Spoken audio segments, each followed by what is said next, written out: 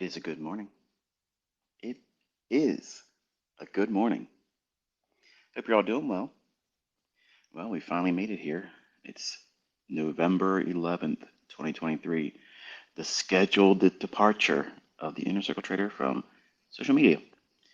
If you could be so kind as to let me know, I'm checking Twitter right now. If you guys can hear me, just give me a 5x5.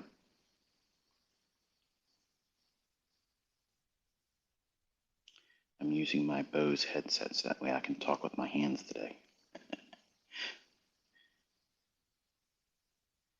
Thank you, Lawrence. Just looking for a few more just to make sure everything has to be good on this one because this is my last one. London 2K. Noam, thank you very much. Thank you, Hank. El Gordo, thank you. All right, so you want to be a Forex trader. So you want to be a futures trader. What every new and aspiring Forex trader wants to know. In 2010, that's how I started this. For some of you, that's the genesis of Inner Circle Trader, but it actually was in the mid-90s. I had a presence on America Online, and many of you heard that story. And I thought many times over the coming months how I might reflect on how I would have done this last Twitter space and how I would have done it differently, or if I would have said this, or maybe said less of that. And I guess it's really one of those things where it needs to just come full circle. So while many of you know me as a Forex guru, or if you have a lot of glass awards, you call me a furu.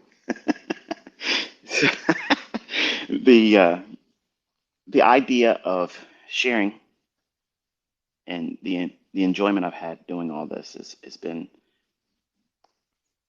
for lack of better terms, just a wonderful experience.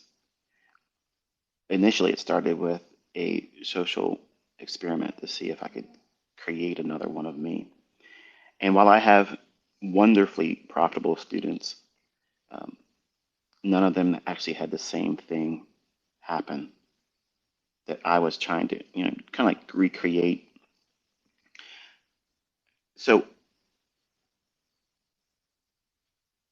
at this chapter of Inner Circle Trader on social media, that is,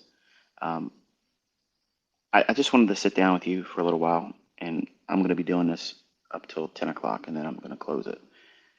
So there is no long one today.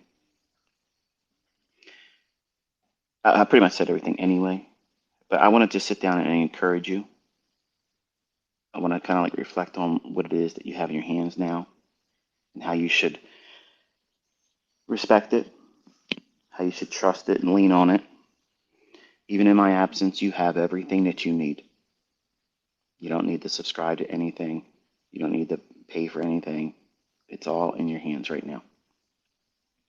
The problem with it is some of you are going to be extremely depressed because maybe this Twitter account has been a source of inspiration for you or a motivation for you. And for the ones that have been with me longer or have developed faster, not that that's always a good thing, but some of you absolutely have done very well in terms of growing in leaps and bounds, faster than some of my other students. That doesn't mean that if you haven't arrived yet at your understanding that you won't ever get there. It just means that they did something more than you did, and your life circumstances probably dictated that you couldn't do as much as they did. And that's not a knock against your aptitude. It's not a knock against your will or passion to do it. It just means that life sometimes gets in the way. So if I can leave you today with a measure of encouragement, it's this: that everything that you would have been looking for as a trader, no matter how much time you spent seeking things, indicators, systems, courses, gurus, teachers, mentors, whatnot. I have given you everything that cuts through all of the fat and takes you right down to the bone. What holds it all together? You can have a lot of muscle, you can have a lot of strength in something, but if you don't have a good skeletal system, a framework, you can't do anything. Imagine that icon, Arnold Schwarzenegger.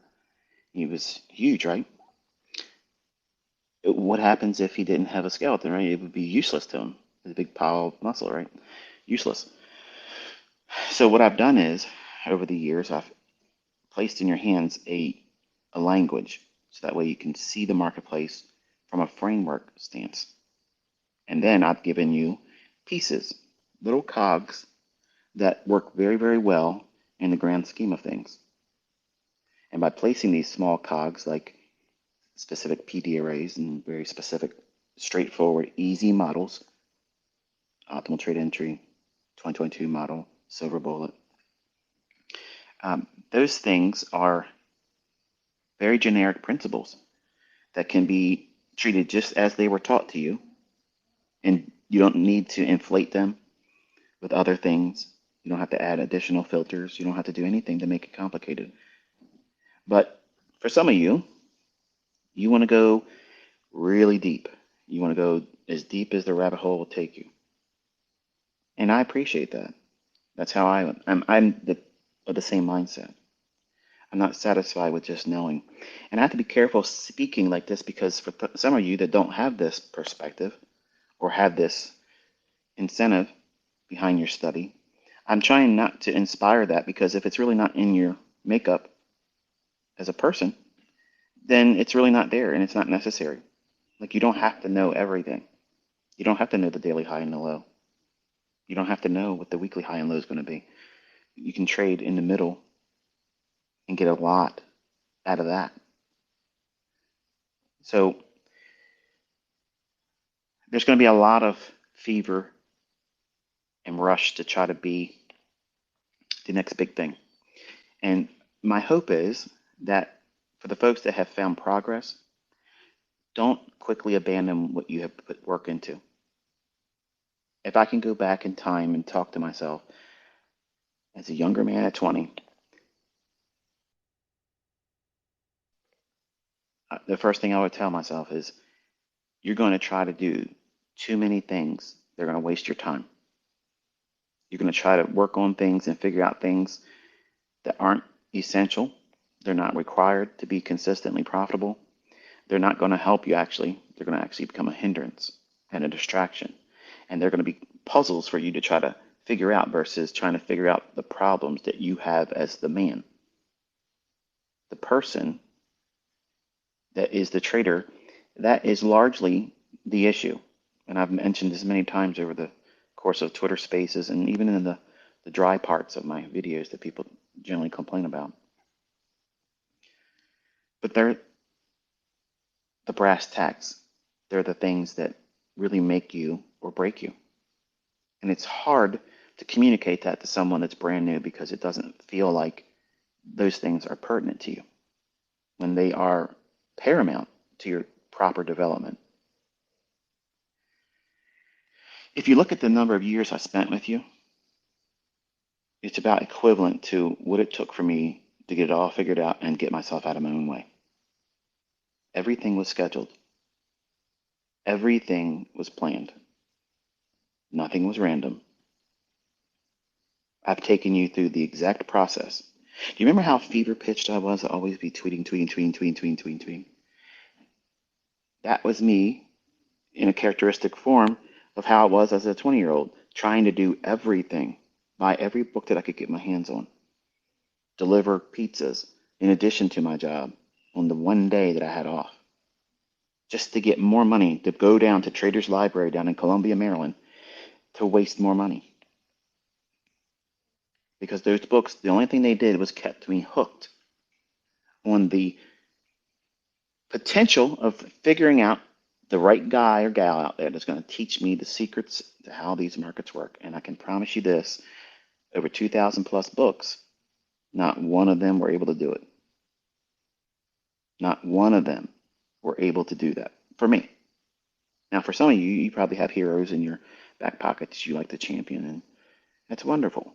I hold Larry Williams in high regard because he was the first person that had a great impact on me and helped me focus on things, whereas I didn't have a structure.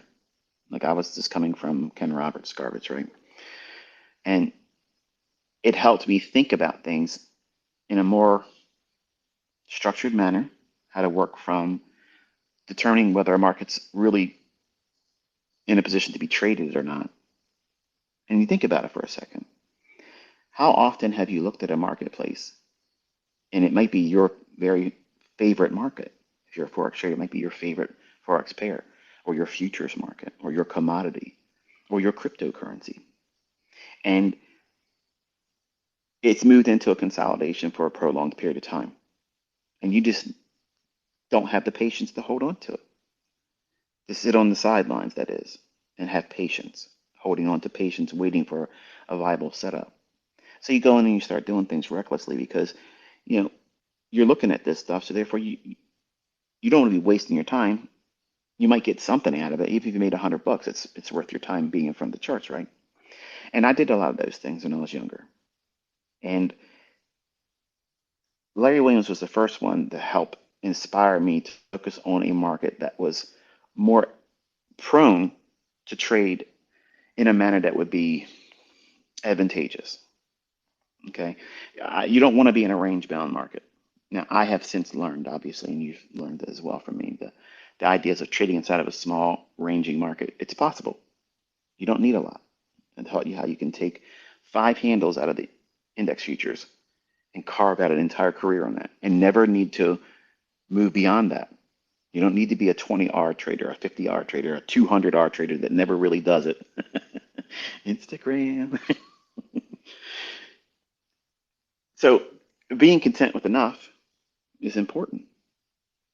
And I guess in a lot of ways you can look at what I've shared on my YouTube channel is probably by many definitions overkill. And because it's a lot of videos and it's basically a daunting task for someone that's highly critical, they're going, oh, he's overcomplicating it. There's no overcomplication. It's me teaching in great detail why something's going to repeat. Now, I don't have the faith in something because I see it work a few times and not really understand the mechanics behind it. I have to understand what it is that makes this thing work. Now, I'm not a mechanic. Okay, I'm not very handy with my hands, but I understand how cars work. I understand a combustion engine. I know the technological advances that we've had and the things that we used to have, like carburetors and things like that. They've evolved. Now, because I understand how they work, doesn't mean I can repair them or fix them. But I had to satisfy that internal desire to know what it is. And as a child, everything that I ever had, I took apart. Now, sometimes I couldn't put them back together, but I had to know what was inside.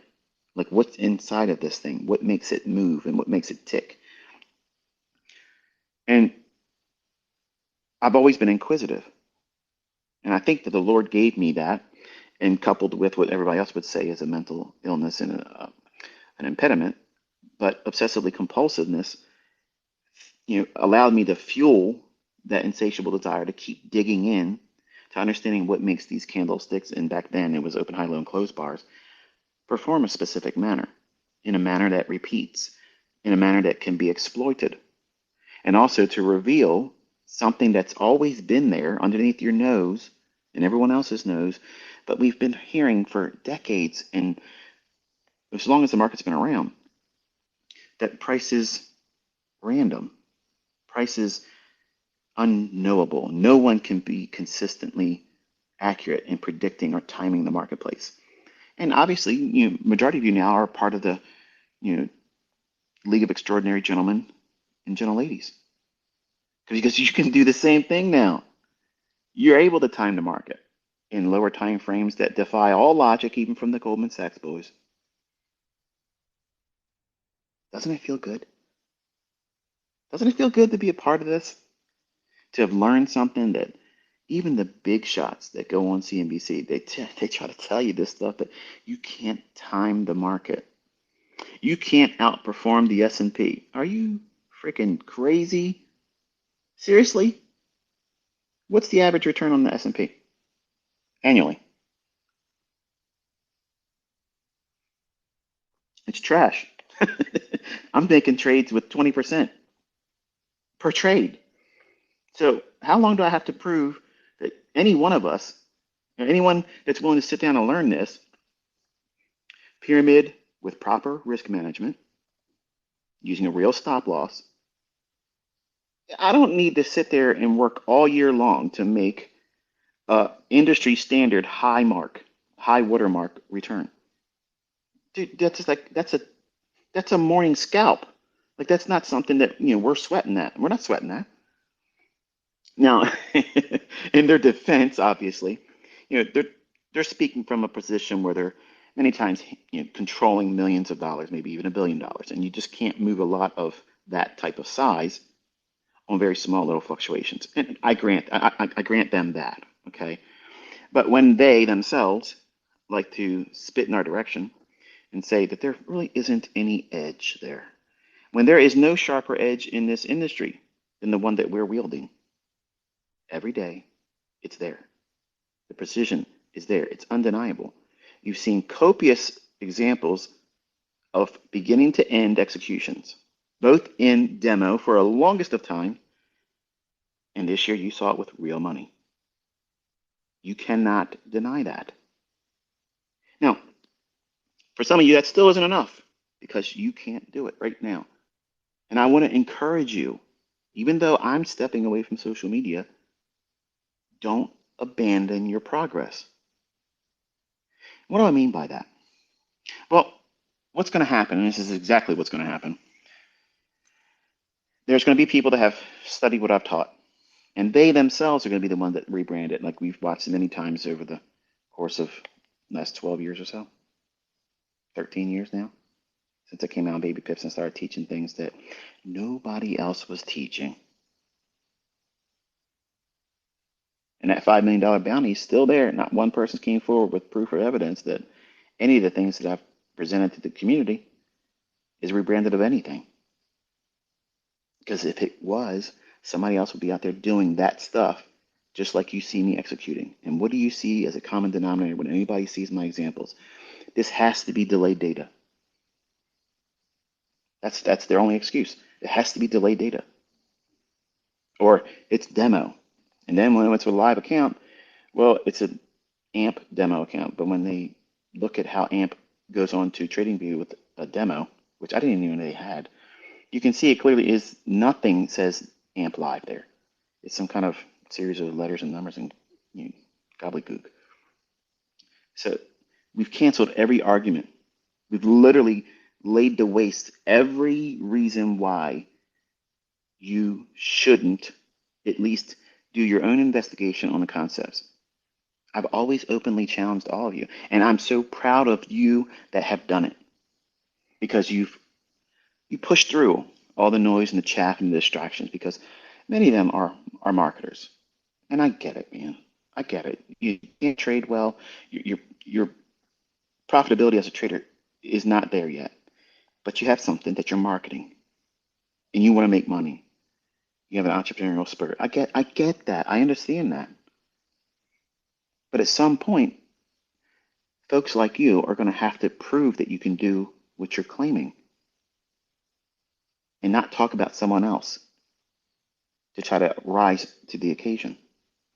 And I don't want any of you to become so good at this that you become toxic and arrogant.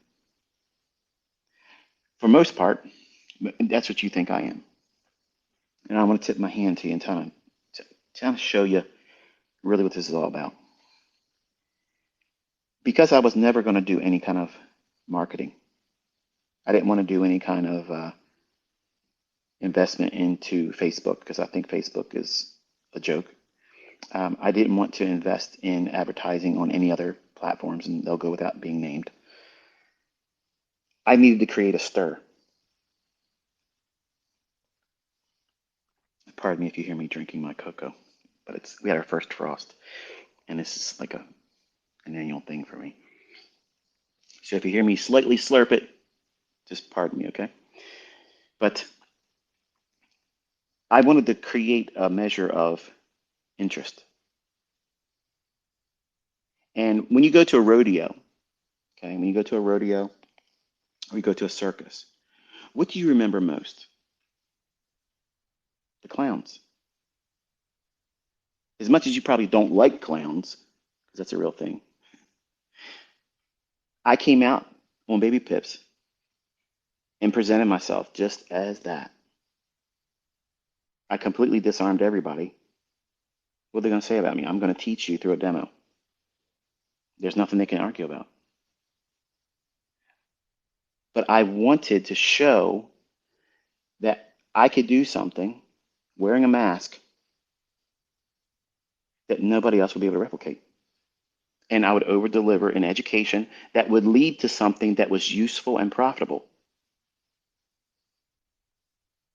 Imagine that as a marketing strategy. No one else would have done it. But look how sticky I was. Highest numbered views on threads over there on Baby Pips still today. And I don't have any content in there.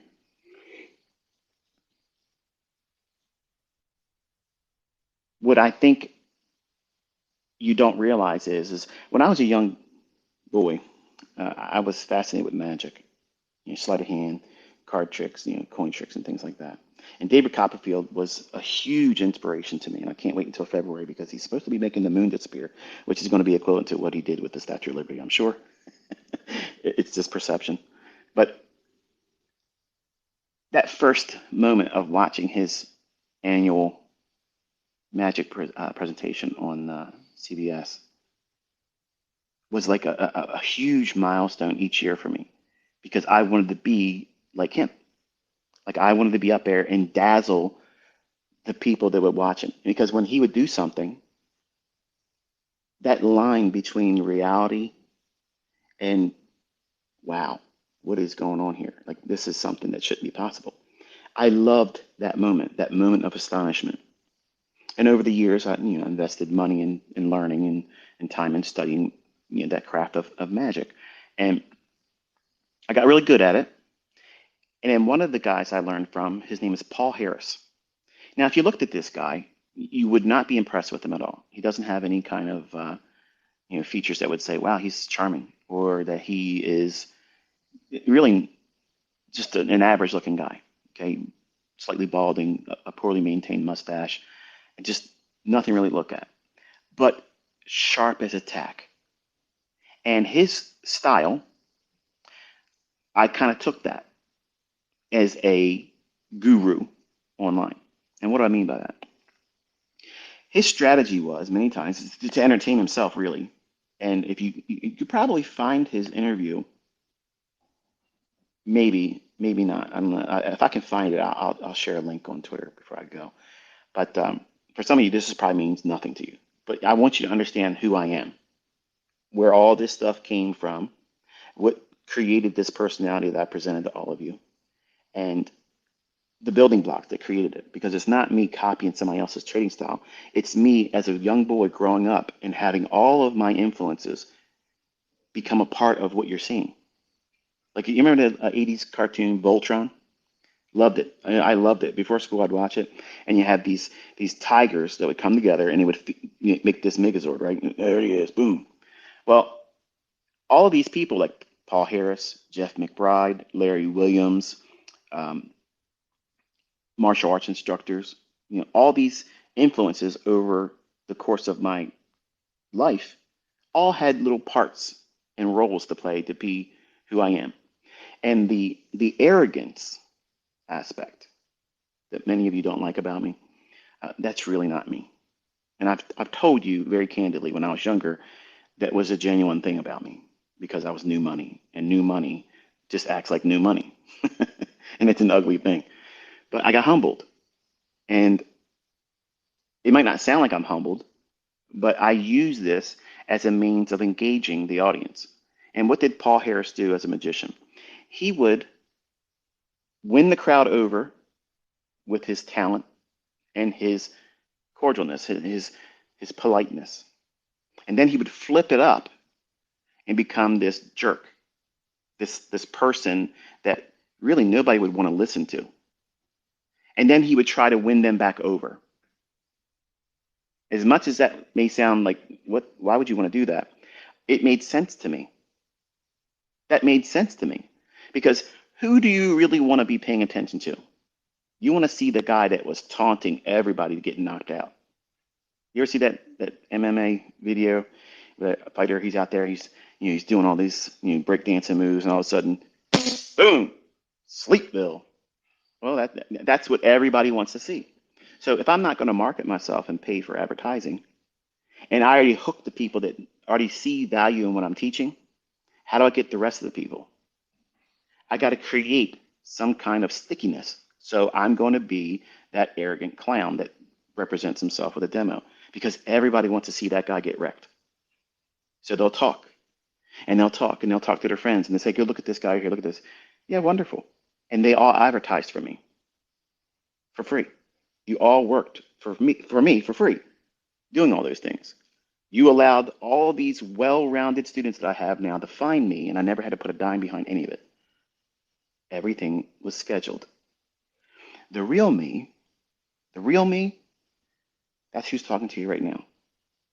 I have gone through the ringer through these markets and life with a woman that was really not wanting to be with me, but wanted the money I had. And I had to do a lot of things to hide from her and her ex-husband now. And it's unfortunate, but I own that. It's something I made the mistake of doing something as a young man, and I own it. But some of you want to have this position of notoriety, and you want it to fill a void. You want it to fill some kind of vacuum space that your own life can't fill. And you're thinking that if you become popular in trading, or if you start teaching, or if you're giving out signals and such, and I hope all of you are successful at it. I genuinely, absolutely, wholeheartedly want all of you, even the people that take shots at me, trolls and whatnot, I want all of you to succeed. I've had a lot of fun being an inner circle trader. I've had so much fun. And some of you have taken it personal, but I've never meant anything personal. It's always been shop talk. That's all it is. I can take a good ribbing. Look at how I go back and forth with Patrick Whelan. I don't see him as a threat, and I know he doesn't see me as a threat. But it's all online banter. It's fun. But I hope that the skill set that you acquired from me and learning how to do this doesn't turn you into what I was as a 20-year-old, which was an arrogant so-and-so. And there was days where I didn't even have the ability to tolerate myself. I would say or think certain things and think to myself, wow, that's horrible. Where'd that come from? Well, I know now where it came from, but I try to keep myself from that kind of stuff as much as I can. And admittedly, when I'm on social media, especially Twitter, I have a tendency to want to revert back to how I was as a 20-year-old, which is, in my opinion, going backwards. It's devolving. I don't want to go backwards. And while I can have fun in a playful manner with certain individuals, sometimes context is lost. Sometimes sarcasm is lost in the delivery of a tweet or something I may have said in a tongue-in-cheek remark. And sometimes language is an issue because some of you may not understand a obvious, glaring sarcasm that would be understood from the United States perspective.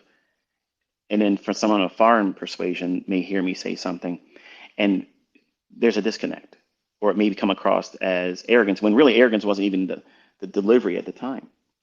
But that whole side of me was instrumented and originated from Paul Harris, who was a magician that really didn't become a big thing, but a lot of his effects and sleights and stuff that I learned, his style made sense to me because what was I?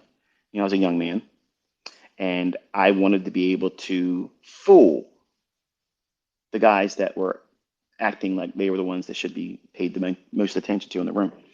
So you remember the discussion I had a couple years ago? I said that you want to see who in the room's the loudest, and you want to be the one they don't see coming.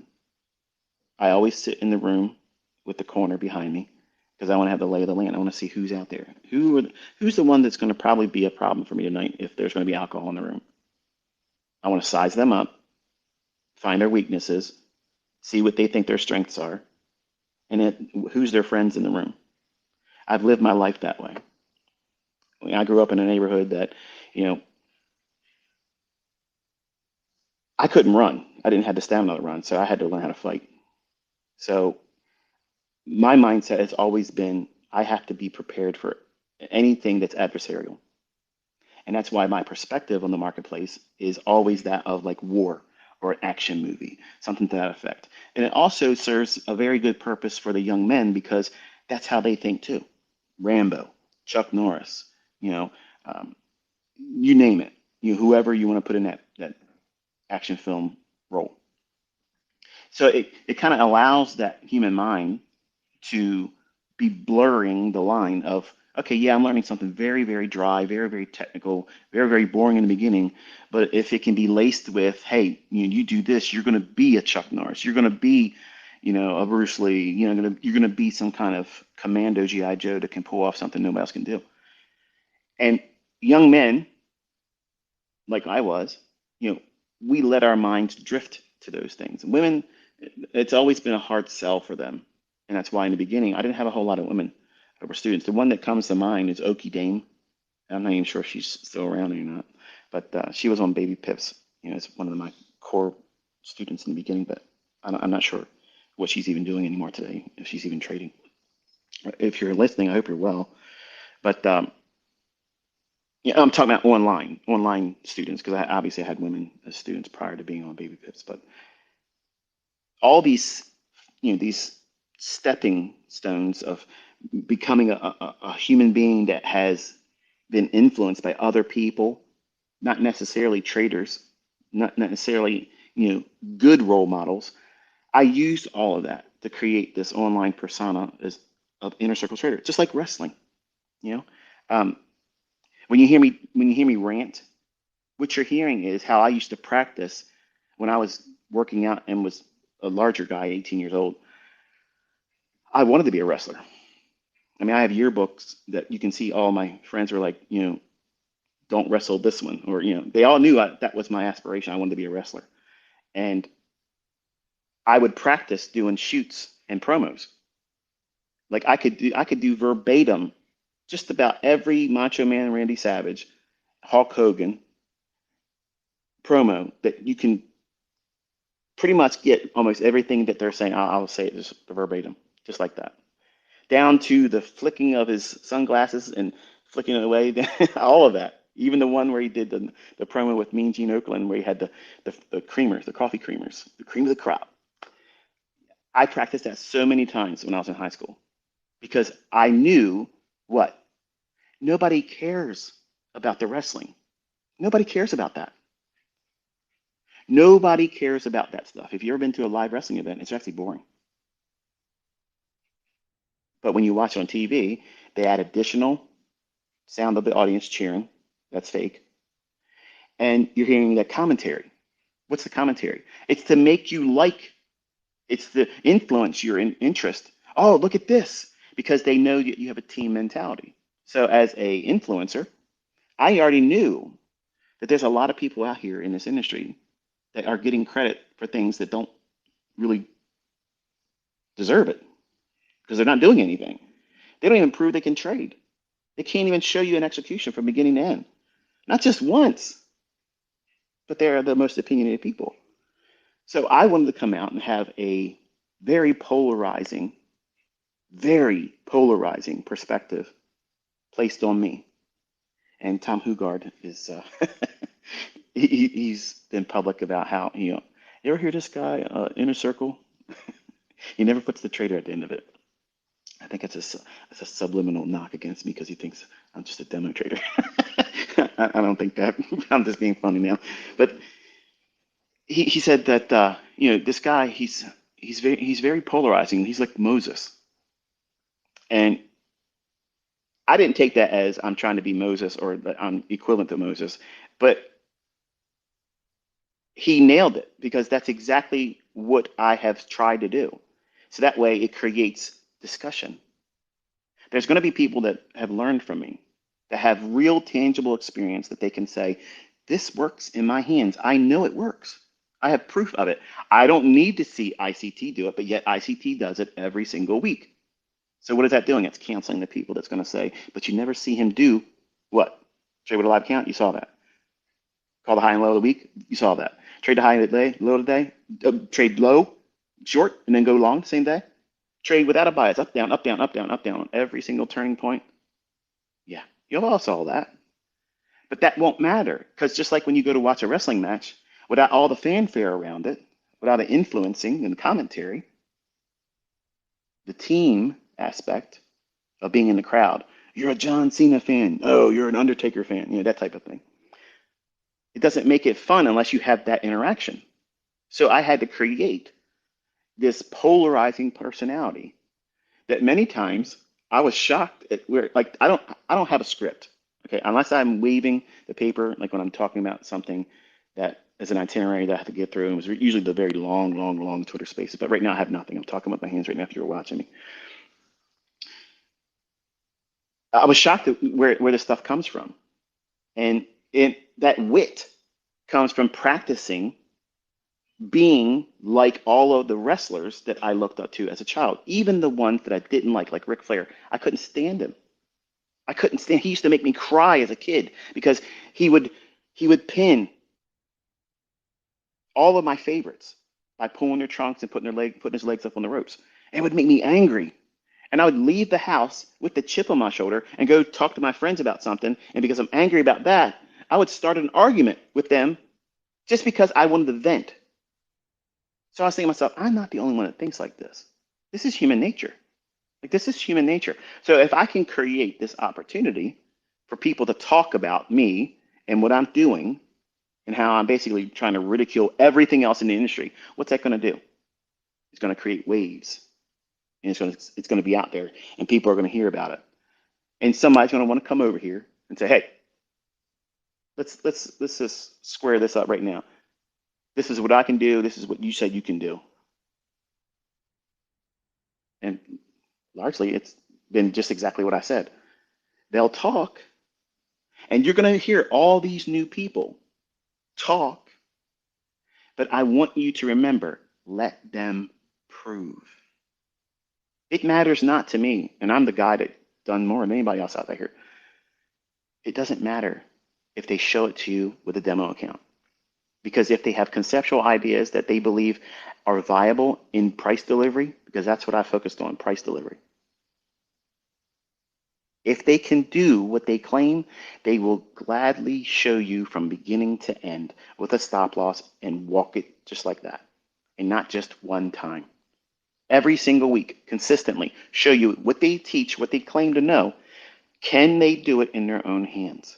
Because there's going to be a lot of people with my logo, with my name, saying they trained with me, saying they're a charter member. That's been the biggest scam.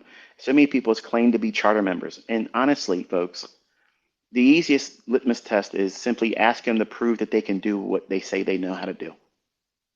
And as soon as they say no or give you excuses why they don't want to do it, there's your answer.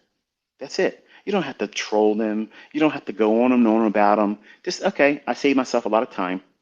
Don't even wish them well. Just wipe your feet off at the doormat and just leave them right where they stand. There's going to be a lot of fraud and scam and all this other stuff once I stop producing content because there's going to be a lot of you that just want to be around it still. You don't need to be around it anymore. You have everything in your hands right now. I don't care if you go watch any more of my videos. I don't care. If I cared, I have the biggest audience right now, making over 30-some thousand dollars a month in ad revenue, and I don't even put new videos up. I'm telling you, I'm not putting new videos up. So how does that even fit the criteria that people were going to try to say that I want you to watch videos for ad revenue? Because I could just easily put something up every day. I could talk about a review that's already happened and make lots of money doing that.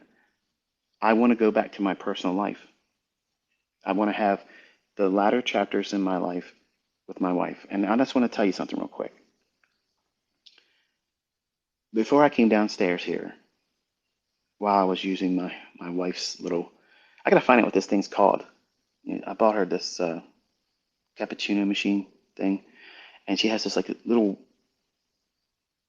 I don't know what it is. It's got like a little ring, but it's like a coil, and she puts it in her coffee to kind of like froth it up or whatnot. I guess it would be like a frother. If it's not a frother, then for those who understand what I'm talking about, you probably know what that name is. Just, I guess, tweet it to me because it's driving me nuts right now.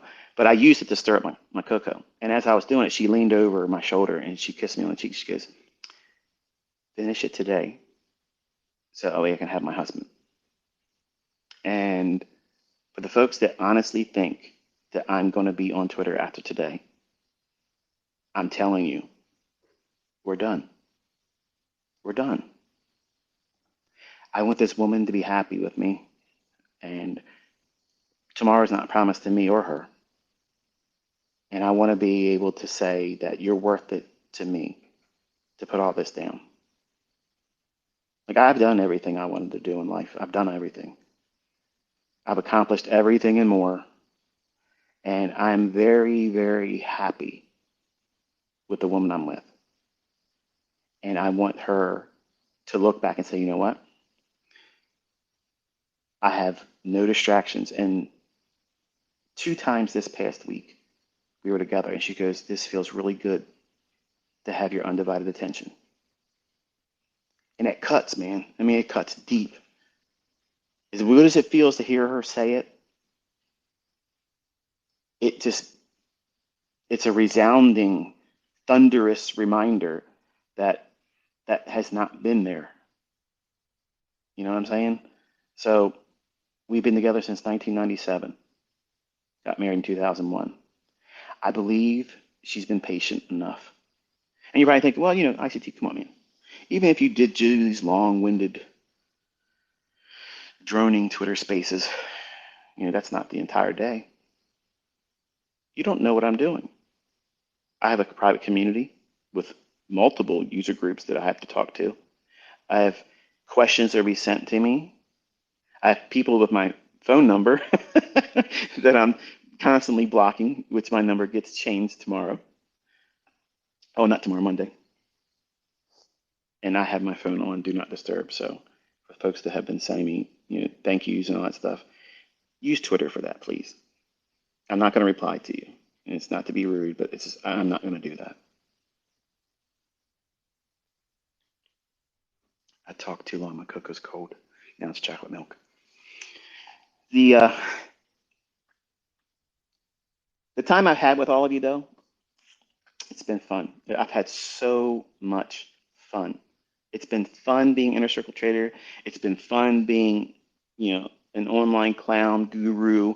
But, you know, in the last 2 years, you know, I pulled back the veil, showed you what's available to you if you really just knuckle down and say, okay, it's fun. We get all the online drama, funny stuff, but let's see what you really have.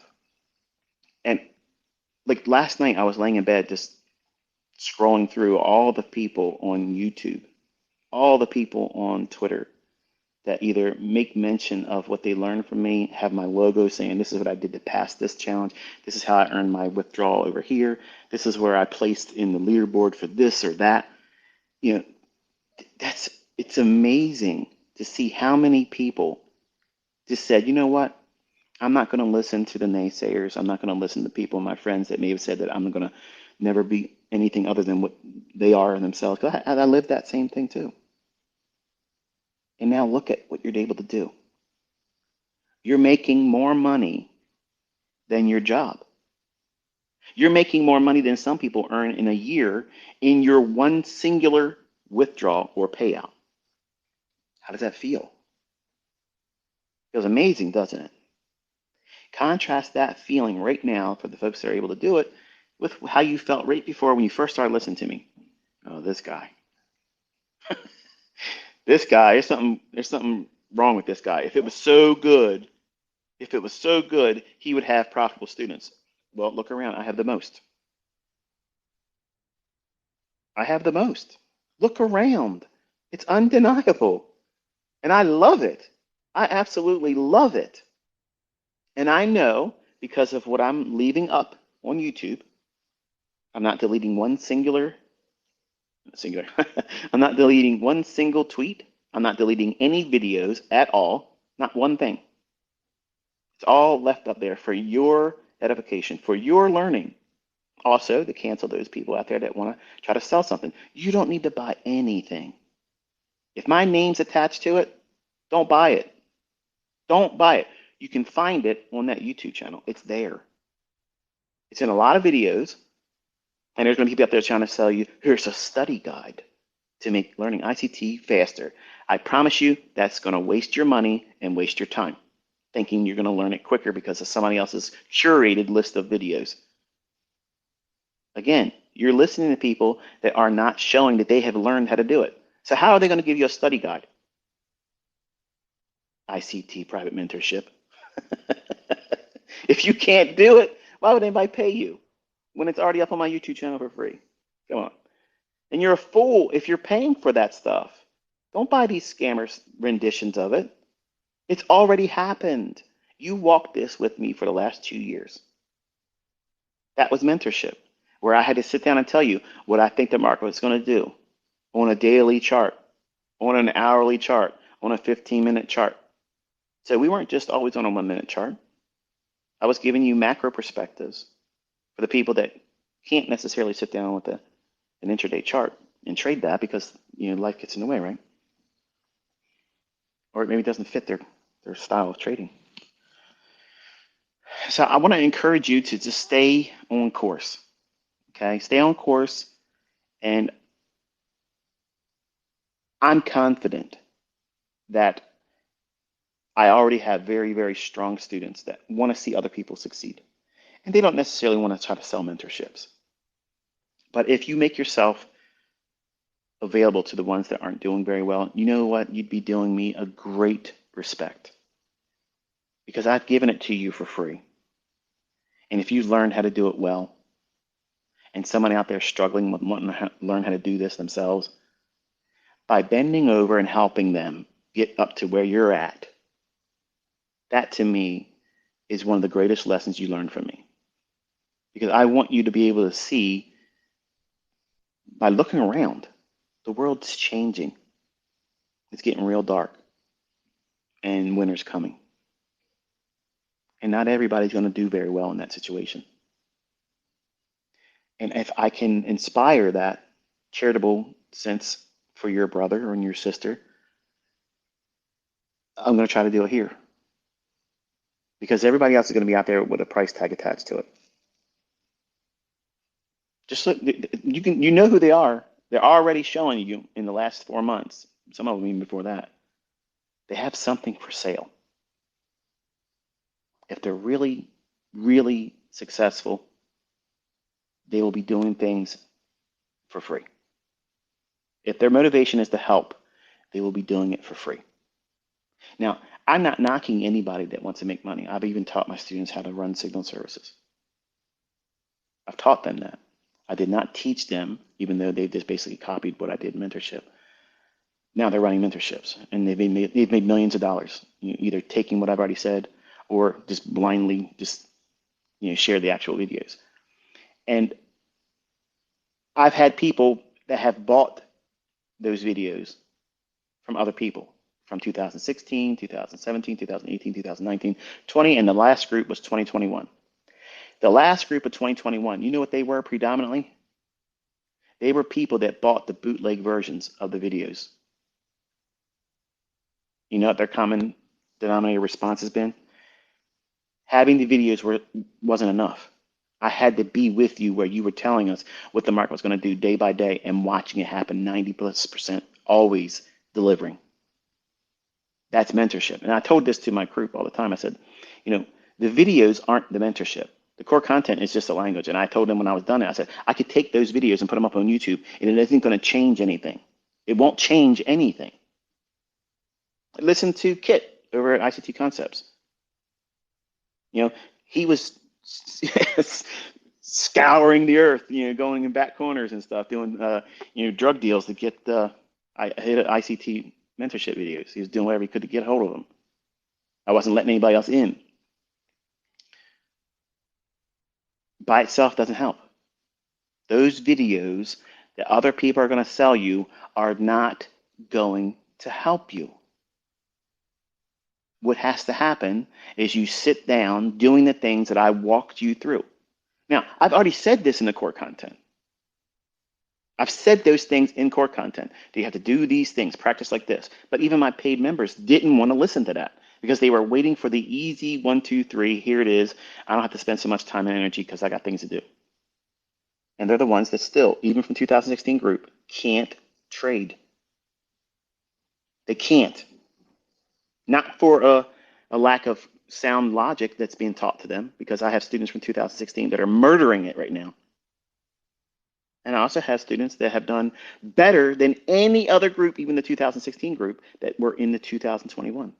And I have students that never joined my private mentorship that discovered me in 2020 on YouTube that have now are earning multiple 6 figures a year trading just from what I taught for free. That should encourage you. That should encourage you, because every one of those groups are a different walk of life. And the ones that are succeeding are doing what? They're not putting a time limit on they have to learn it by this time. I have to know everything. I have to take everything the ICT says and place it into my trading approach or my model. That's a fool's errand. You can't do those things. And when I teach all these new concepts, it was never with the intent to try to confuse you. I've always told you, this is just another perspective, one more thing to use if you don't see the optimal trade engine. Okay, if you can't really dial in on a fair value gap, which I think, to me, I don't understand how anybody can't see a fair value gap, because it just jumps off the chart. But that whole business of trying to place everything like a kitchen sink approach doesn't work in any model of trading, not just my stuff, but anything. I mean, look at all of the available indicators for overbought and oversold. I did that same stuff when I had Metastock as a young man. I used that trading platform, or not trading platform, but it was a trading software. And I had end of day data. I didn't have real time. And we had to get all of our ASCII data downloaded at the end of the day. And then it would populate your chart. So having that as my only means of looking at price charts, I saw all these indicators. I'm like, wow, look at this. I mean, I could put like 12 indicators on this chart. And eventually got to the point where I couldn't see the chart. And I had more faith in what the indicators were telling me. And I wasted years doing all that nonsense. And you see these guys out here that are just trying to do the same thing by placing all their faith in the mathematically tortured data of open, high, low, and close. You shouldn't have any faith in that stuff, because price doesn't even refer to it. And how is anyone going to be able, if we were in a courtroom, okay, and you were the one on the side of defending, you're defending the usage of indicators in price action, okay? How are you going to demonstrate? How are you going to demonstrate that price is going to do whatever it's going to do based on CCI, RSI, MACD, stochastic, Williams percent R? Which one is it going to respect today, and why? And why not the others? You would fall on your face. But now roll in ICT. All right, here's price. We're in a discount. It's taken sell side. It's already had a shift in structure. There's buy side, relative equal highs here. The time of day. This is when the market will start spooling. It's going to run. It's already cleared sell side, and now we're waiting for a fair value gap to form, the low price. And then when it goes into there, we're going to be buying that with a stop loss that goes right below the low that creates the fair value gap. And we're going to take a partial halfway between where we're entering and the draw on liquidity. That's easy. That's simple. And then the final terminus is the buy side liquidity. That's double tap. Remember that on baby pips? Oh my goodness, that's a flashback, right? So that's simple.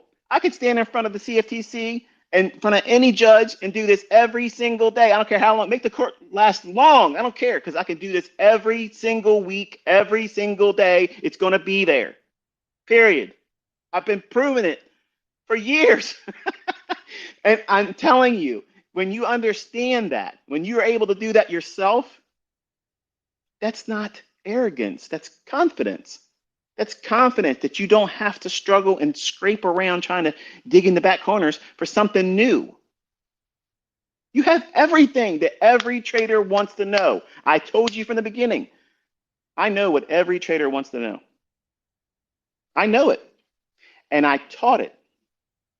I demonstrate it over and over and over again. And for some of you, it was enough for me just to teach it to you. Well done. Well done that you took the initiative to find your own proof. That you took the challenge. I told you, go in and see if it isn't in your charts. Because if it's BS, you're going to see it right away because it won't repeat. There won't be any consistency behind it. There won't be any quote unquote edge. Dude, it's a razor's edge, sharpened to a fine edge. And it's there all the time. Look at the evidence all around us now. So many people coming forward. I have so many guys that are in jail right now. They're listening to this with a phone they're not supposed to have. Shout out to you, bro.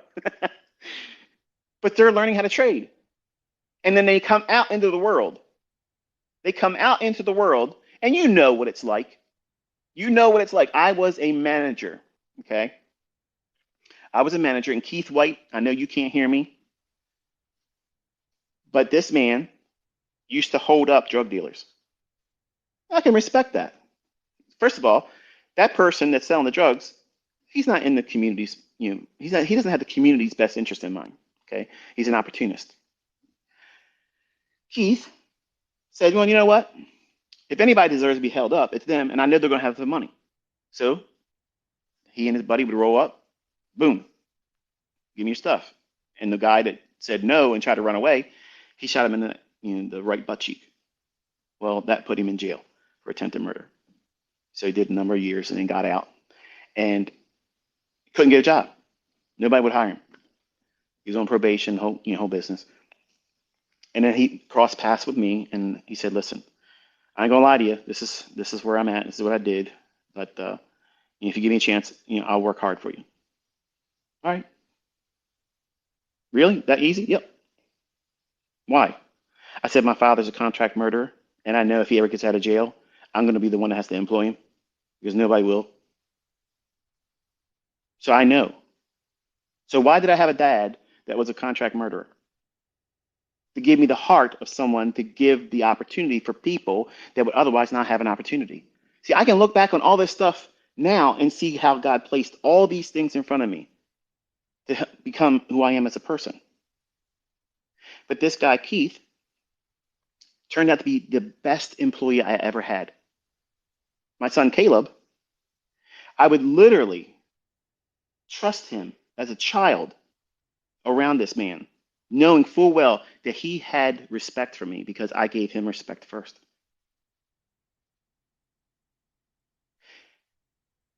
I wished many times that he wouldn't have got himself wrapped up with somebody that got him in trouble and he reverted back to something that he couldn't do because when I was no longer able to guide him, he got himself in trouble and now he's doing time for home invasion. So he's going to be up there probably for a long time.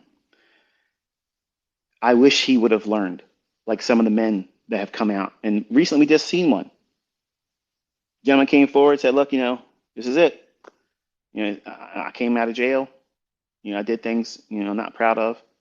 But I'm turning things around. And you know what? Slinging rock, doing all the things on the street corners and stuff like that. I trained people that used to do that stuff. And they make more money. And they feel better about themselves doing it this way than doing it that way. And I'm sure that gentleman and like everybody else that would do it this way makes them feel good. Makes them feel like you know, a sense of accomplishment that they're doing it themselves. No one's giving them anything. They're working for it. So that way their credit can't be shared with nobody else. And I got respect for that. I got all kinds of respect for that because this world's hard. It's not easy. It's not owing you any freebies. Even though that I didn't charge money, those lessons take time and energy, effort, and faith. Not in me, not in those concepts. It takes faith in yourself. Are you going to be able to stick to what it's requiring you to do? Because most people don't. You tap out too soon. You have no idea how far you're going to be able to go. But you take a little bit of adversity, a little bit of discomfort. You think these guys that were in jail, you think they don't know what discomfort is? They know exactly what discomfort is. So when they come out, they're highly motivated. They're highly motivated because their channel of opportunities have been reduced greatly versus what you and I would have. If I wanted to go out there right now, there's a number of different jobs that I could be qualified for, but I would never want to do. But as a convict, recently, on parole, that's hard. That's really hard because there's a lot of managers that would say, you know what, I'm going to look for a better qualified candidate. What you're saying is you're probably going to be a problem for me and I'm not going to risk it. Where I looked at it and said, you know what, they're honest. They told me right off on Jump Street, this is what I am. This is what I did. I did my time. I'm out now. I'm looking for an opportunity. And if you give me a chance, I'll work hard for you. Done. You came to me honestly. You told me what you did wrong. You told me what you're doing differently, and you want to work. And you challenged me to see if you're a good worker. I'm going to know right away, just like I teach you. You're going to know right away if those concepts are BS. You will see nothing in the charts doing those things. You would not see these fair value gaps form a silver bullet between 10 o'clock and 11 o'clock every single day. But it's there every single day, reaching for an obvious relative equal high or relative equal low, or a singular high or singular low. Which one's better, ICT? Relative equal high, relative equal low. Why? Because they're going to see that as support and resistance. It's going to be very, very influential to the sentiment aspects of how retail traders see what price is doing and how they would trust it. A singular high and low, that's enough for me. And for some of you, you've traded that way for a long time now. But if you're going to ask me which one has more significance, if you can see relative equal highs, it's going to run there. If it's relative equal lows, it's going to run there versus a singular high or low. Okay. But that stuff works every single day. Nobody's come out there and said, look, it doesn't work. The only thing that's coming out is people saying, wow, it's really there. And look, I just made money. What's going on? I've been trying to do all this other stuff and it's nothing easier than this. Exactly. That's exactly the perspective I want all of you to have. And it's mine. I'm already 5 minutes over. Give me 10 more minutes. My hope is for you to be inspired by everybody else that's coming forward, showing real proof. Okay? You can say what you want to say about different brokerage firms, because there's no broker out there that's good. Okay? They're all doing the same thing. They're trying to get you to trade because they want your commission. And if they run B booking, they want you to trade because they want to take your money. Okay? That's this business. You should know that coming in. And you can say what you want to say about the funded companies, which I have no affiliation with, but they all have their goods and their bads. Okay? You can see people that are doing really well. Sometimes they're not getting paid out. I don't know the details behind it. Some of them are being banned. I don't know the details behind that. I don't know any of that stuff. I'm not interested to know any of that stuff. I don't need to trade with a funded account. But for some of you, you're seeing these very companies interviewing your brothers and sisters in this community. And they're coming out and saying the very same thing that I told you. If you put the time and effort into this, you will be able to do what most people can't. And you're going to stand apart. They're going to recognize you. You're not doing 2% gains. Okay? You're not making $1,000 and calling it a victory. You're taking down annual salaries. The average annual salary. Look at what the folks are doing in this community. How can you not be razzed by that? Like, how can you not be inspired? Say, you know what? I'm at home. I'm around people that can see something that I've been inquisitive of, curious about, but never really felt the inspiration to really take a step forward and do it. But now look at all this evidence of people that are being interviewed by companies. You think these companies are just going to give this money to people randomly? Think about it. I don't have any kickback from any of these companies. They've asked me for affiliations, and I've said no. Not all of them, but most of them have. Because if I do that, guess what that does? It mars my opinion. It makes it biased. So I can talk unbiased about all of them because I have no affiliation with them. If I say something good about them, it's what I feel is genuinely my opinion about it. Doesn't mean it's right. It just means that's my unadulterated opinion that has no influence at all, because somebody paying me for an opinion. That's what you want. You don't want to be listening to advice from people that are highly affiliated, because are they really telling you what they would tell you if they weren't affiliated? I don't know. You don't know, because it's hard to differentiate.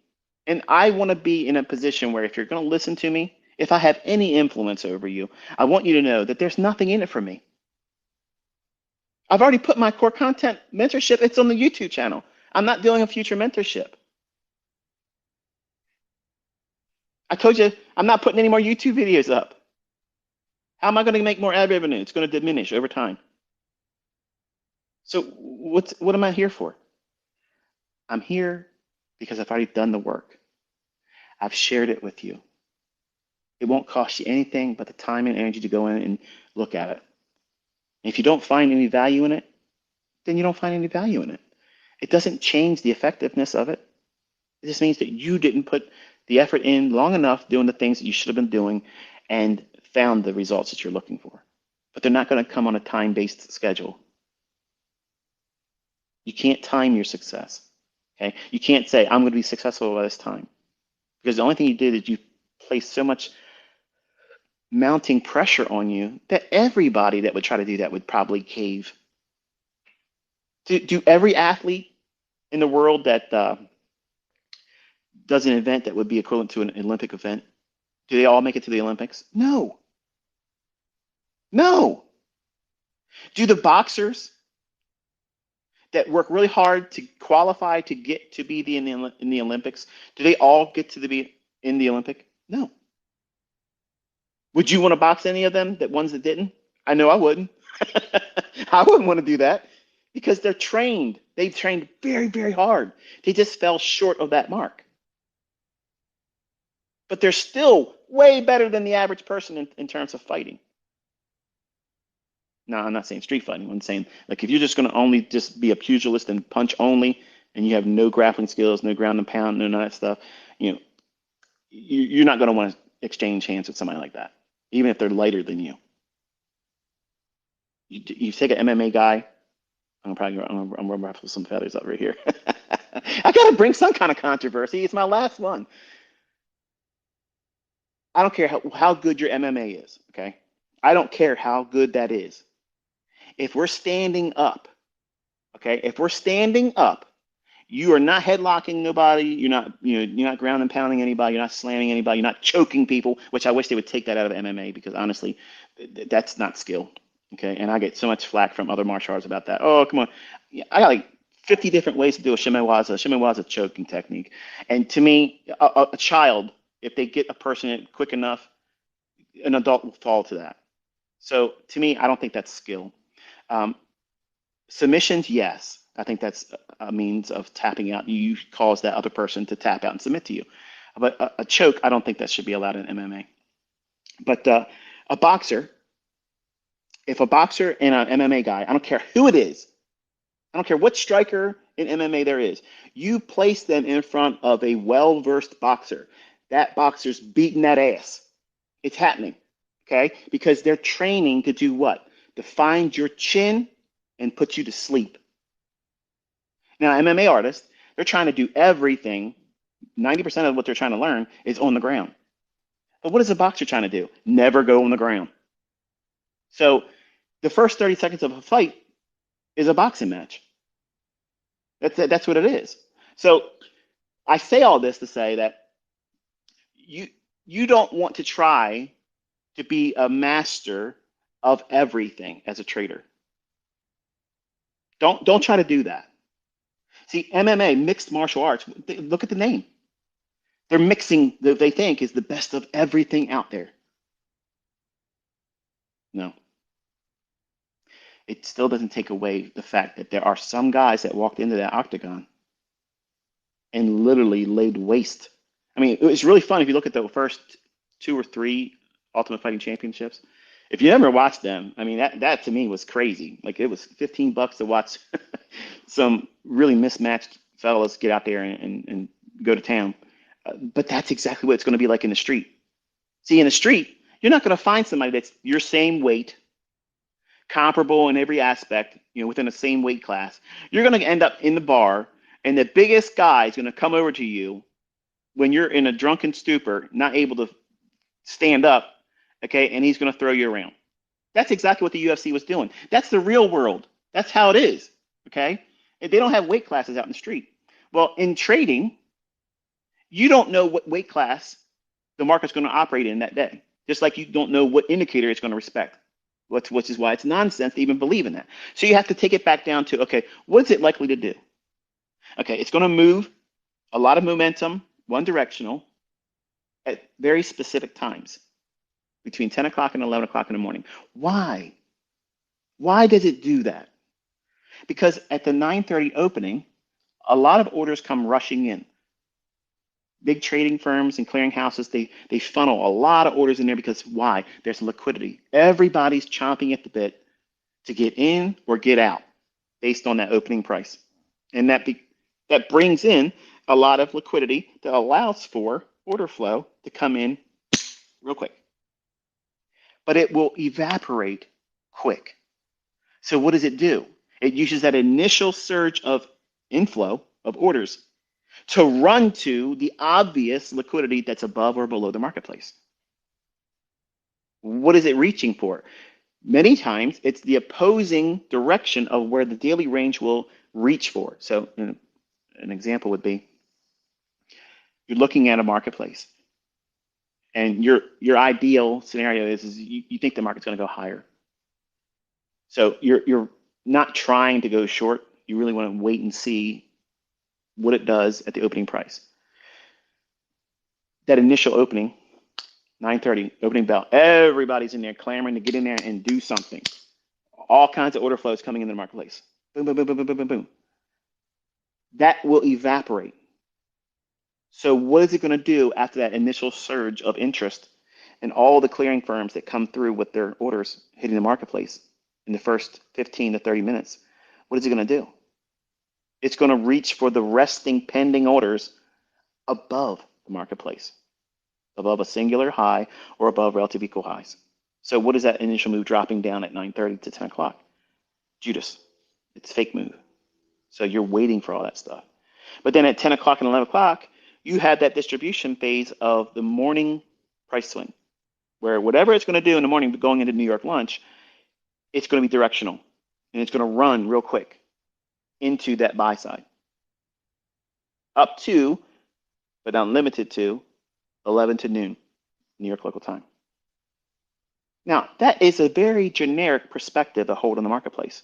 But if you look for that when the market's predisposed to go up, you got it locked. The only thing you're waiting for is a fair value gap to wait for the price to drop down into on a 5, 4, 3, 2, 1 minute, or if you're inclined, less than a 1 minute, 15 second, 5 second time frame. It's not complicated, folks. It's really, really simple stuff. But the complication comes with you're trying to find where COT fits in all that. Where does the commitment traders fit in all this, ICT? I'm really struggling with the break of market structure. Where's that in the turtle soup? I'm sorry, not the turtle soup. Where's that in the silver bullet? Where's that? It's not there. You're looking for liquidity. You're looking for liquidity. You literally can wait between 10 o'clock and 11 o'clock and say, okay, what has already happened? Sell side's been taken. All right, am I bullish? Weekly expansion is likely to, I'm wanting to see that weekly candle go up. Okay, then I have a selection that I want to be a bull. I want to be buying only. So you filtered out every shorting opportunity. I don't care how good it looks, you're not taking it. And that's going to be hard for you to see a lot of these really dynamic sell-offs. You just watched me short the S&P the other day, and the NASDAQ was saying, no, no, S&P, you're crazy. I'm not going down there like that.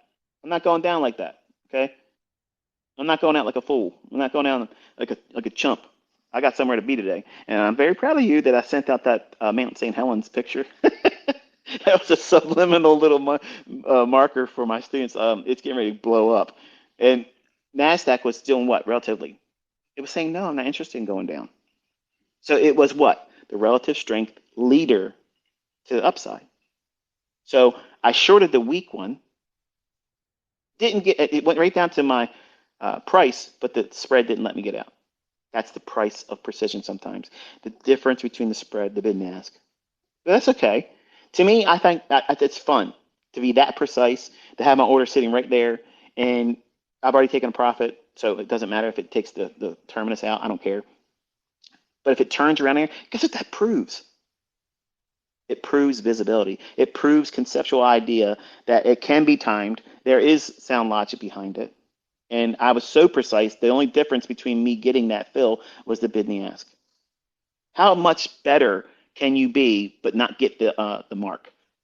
You can't get any closer to it than that, right? So that's the right perspective. So when you have that, and you see me now, I guess that's the second time you see me do it this year, where I've had a resting order in and just the spread denied me the actual exit on the limit order resting. But some of you get mad about that.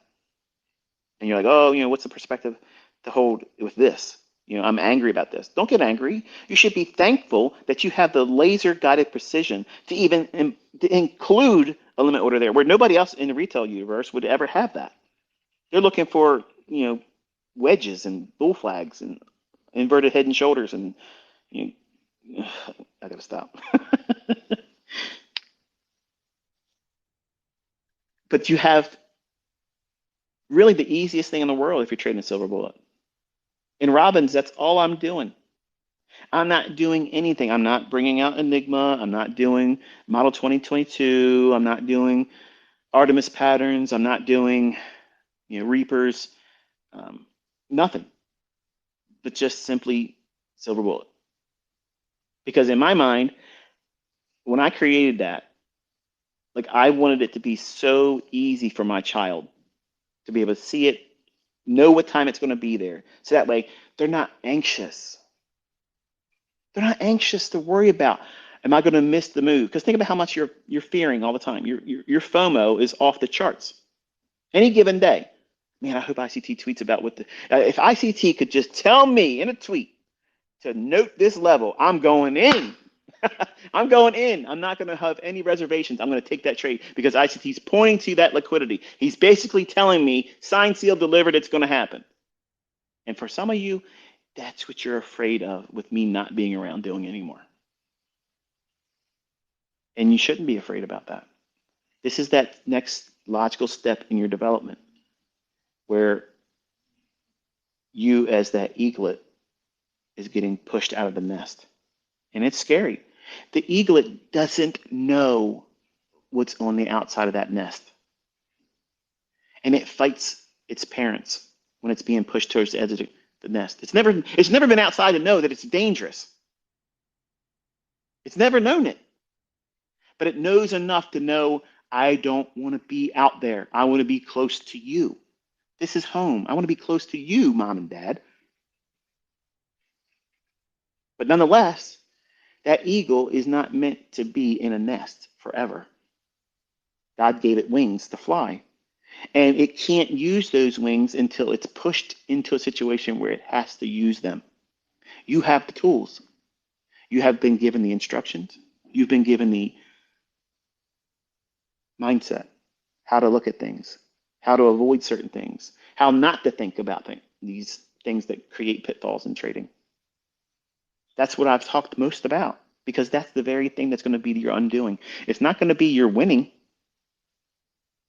It's going to be how you think about what you didn't do right, or that you did right but wasn't good enough. And what is that going to do? FOMO, fear, greed, over trading, over leveraging.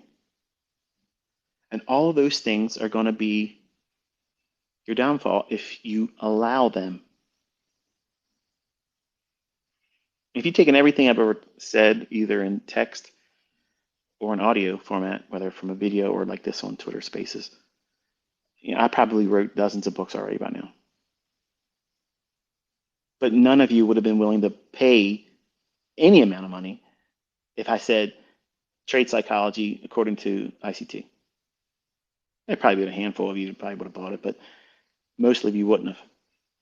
But the real secrets to precision order block entries. Oh man, that's the one that's on the top sellers list. I'm the #1 bestsellers list on everything, right? But that won't help you. See, if you stay in the game long enough, you're going to find what you excel at. And you're also going to learn the things that you do incorrectly, that you're prone to repeating over and over again, like trading without stop loss or trying to be better than the next person because they have more attention given to them. And you do reckless things.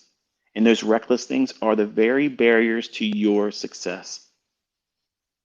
You're the one that's in the driver's seat with it. I mean, think about it like this.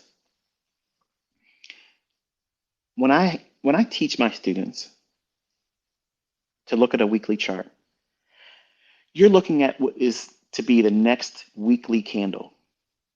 Are we among weekly candles that have been recently enlarged? Have they been increasing in size, or have they been reducing in size, or have they reduced from big ranges down to smaller ranges and it's still in small ranges?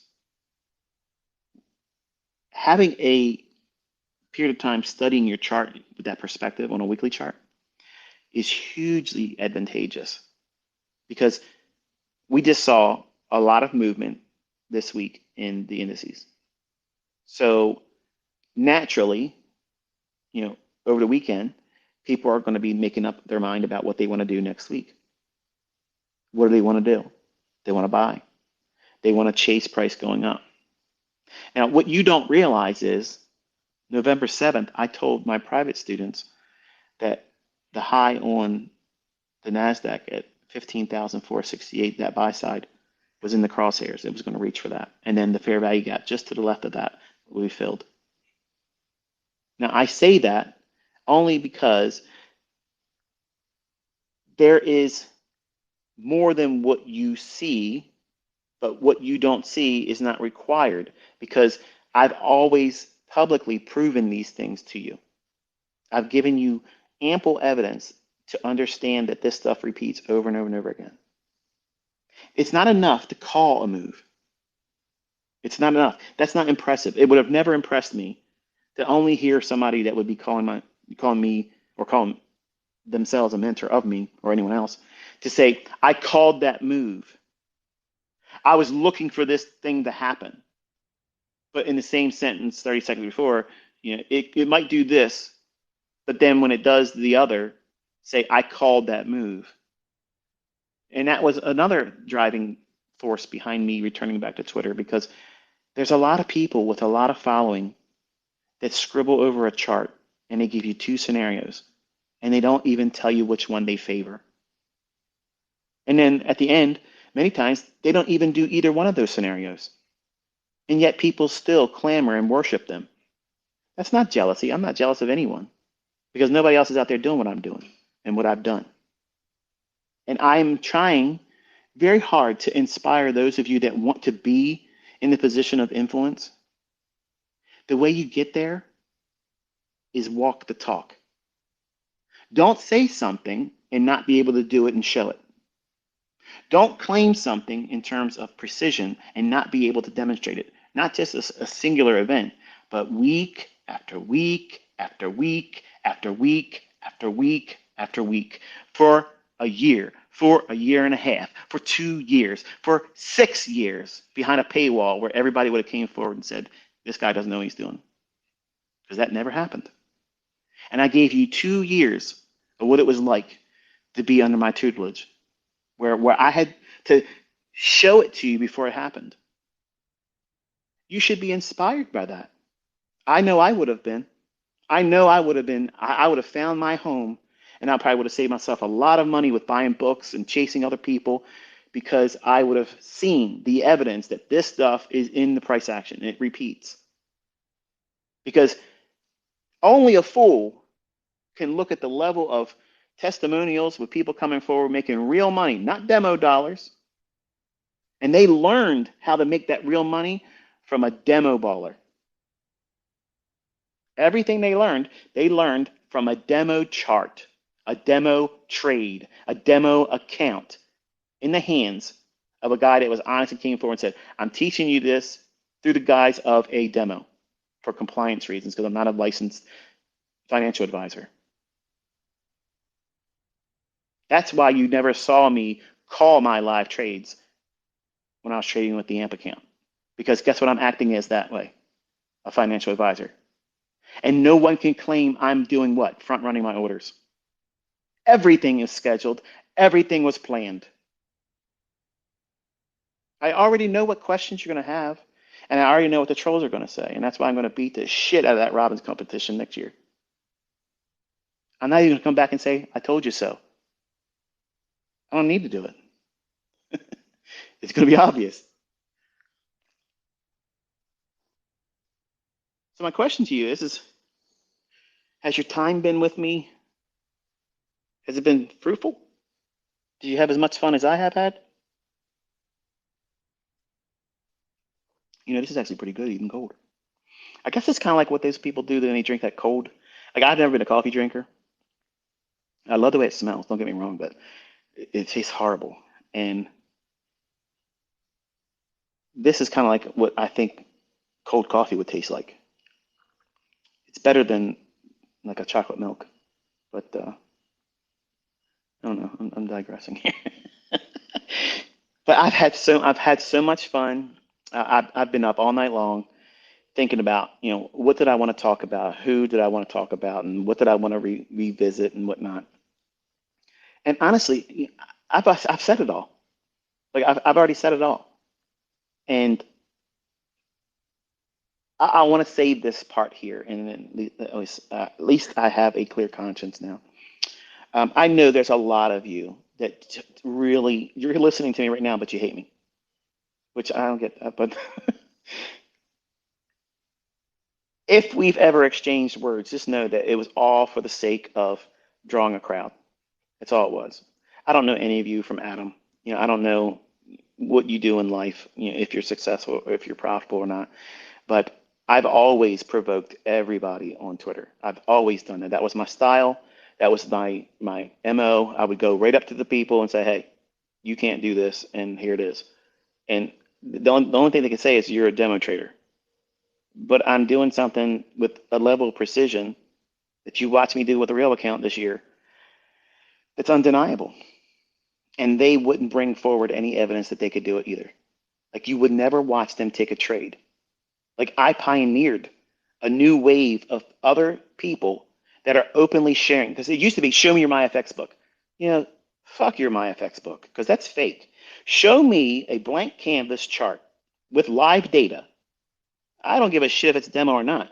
You go in with a laser precise entry with a real hard stop loss, manage that stop loss throughout the entirety of the trade to a target that you had predetermined. You do that dozens of times over the course of several months in a row, using the same logic that you claim is behind your Mickey Mouse bullshit. You do that, then you have a reason to have an audience. People have no excuse not to listen to you now because you've done something that 90% won't do. But look, you can tell who's been here. You can tell who your brothers and sisters are because they're out there showing you what? Executions from beginning to end, trade management with a stop loss. Guess who inspired that? Good old ICT. Oh, here he is. He's claiming he's the only person that ever did a trade. Look, I'm not saying the guys out there trading with MACD and RSI, moving average crossovers, aren't trying to do something, but they're wrecking themselves on their live streams. They're wrecking themselves publicly, dismantling themselves. I'm saying, look at the logic that's been taught to you for free and how many people have it in their repertoire now, and they are not afraid They are absolutely not afraid. And they have confidence that they know what they are able to do is going to repeat for them. And that's why they're barking the loudest. When people talk shit to them, they're like, let's go right now. And all of a sudden, their Velcro balls drop off. I love that. I love that because that means, number one, they know where they're at in their trading. And for the people that don't respond, get real quiet, and they clam up, that tells you volumes. That tells you volumes about them. They don't have confidence. If they have any success, it's hit and miss. Do you want to listen to somebody that has that? Do you want to learn from somebody that has an anemic level of confidence that many times, I guess in a lot of ways, it would borderline on arrogance? But, you know, if you really can do something, if you really, really can do something, and you choose not to do it because, well, you got better things to do, that's just too much of a cop out. If you really love what you do and you have the time and effort to say that you can do these types of things, right? And you go on and on and on about how you can do this, you make this, but you're not even willing to just show a trade. Just show us. I mean, if you're going so far as to claim in comments to other people, my students, me, other teachers, other traders, other mentors, clamoring in their comment section, talking about, I do this and I do that, but there's nothing in terms of evidence showing that you even know how to enter a trade. Listen, we have raised the bar so fucking high now that these people that have been frauding and scamming people for so long, they're mad as shit. I'm getting threats all the time now. I told my private students earlier in the week, I'm getting death threats all the time. It's happening all the time because I've crushed their whole business model. I don't give a shit. I don't care. Go to my YouTube channel, learn how to do it, and that way you can help your students be profitable. Don't even have to mention me. I don't care. Stop hurting people.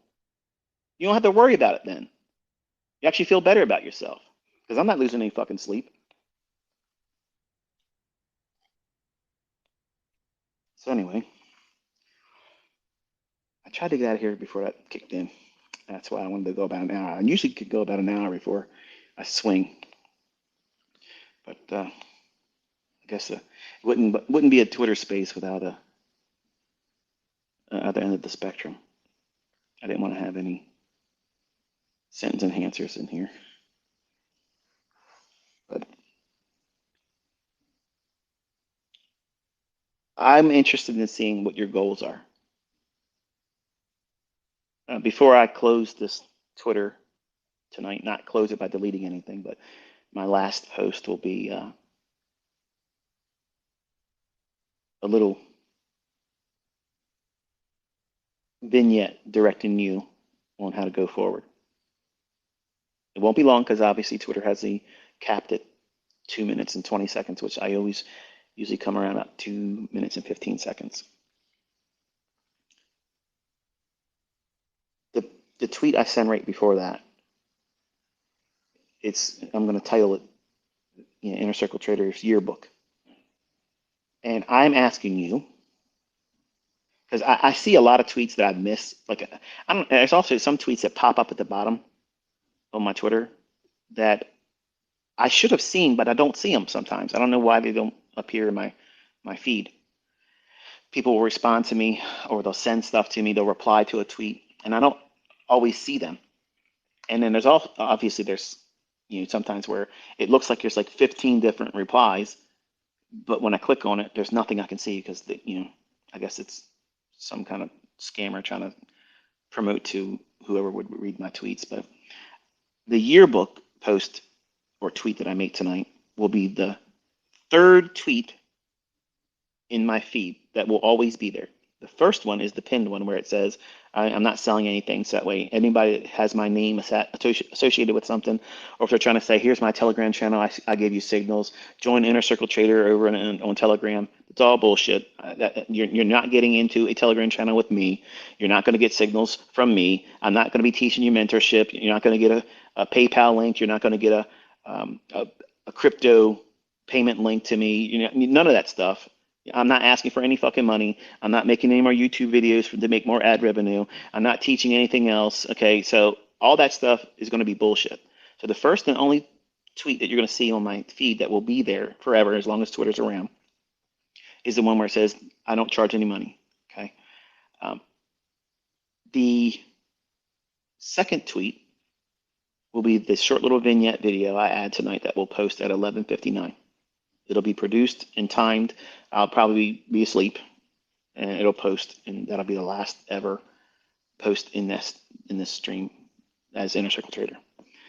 But the post right before that, which will probably be around 9 o'clock tonight, the tweet will be posted with the title saying Inner Circle Trader's Yearbook.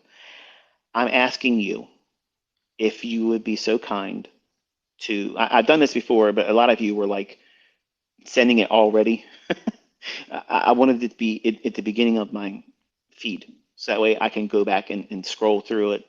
And in the future, into 2024 and beyond, if the Lord lets me, stay around long enough, I want to be able to come back to that tweet and see your successes. So if you have ever passed the trading combine, if you've ever had a payout, if you ever had a profitable withdrawal, any success at all, that's the place where I want you to put it, because I want to be able to look at that on the weekend when I'm going to be missing all of you. I'm going to be missing being here, because as much as I love my wife, I love being Inner Circle Trader. I've been a lot of different personas online, but I've loved this one more than any of them. And I'm gonna want to be here, but I won't be. And it'll satisfy me to be able to see your ongoing successes, and also to remind myself that it wasn't wasted time. I already know it wasn't wasted time, but I want to be able to relive it. I want to be able to relive it at a fingertip, push a button, and I can scroll back and see the many lives that I've touched. I've been so blessed to be in a position to be an influence. Maybe not always the best influence, but the influence to try to kick you in the ass, to do more. And don't complain. Don't expect shit for free. Work for it. Work for it, and you'll appreciate it more. When you earn it, nobody can take it from you. Just because I gave it to you for free doesn't mean that when you get success that you didn't earn it. You worked your ass off to get it. It wasn't going to be easy, I promise that, but you still stuck with it. And there's going to be times where I'm going to be wanting to tweet. There's going to be times where I want to open up Twitter space. There's going to be times where I want to be on YouTube. But I have to deny myself that. And you'll help me by sharing those things. You'll help me feel like that the investment I made in you was worth it. I know it'll be worth it if you just put the effort behind it. You have to test me and see if that's true or not. But you have no excuse now. You see so many people attributing their success to sticking to what they were taught. And it works. Do they lose money sometimes? Sure they do. Just like I said they would. Do they make money? Well, like I said before, do you honestly believe that these brokerage firms, these funded account companies that are paying out not a little bit of money, I mean, they're pretty respectable amounts of money, you think they're just going to just give this out to people? There's no incentive for them to do something like that. Well, I have no affiliation with them. Zero. They're not paying me, and I've never opened up a dialogue where we could have a partnership, but they have reached out to me, and it's no. Respectfully, it's no. And I've been that way with everything. Some of the offers I've been receiving for other things too, I know that there's going to be a lot of you who are going to end up in a situation if you get a large enough following. I'll know when you start mentioning certain businesses that offered up some really big incentives, and still it's no. Because I want you all to know that this whole delivery was heartfelt. I mean that I want to see your success, and I believe you can have it. And I know I have more faith in you than you have in yourself right now, but that will change if you take the challenge of going through the content and trying to apply it to the charts, knowing that it's going to take you a little bit more time than you probably expected to, but still sticking with it, but not trying to push everything into it. For a new listener or for a new student, my opinion is if you go through the 2022 mentorship, there's like 40 videos there. It doesn't take you long. You can go through that in about a week comfortably. I probably would counsel you to go through over a course of like 3 weeks to spend an appropriate amount of time with each video and think about what questions come up after you watch the video and see if they don't get answered in the next or subsequent lessons that's in that series. And then as soon as you're done that, go right into looking at the silver bullet because they'll complement one another. And if you look at that and you have a well-rounded approach to risk management, not over leveraging, using the smallest leverage that's available, you have it. You do that until you get more experience. And your experience, where you're not hopped up on goofballs to trade with more leverage because you've been successful, when you get to the point when you're successful and you're consistently able to do it, but you don't feel the inclination to go out there and try to over leverage because you know that if you do that, it's going to cause you to be anxious in a trade that even though you know you can do very well, you've historically done it with either paper trading or tape reading before the paper trading, demo trading rather. I'm talking my age, I know.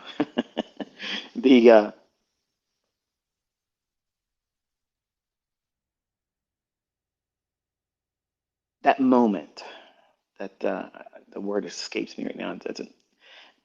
That very moment where you know that you're unfazed by the consistency. And it's a very hard thing to describe because until you feel it, until you experience it and endure it yourself, you really won't really appreciate what I'm saying here until you get to that point. But when you know that that this is going to repeat, but you also know and are comfortable with the idea that you as the operator in the model, you're probably going to mess it up sometimes.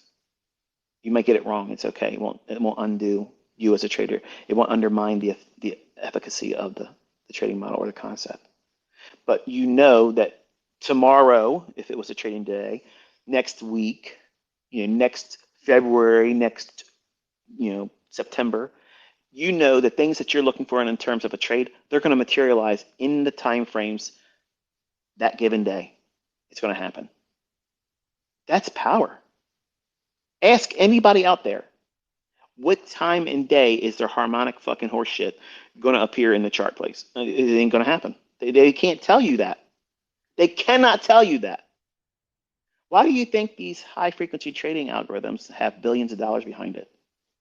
You think they're just going to risk it on some willy-nilly bullshit? Some Rudy Poo, candy ass, fruity, fresh, and tutti bullshit that has no idea why the market's going to go up and down. They're going to risk billions of dollars with multiple entries in the span of 15 minutes. Because they're doing things on a statistical probability that you're unaware of. I gave you a stripped down to the brass tacks of what time a simple little strategy that's visual. There are things that I know that you can't see in price, but I gave you something that's very, very specific and it's visual and you can set a clock to it. It's going to occur at the times I told you it's going to occur. You can't tell me as an RSI trader, you can't tell me this trade's going to form within this 10-minute window every fucking day. You can't do that. If you can, prove it. Prove it. Not with one Mickey Mouse example. Come out here, walk it for a year. No, that's asking too much. Admit it, that's way too much. Do it for a month. Man, you get a lot of clout if you do that. You can't tell in advance what time your shit's going to present. But I've been making a mockery of everything else because I know what time it is. It's ICT fucking time. Okay? It's ICT time. I can time the market. Y'all think it says I can't trade? Shit, I'm about to show you, motherfuckers.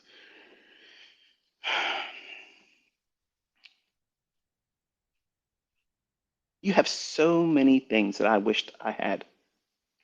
I'm envious of you. I'm so envious of all of you. I wish I could have had this coming up. I would have had so much more fun. I could have saved myself so much pain and anguish, loss, physical ailments, relationships, good grief, everything. And despite having all these advantages, some of you don't even recognize what you have. It's astonishing to me.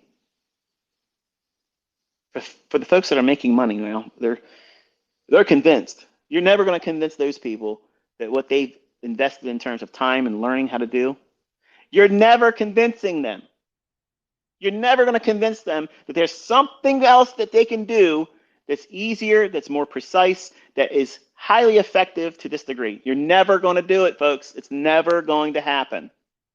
And see, that's why everybody else out there that has some kind of Mickey Mouse service, some kind of retail logic with all kinds of indicator horse shit on it, all these things that's taking your attention away from price action, that's why they're scared shitless right now, because the marketplace is diminishing. And so you think all these people are going to learn how to trade ICT and they're going to change the algorithm. For the last time, okay? Pull up a chair. Pull up a chair. Sit down, okay? I want you to listen to me.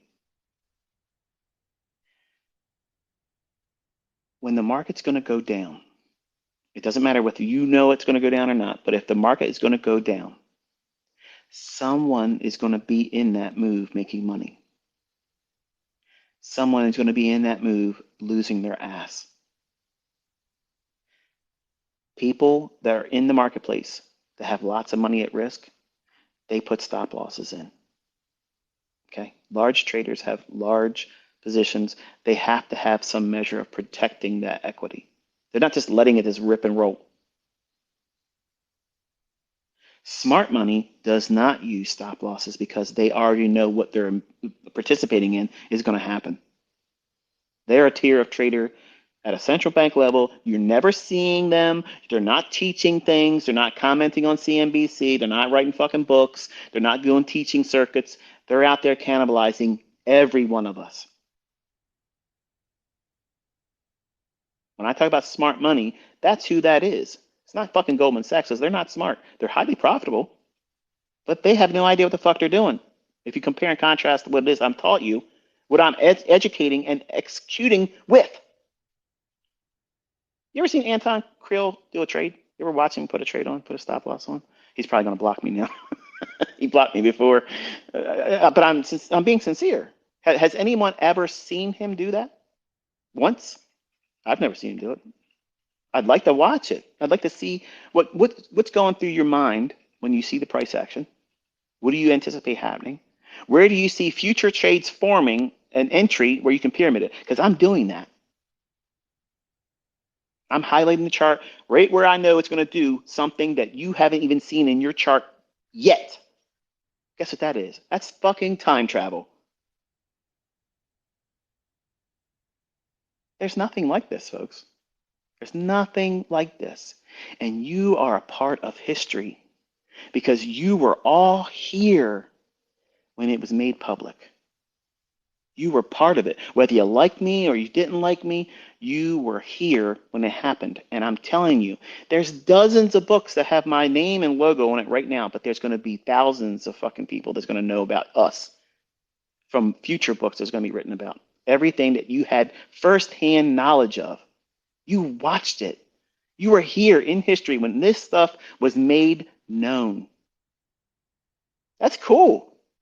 That has nothing to do with me. It's the fact that the community element of it is just really neat. You know, I was learning about GAN and I was learning about, everything that would constitute, my early stages of what I would view technical analysis and what concepts and whatnot. I always thought, like, what would it have been like to be directly taught by GAN? What would it be like to be taught right side by side, hearing the words live over a chart? This is what's going to happen. That would be amazing, wouldn't it? I mean, I don't have that same affinity now, but when I was younger, that's how I thought about it. And I tried to think about how all the things that I wanted to see as a dream, if I had a dream encounter of having a mentor that really knew what was going on and had an understanding about price action that was unrivaled, what would it be like? How amazing would it be to be able to see them outline something and it come to pass all the time? Just literally just at the fingertips, just go out there and say, okay, here's what's going to happen and watch it happen. Because I was frustrated as a young man, expecting simply because the market was oversold based on a 10 period stochastic, on an hourly chart. I figured that's enough for me to call it oversold. I had no idea what I was doing. And because it was oversold and it started crossing up and the K and D lines were crossed and they were starting to go up, which we call stacking now, that means it should go up tomorrow. That means it should start going up.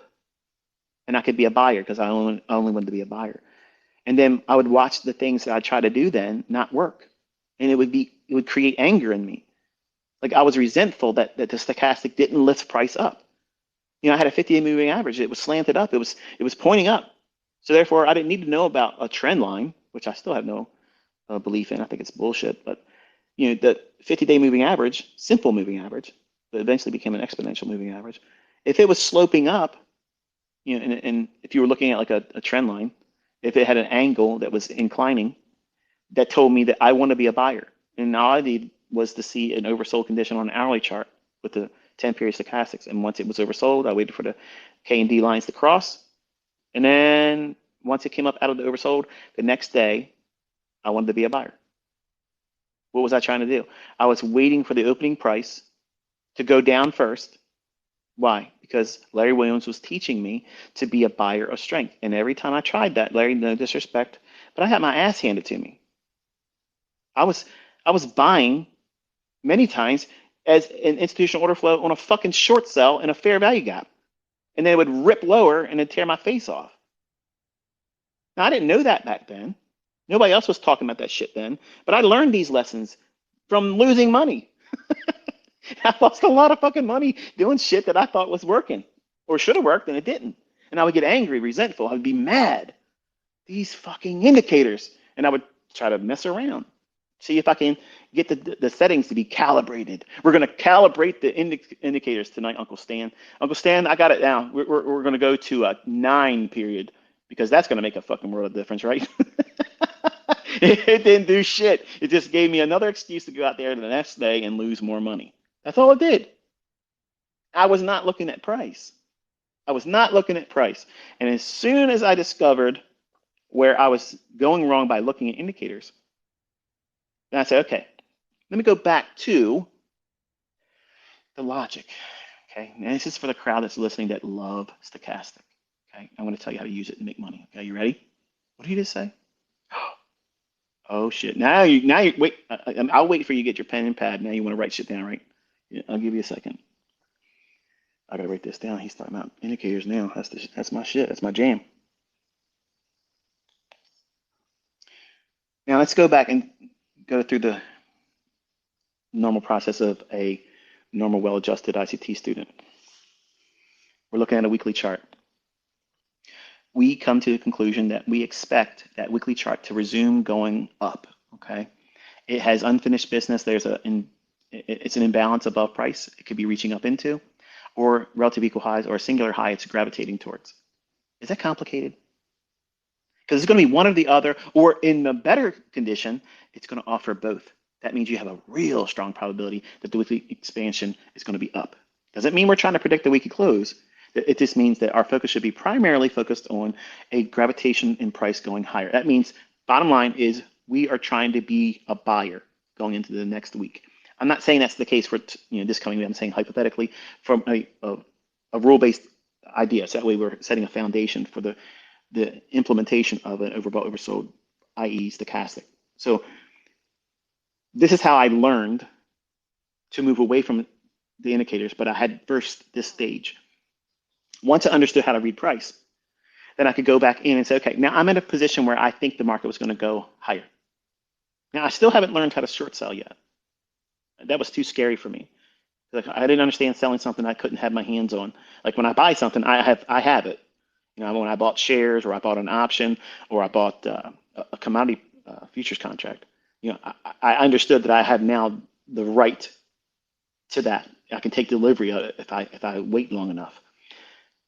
But selling short something that I don't even have didn't make any sense to me. So putting that aside for you know, well, I've talked about it in the past, but this example is we're expecting the price to go higher. Okay, wonderful.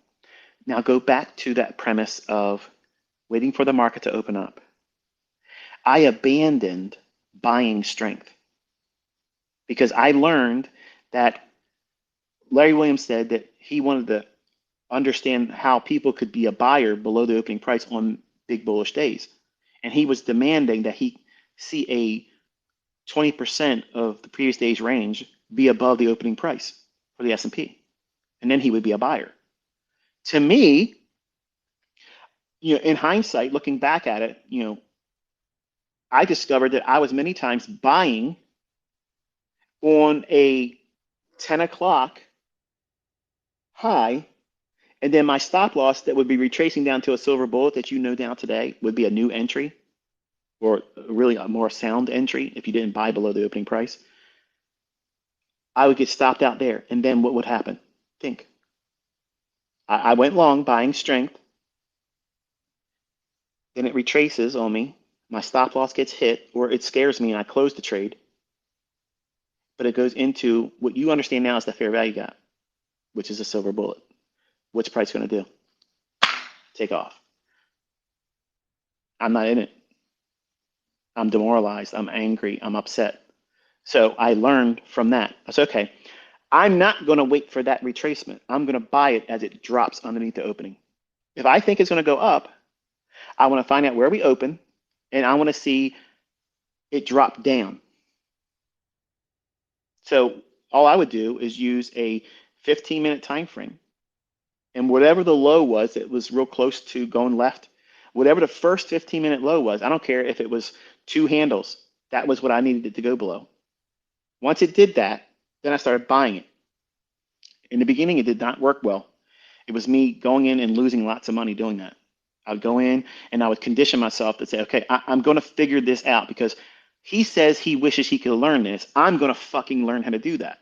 I'm going to learn how to do that. I'm not going to lose more money with something I can't replicate with him saying he's willing to do that.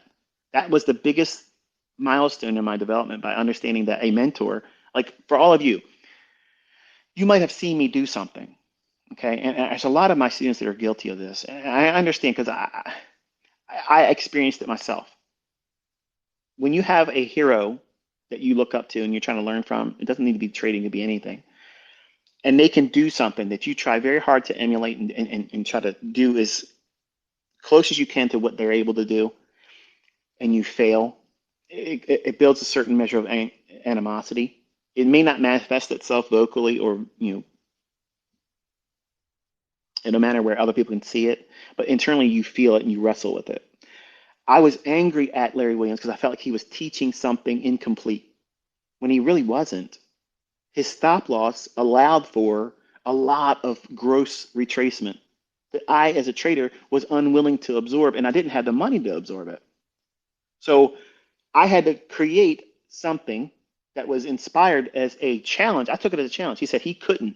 Well, shit. At that time, I couldn't make 10,000 become $1.2 million a year. I couldn't do that then.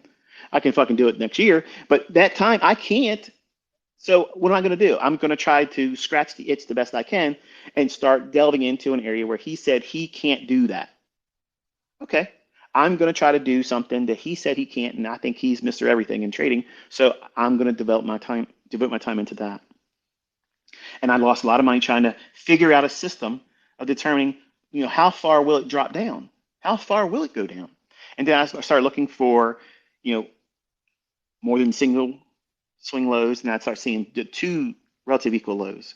And then I would look at the overnight Globex low, and then there would be this little tiny segment of price action where it was one candle, buy side imbalance, sell side inefficiency, resting right below relative equal lows. That was my banger. That was the one I wanted. That's the very setup that cracked the code for me that I figured out, okay, when that forms, I know that's the day that this fucker is going to make the low right there in that fair value gap, which I didn't call it a fair value gap then, but it traded down into that.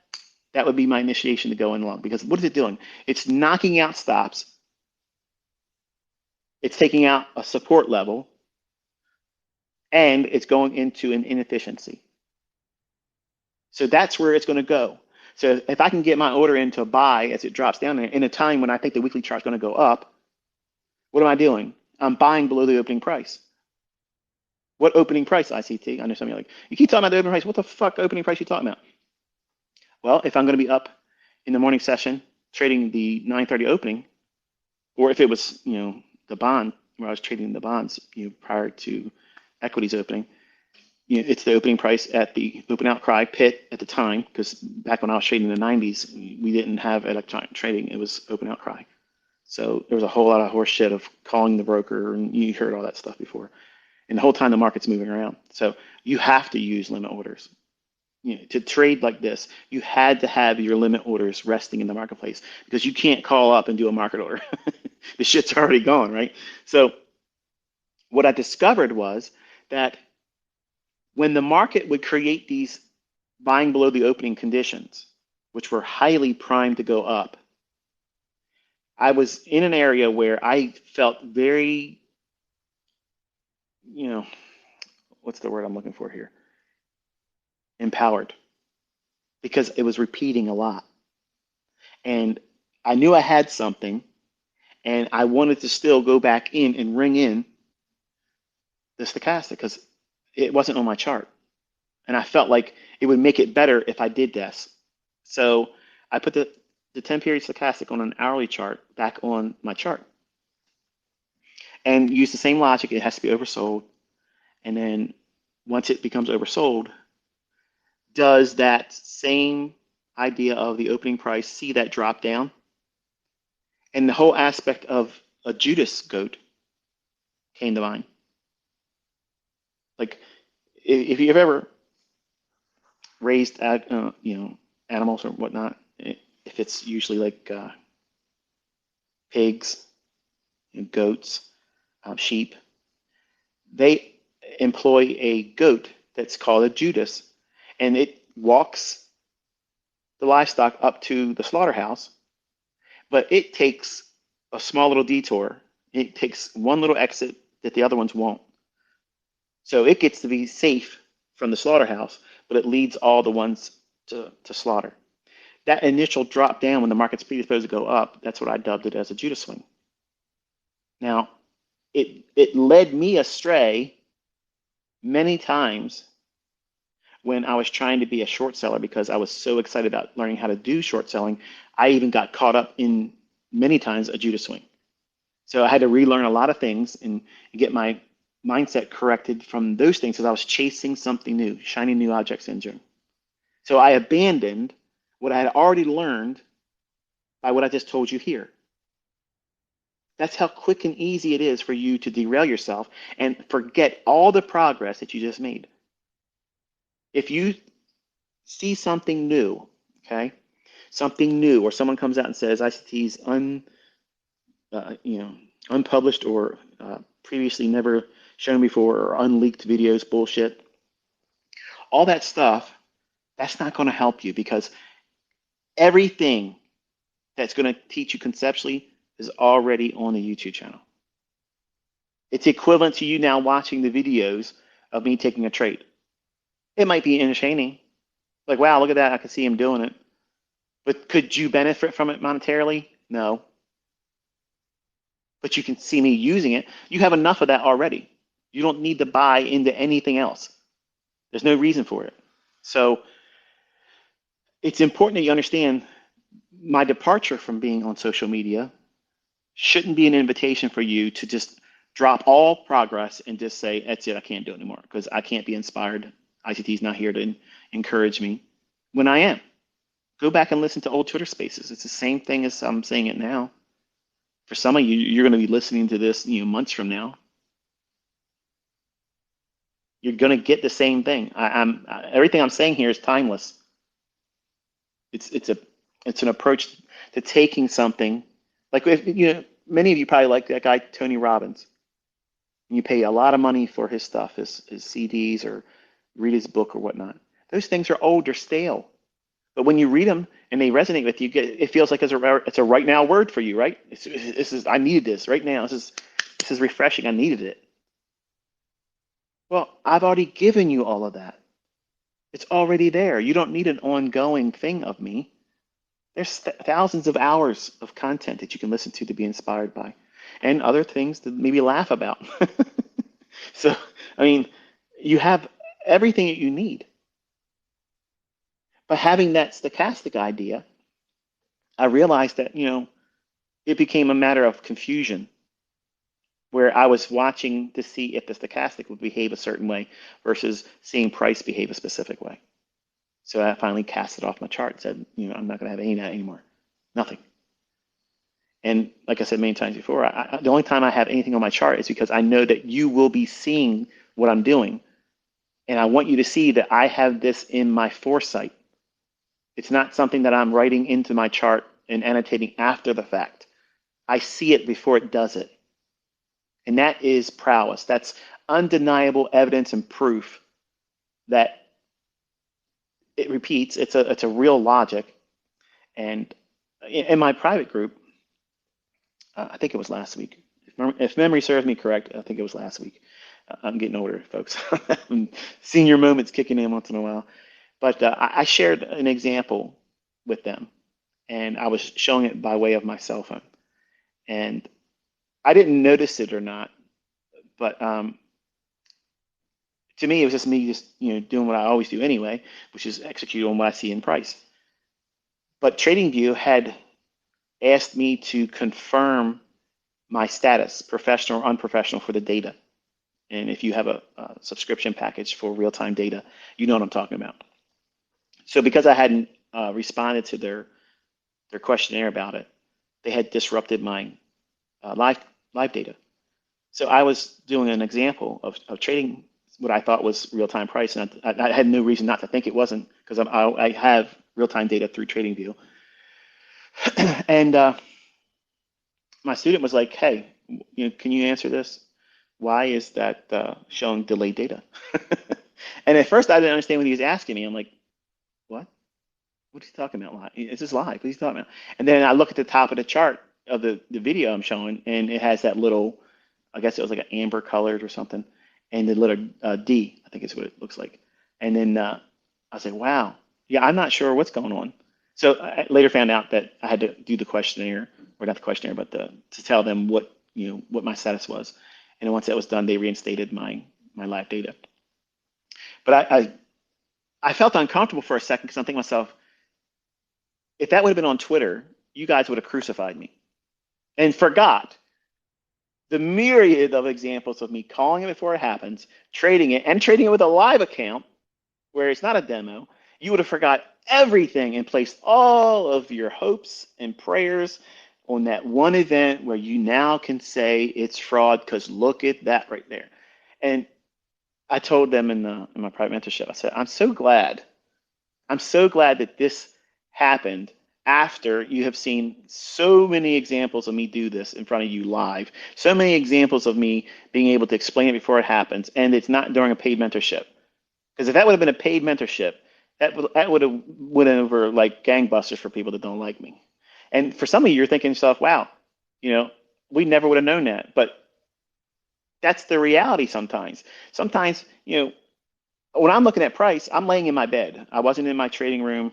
I didn't have all my monitors in front of me. It was just me laying in the bed with the puppies. And to me, because I'm not looking to see if it's delayed data or live data, because I'm assuming that my phone's pulling the live data like it would normally would anyway. I'm just executing on it. I'm just doing it and taking the trade and showing them this is where the stop would be. This is the target, whatnot, over and over and over again.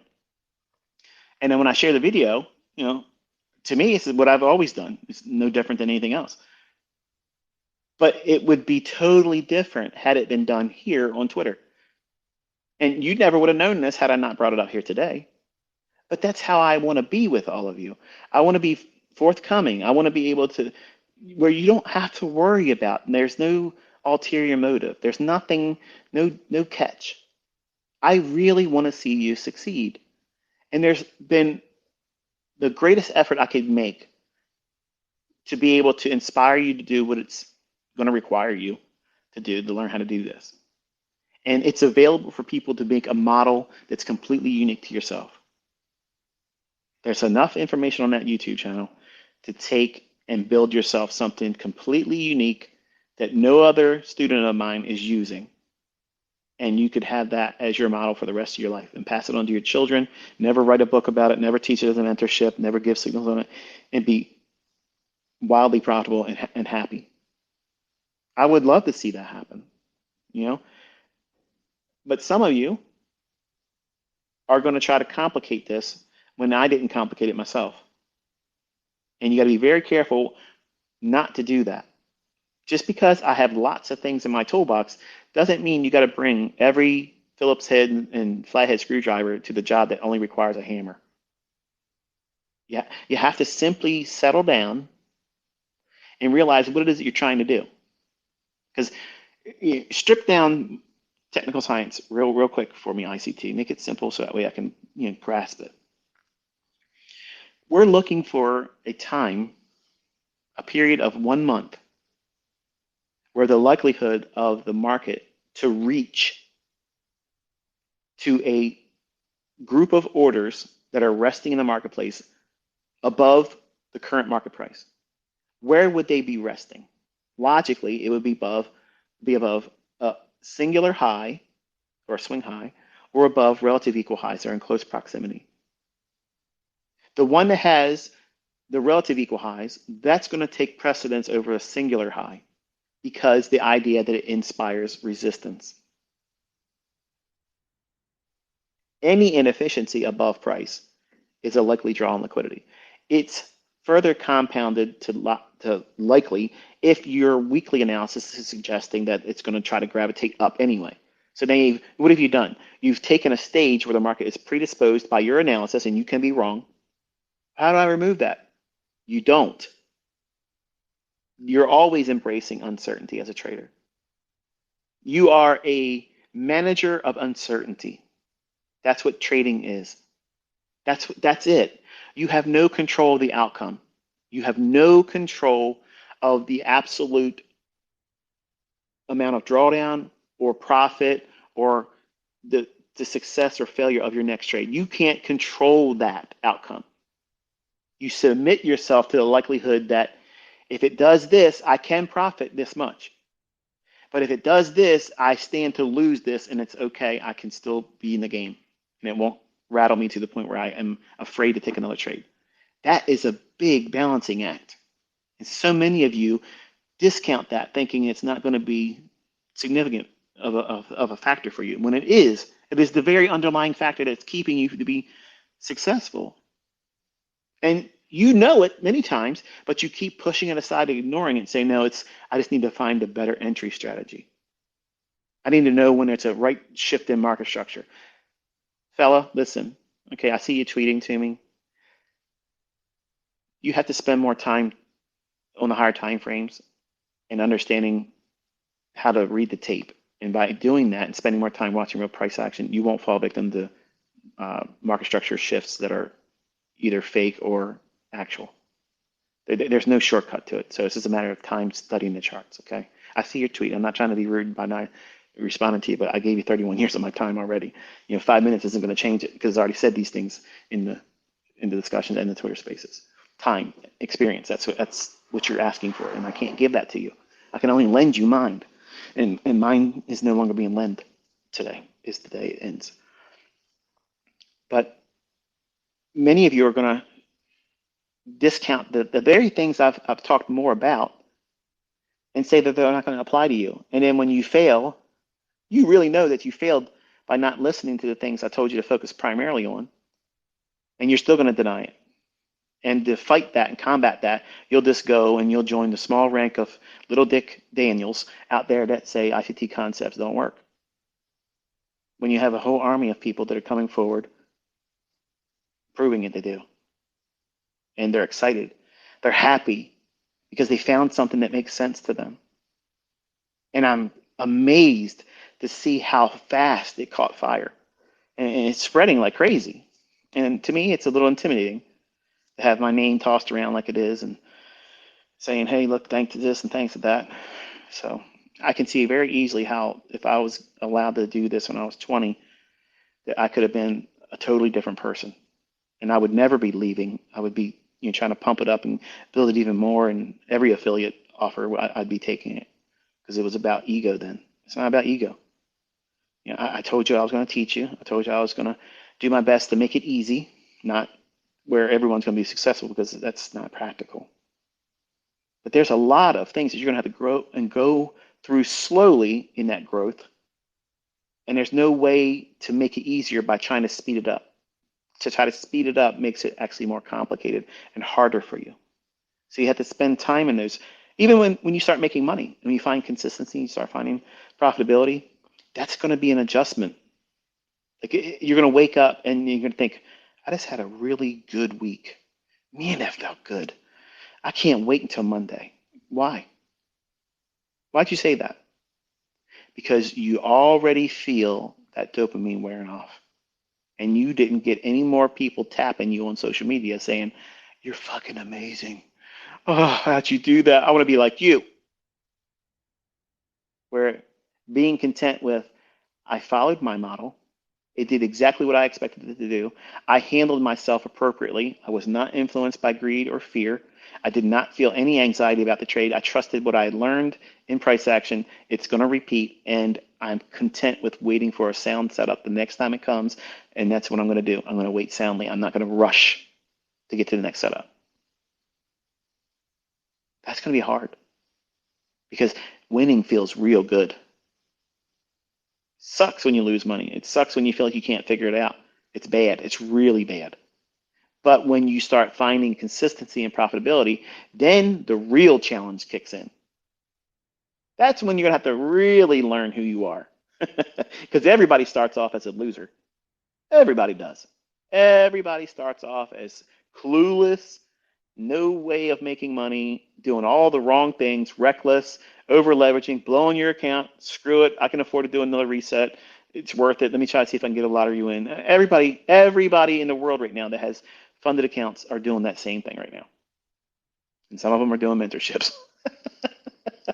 So, I mean, to me, you have the greatest lessons in your career as a trader when you start making money. And for the people that never made money, that don't make any sense. That's how you know they don't have any experience. Because when you start making money, your mind starts doing funny things. Number one, you think you're better than you really are. And then you think that you can do any and everything. And then you start thinking outside the parameters of what you're able and capable of doing. Say, I could do that. I could do this. And then what you're doing is you're trying to do outside of what your model is calling you to do. So what are you trying to do? You're trying to be an Olympic contender when Olympics has never been a factor. No one, when you sat down to learn from me, your intentions were not, or it shouldn't have been, I'm going to win the Robbins Cup. Now, I'm sure some of you, since it's become a hot topic again this year, you're thinking, well, shit, I'm going to learn. I'm going to make ICT proud. If you do, join it and place it all. I'm proud of you. I'm proud. If you learn how to trade, whether you ever do a contest or not, I'm proud of you. You don't need to impress me with that. To me, Robbins is a litmus test because I have constantly rubbed it into the noses of everybody out there that says they're a good trader, they make money, they got something that doesn't stink, they're the best this and best that. But they won't ever do that. Nobody's ever really done that. And it's been a shocking revelation to see how many people avoided it because it's audited. And if you're going to come out and show the world your account number in the beginning before any singular trade is ever taken, that better fucking match at the end of the year and show every monthly statement so that way no money was added. And there's nobody can argue with that. Nobody can argue with that. No one can say that's faked. No one can say you used multiple accounts, none of that stuff. But you didn't sit down to have that as your goal when you started to learn how to trade. It might have been, I want to, prove to my girlfriend or my boyfriend that, I'm worth something. And for me, that's how it was when I was a younger man. Because my very young wife and myself being a younger man too. When she left me, that just totally wrecked me. Like it didn't give me a sense of value. It gave me a sense of I'm worthless. And I was doing everything in my power at the time to be a hospice nurse to my grandmother, go to college, work on my degree, and also work what little part-time I could do at the bookstore at the school. So, I mean, I was in class all day long, all year round. I didn't take any semesters off. So I was trying to do everything I could to speed through it. And what was the sacrifice? My marriage. But it's the best thing that could ever happen to me. But at the time, it was the worst thing that could have ever happened to me. So when I first sat down and started learning how to trade, it was to try to show her that she made the mistake. You picked the wrong guy. Like you have no idea what I'm going to become. I'm going to do this. You thought that this guy was going to inherit a grocery store that the neighborhood actually shut down. Which I got to tell you again, because I know some of you already know, but some people don't. My first wife left me for a 40-year-old man who was expecting to inherit a grocery store that was in our neighborhood. And when they found out that my wife left me for him, the whole neighborhood ran a tab up on groceries for 2 months and never paid the bill, and they bankrupted them. Now, unbeknownst to me and my family, that they were all in cahoots to do that. Later, once it happened, they all came to our family and said, "Look, we know what they did, and that was wrong." You can say what you want to say about that, but that's respectable shit. That's the way down home folks do things. And when you come from a small town, that's the kind of shit that'll happen to you. So, you can say what you want about it. I didn't ask for it. I would have never said to do it. But punishment comes, and God says, don't let anything he brings together be divided. Don't do it. And I've often many times, I said this in Twitter spaces, my first wife, I would love very much for her to see who I am. And I often wondered, does she ever peek in and try to see where I'm at and all? What is she doing today? I have had friends and family members tell me that she's had a really rough life, though. She's been married a couple times, kids from different people, and just not doing very well. But not to gloat, but I would very much like one day to sit down with her and tell her, look, when I told you when I was 16 that I was not going to be the average person. I'm not going to be the average person. And I know your dad at the time isn't going to hear that shit. Because if someone came in here and told my daughter and told me, yeah, I'm going to be, I'd be like, listen, fucker, unless you start studying my YouTube channel, I don't believe a fucking thing you're fucking saying. Get out of here with that horse shit. So I get it. As a dad, I could understand that. But I meant it. And every time I've said something and then I had intent to really make it happen, I've always done it. It just sometimes took longer than I wanted it to. And for some of you, trading is going to be that very thing.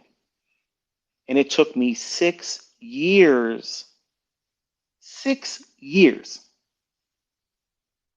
What my mentorship students basically experienced from the 2016, when it closed that year off, they have seen that amount of time. That amount of time. That's how long it took me to get to the point of understanding where I was the problem, what I kept doing to cause the problem, what I didn't know, and what I needed to know. And I was finalized in that. I knew exactly everything I needed to know at that time. How many of you that are just now starting that feel the adversities of learning this, and you've probably been in it for a couple months or maybe this year, and you haven't found consistency yet? Are you willing to put in another 5 years with no guarantee of the outcome? I guarantee the majority of you are not willing to do that. Truth be told, if it would have took me 10 years, I still would have worked those 10 years to get it. That's why God gave me obsessive compulsive disorder. It's not a weakness, it's a superpower. I'm not fucking lazy. I'm not someone that's going to tap out. I'm going to stay with it. I always over deliver. And a perfect example is I should have been out of here an hour and a half ago. So that's how we roll around here. So you're going to have periods where you want to throw in a towel. You're going to say, I can't get this. That means you need a break. That's all it means. Take a week, maybe two. Don't look at anything I've produced. Don't look at the charts. Don't look at the markets. Don't talk to people that trade. Don't go on social media. Leave yourself a distance from it. And just allow yourself to decompress. It's how you manage yourself. Even successful winning traders need to do this. It's not bad. It's a good thing. You have to take a little break. You have to schedule a holiday, a trading holiday. And I treat the holiday season as my built-in, hey, this is a perfect time to do it. Why should I be worried about charts when I have my family, pining to be with me, spend more time with me? And I'm going to miss those memories as well, too, in addition to everything else. No, it's not worth it. When you work your job, you schedule many times a year in advance. We're going to go, when I get my vacation time in, we're going to save up, put this much money aside, and then we're going to go to whatever that destination is for a week. How much time and effort do you put into planning your typical annual holiday or vacation versus how much time have you put into putting in and scheduling a hiatus from trading, even during peak trading hours and times? You're not doing it. Why? Because you got to push your edge, baby. Unprofitable people on fucking Twitter says you got to push your edge. Keep pushing your edge. You'll make it dull. How do you stay sharp? You rest your mind. What are you doing on the weekend? It shouldn't be more than an hour, two at most, with anything with the markets. You have to rest. Take your mind away from it. Constantly being engaged with it. It's too much. It's too much. So you have to distance yourself. And some of the greatest lessons you're going to learn is when you start finding out that you're better as a trader when you have scheduled only 3 trades a week at maximum. I said week, not day, not session. Yeah. When you come to the realization that the best fucking setups that you're looking for the week are only 2 or 3, doesn't mean you can't make money doing all kinds of other shit, because you watch me do it and you watch my students do it. I'm saying the cream of the crop, the best, the choices, the medallion setups, 2 or 3 at most per week. You find them on the 4-hour.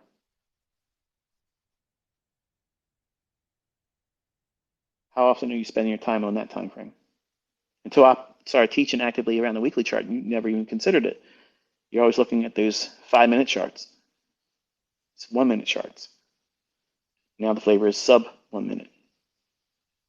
Those 1-minute charts ain't going to do a fucking thing that ain't already determined on that weekly chart, on that daily chart, on that 4-hour chart, on that 1-hour chart, that 15-minute chart, that 5, and that 1.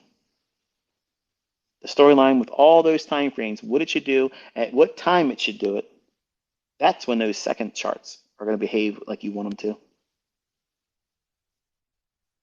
Otherwise, you're going to chase things that aren't really there.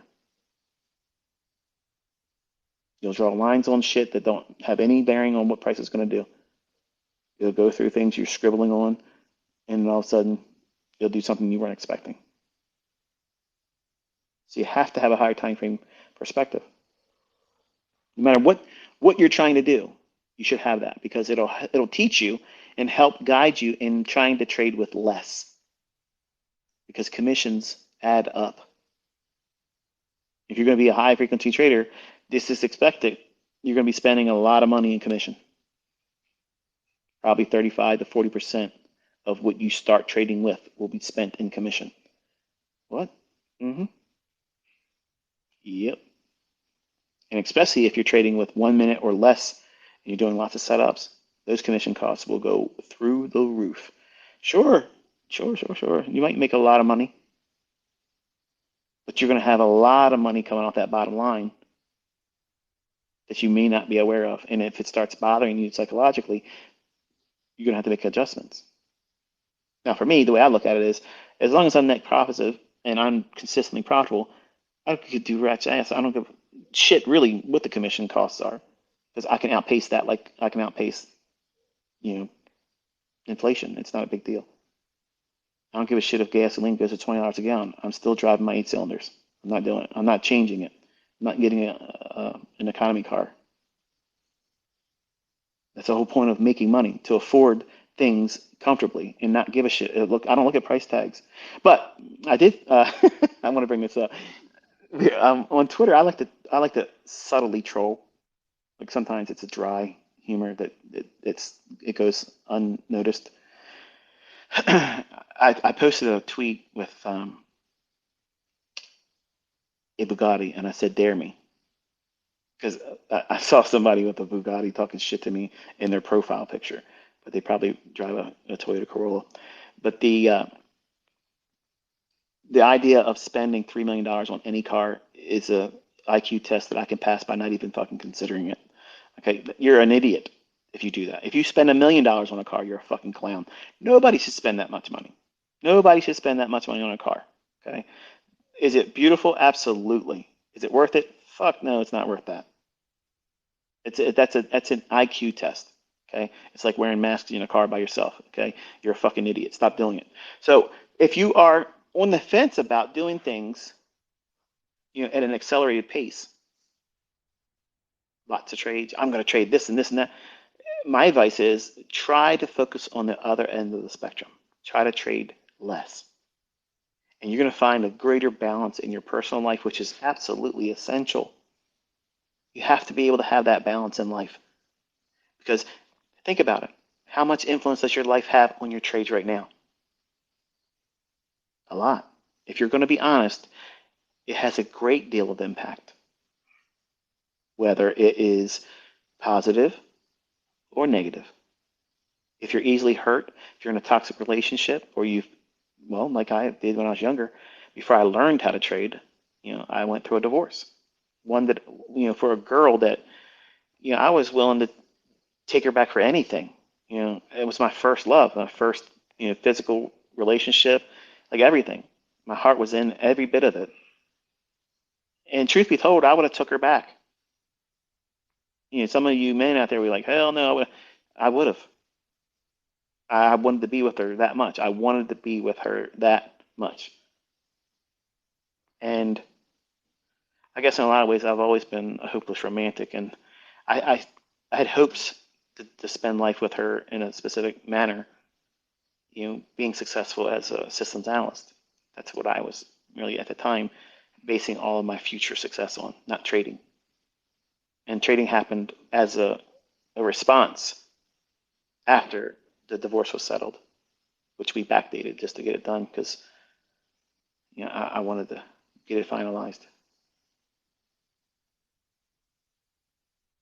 But all of those things in your personal life, they're going to be drivers to make you do things impulsively.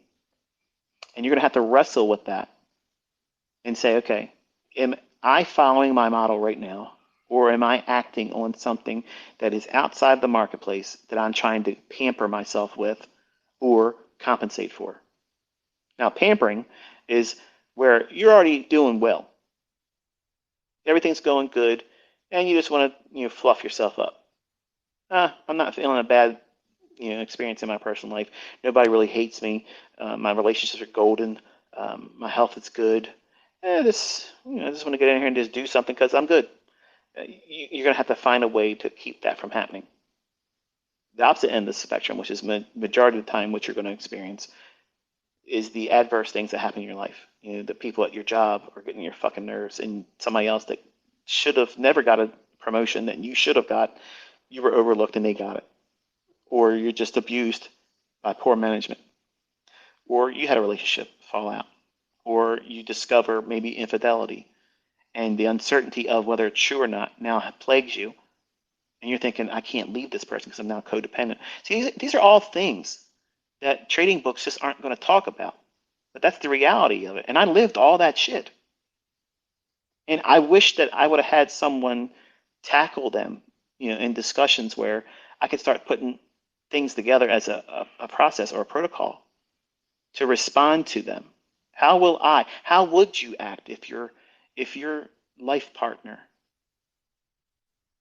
the one that you have set aside the rest of your life to be with, you discovered, not maybe proof, but discovered the likelihood of infidelity?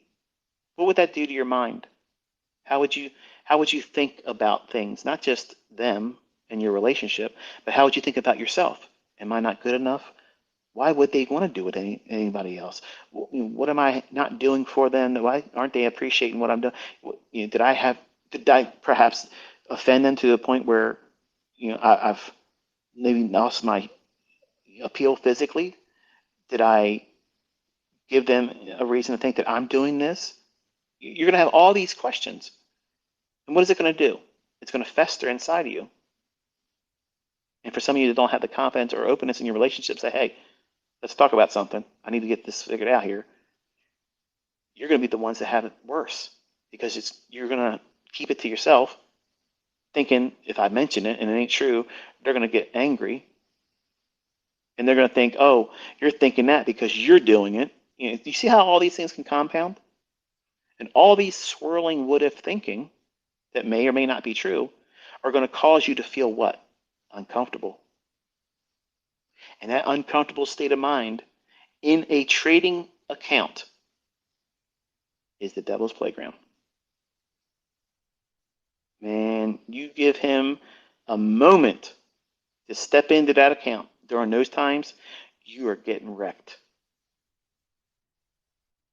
Do you have the composition to say, hey, I'm not thinking clearly right now. I don't care how it looks on that chart. I don't care how long I've been waiting for that setup. If things aren't right in your mind, you don't push that button. Some of you aren't going to have that strength, because that's what it is. It's strength. You have to sort your personal shit before you get in here and start risking money. Because a clouded mind that's wrestling with uncertainties that are outside the chart, when you're about to take on financial risk, wrestling with financial uncertainty, what have you just done? You've compounded the difficulty to levels that are astronomical. Are you really going to be able to think about it clearly if you are wrestling with, if he is cheating, if she is cheating, if they do give that promotion to Carl, that motherfucker, all that stuff that you're worrying about, and then now you're in a trade and your trade isn't going for you right away, and you're in a little bit of drawdown. That little bit of drawdown, that 3 ticks or 3 handles, and your stop loss is 10. And you're thinking, oh shit, this is going to turn on me. Why would you think that? Because everything else in the world right now is coming down on you like a ton of bricks. You can't trade that way effectively. You can't. And to do it, you're asking yourself to start becoming an Olympic boxer today, and you've never had a pair of boxing gloves on in your life. That's the equivalence of it. That's like going and saying, yeah, let me spar Mike Tyson in his fucking prime. I feel lucky. Yeah, sure you do. And that's how many times, and this is exactly what I did when I was younger. You think, oh, it's going to work out for me. And, I feel lucky today. Yeah, I'm lucky I survived. That's about the extent of it. And you wreck yourself entirely. It's so easy to talk yourself into problematic situations. And it's so hard to guard yourself from them. Think about it. You do it every day in your personal life. You invite yourself into conversations you should damn well know you shouldn't be a part of. You're trying to mind everybody else's fucking business but your own. And you want to be good at trading. You're going to hurt yourself. Those same characteristics are going to what many times prevent you from being successful. I'm telling you, if I would have put all this stuff in a book for trading, it would have been the least purchased book, but for people that have tried to trade and lost money, it would be such a highly reviewed book because they would be able to say, you know what, that's exactly how I fucked up. But you're not going to see it that way. I'm not sure if you heard all that vibration. I just realized my head was against the pillow. I'm on my big ass sectional down in the basement. And I got real comfortable here and laid my head back. So I was rubbing the head back and forth as I'm talking with my hands, like I said. As I did that, my head's moving around and my Bose headset was rubbing against this pillow. So if you heard all kinds of noise, I apologize for that. But let's see what time it is here. I'll go till 12. That's good enough for the last one, right?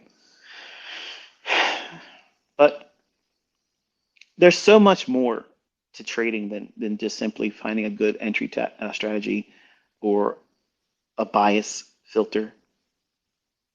It's predominantly around you as the person.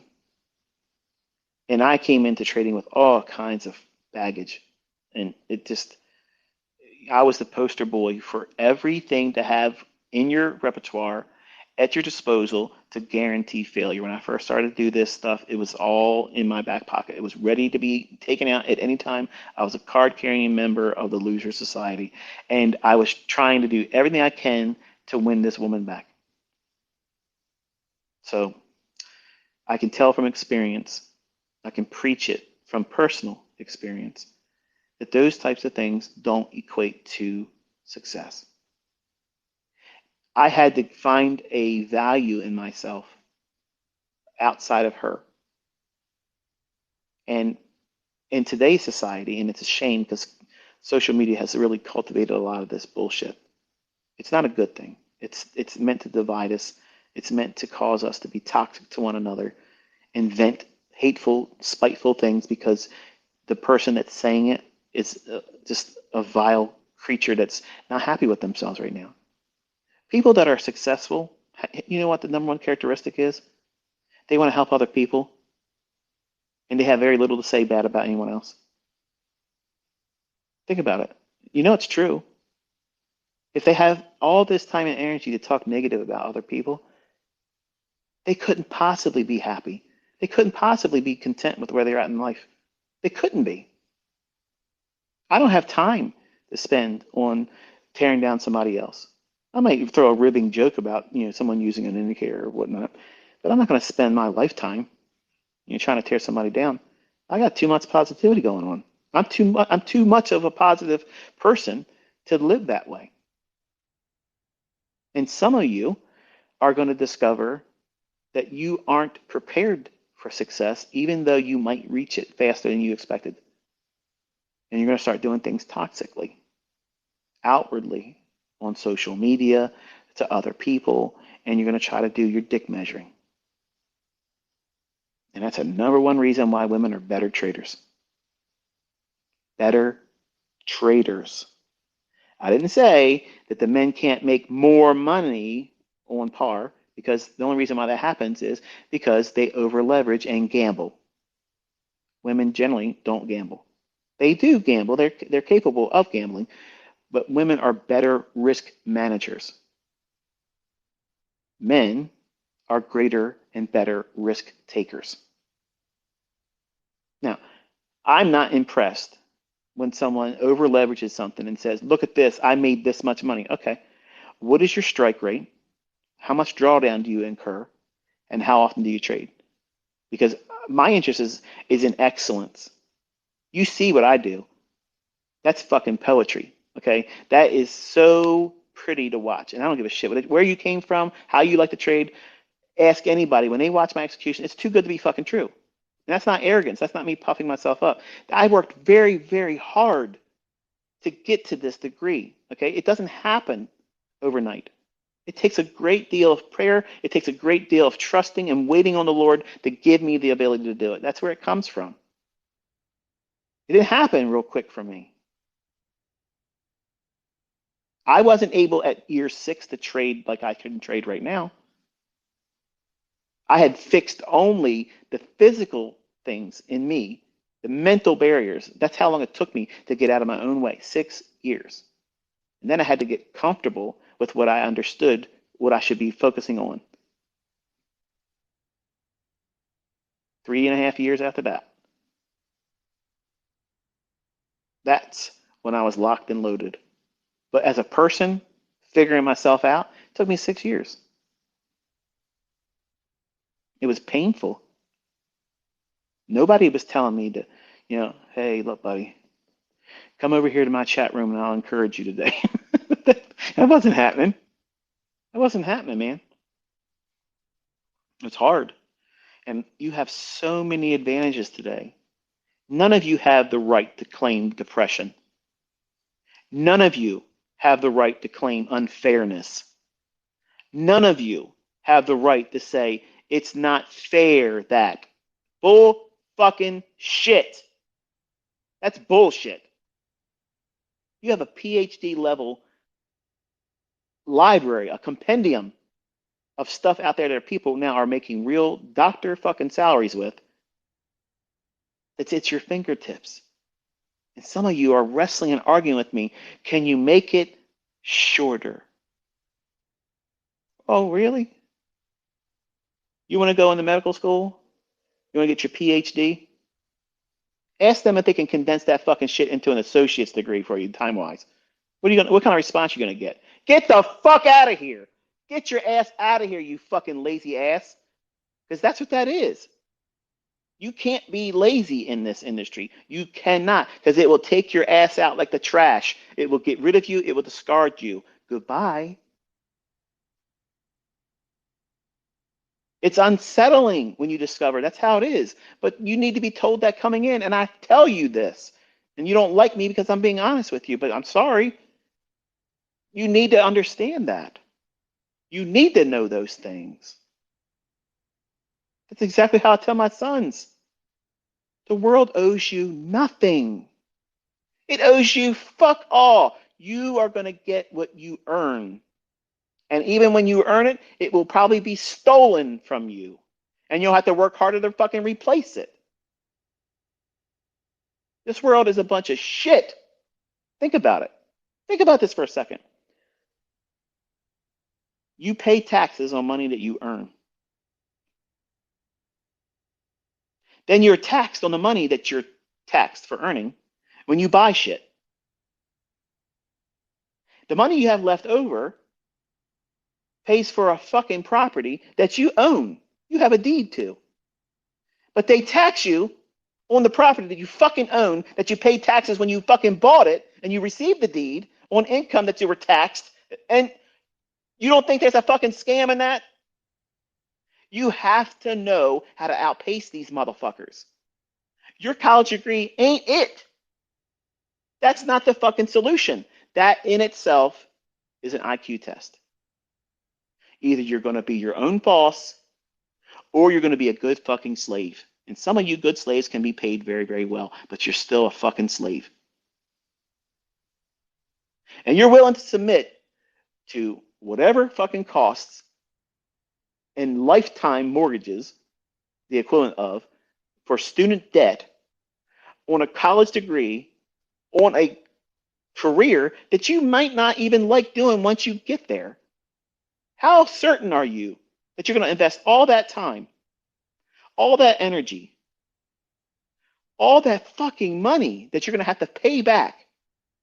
And you can't write that off with a bankruptcy. Student debt, you're fucking stuck with it. And Biden just told you, fuck off, I'm not paying off nothing. They do that shit to get your vote, man. You're manipulated constantly, all the time. All the time. In this world, you have to be shrewd. You have to be diligent. You have to bust your ass. But there's a way to work hard and there's a way to work hard and smart. When you work hard, you're going to work hard the rest of your fucking life. But if you work hard and smart, you only have to work hard and smart in the beginning. And once you figure out what it is that you're supposed to be doing for yourself, being your own entrepreneur, and trading is the last bastion for that. And you can start with next to nothing. Reading people going off about, oh, you're only going to give a trading system to the rich people. Are you out of your fucking mind? Why would I give a trading platform a setup like that to someone that hasn't even done the work of being a profitable demo trader? Am I a good steward of what I've been given as money? If I just give it to somebody, what was you expecting? Pick a number, and if you're right, you fucking win like it's a lottery? No. The whole time I've been here, I've been trying to actively teach people. And if you know how to do this, well, I'll give you a perfect example. Top Step. They do a $50,000, $49 fee for it, okay? And if my memory serves me correct, I think Cameron was paying like $150 to once he passed his combine. Or I don't know if is it combine? Or is combine when you get it when you're funded? One of the two. It's $49 to try to get to a point where you're funded. And then before you can get the funded part, you had to pay the what is it? It's like a startup fee. It's like it's another way for them to make money. It's what the fuck it is. But long and short is it's just a $200 investment. So if you're saying that you can't afford to take this contest that I presented to get a $4,000 setup delivered to your fucking house on my dime, this company isn't doing it for free. I'd have no affiliate. This is coming out of my fucking money. It's my reward to somebody that does the work and gives me a memory of saying, okay, this was my student. Well done. Not only are you going to make your own fucking money, but I'm going to reward you for your effort in showing me and the community that you did well with it. But it has to be done in a manner where it's one trade, one specific setup, not milly-nilly shit, okay? Not over leveraging, not a lot of drawdown. So that means you got to go into it with a mindset. It takes effort to do this. That's what real professional traders do anyway. They're not here fucking gambling. So if you're saying that I can't afford a $200 funded account, you can't afford to fucking trade. And if nobody's told you that, let me be that first guy to do it. You can't afford to trade. You're high and lofty ideas that you think that you're going to get there somehow, like it's going to magically fall in your lap. That's not going to happen. You're going to have to earn it. And that's the problem with fucking social media, because there's so many entitlement motherfuckers running around thinking everything's owed to them. You need to give it to me because you have it. You better give it to me, or you're an asshole. You're a piece of shit because you didn't give it to me. Whoever earns this, whoever wins it, watch, there's going to be people that are going to shit on them because they're fucking spiteful. And social media cultivated that. It gives them the ability to talk shit that they would never say to their fucking face on the street. Have their fucking head slapped the fuck off their shoulders. You can't win on social media. You can give them your fucking last penny. Give them the winning lottery numbers for fucking 2 years in a row, and they're still going to find fault with you. They're miserable pieces of shit. So why are you going to waste more time with them? Don't. But all of this compounds into a very complex thing that you have to balance as a trader.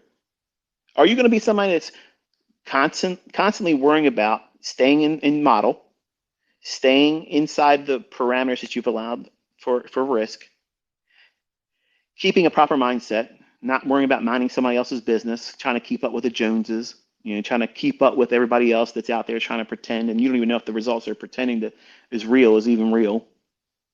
My FX books and MT4 and MT5 screenshots are absolute fucking bullshit for proof. It's bullshit. If they're going to have the initiative to take all that time to show you screenshots of profits, okay, and they have not been interviewed and paid out by other companies where you can see they are getting paid real money, if all you ever see is a screenshot of bullshit supposed profits, even if there is a fucking withdrawal, you don't know if that's fucking real. Show a fucking history of trades where you get in, you manage the trades, and there it is. If you see that, and if you're one of these people that are listening to me, you know, I still want to pay for somebody to teach me or pay for somebody to do me signals or whatever.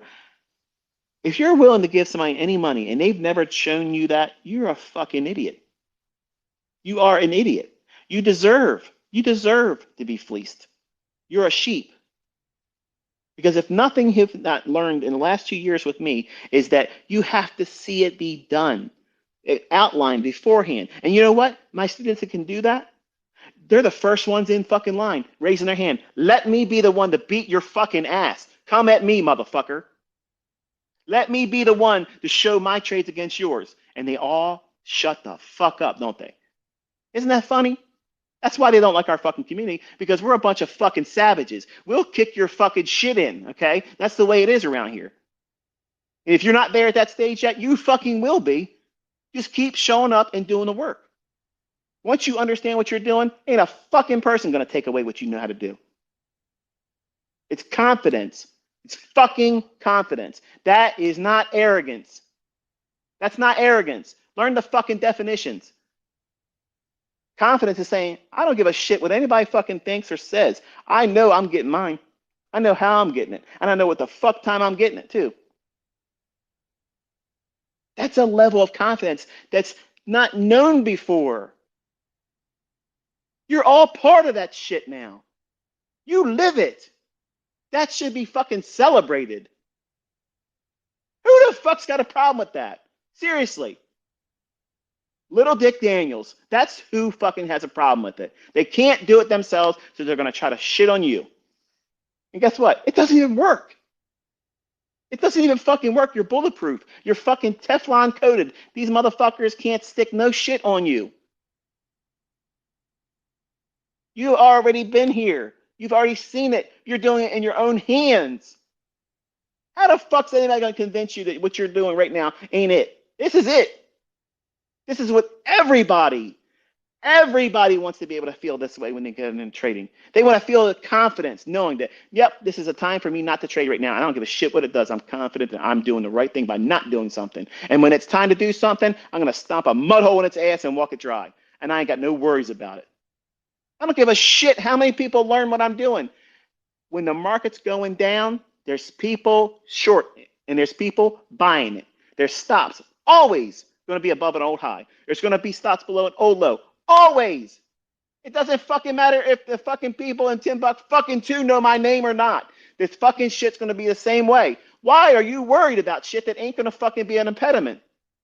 You're looking for an excuse to not do it. That's all this is. That's all this is. If you are worried about this algorithm being changed, if you're worried about that, you are literally manifesting your internal fears of wasting time, a little bit of your time, because you don't have the wherewithal to stick with it. That's the truth. That's exactly what it is. How do I know that? Because I've had students before I started doing it with paid mentorship for years that had that same characteristic. And the ones that were honest, they came out and said, you know what? I'm not going to be able to stick with this because I won't be able to stick with it. Well done.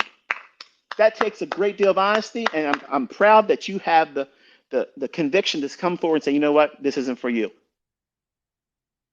That takes inventory on a person.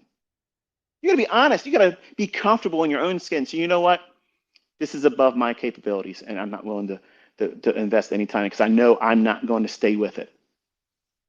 That's why most people don't join a gym. They don't join a gym. That's why they don't have a home gym. They don't have these things that are going to help them be healthy. Why? Because they know themselves. They're not going to fucking join that program because they're going to waste their time and money because they know they're not going to stick with it. That's exactly what goes on when people come here and they try it for a fucking week and they say, this doesn't work, it's a scam. But How do you explain this to people over here? And how do you explain this? And how do you explain the fact that I called this shit and it turns on a fucking dime to the tick and it goes exactly where the fuck I said it was going to go against everybody else on YouTube's expectations? Proven. Well, I don't have any comment there. We're not going to say anything about that. But you're a scammer. Oh shit, that's some good stuff. Oh man, that's good. That's good. I love it. I love it. I'm still sipping this 68-degree cocoa. How do you know it's 68 degrees, ICT? Because I keep my house at 68 degrees. So, anyway, I'm not sure if you can hear it in my voice, but I am in the holiday spirit. Like, I am so happy to know that when I'm done this evening, I have done everything I said I was going to do. I have shared what I said I was going to share. I have created profitable students. I have created profitable, respectful students that conduct themselves like gentlemen, that actually care about their audience members, not just going out there flaunting that they can make a lot of money. And I'm proud of all of you. Omar, Kyle, Paladin, just the top three comes to mind. And there's so many more. And if I don't name your name, don't be offended because I could literally be fucking here forever.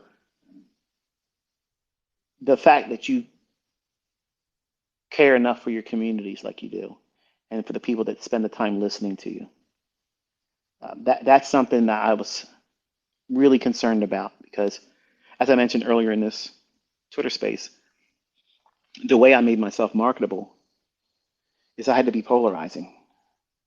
I had to create a faction, a split, a division, knowing that it would create ripples. And those ripples would be, okay, you're either team ICT or not team ICT. And the ones that don't like me are going to sell me more than anybody else will. Because you all want to come here and watch me do something wrong. And I've enjoyed denying you that. And you're just still waiting. Still waiting. But even despite seeing me market myself like that, being very polarizing, you as my students have learned the right lessons, and you didn't have to pattern yourself on some of the things I use in the early stages of me getting a community. Because I use the train wreck analogy or car wreck.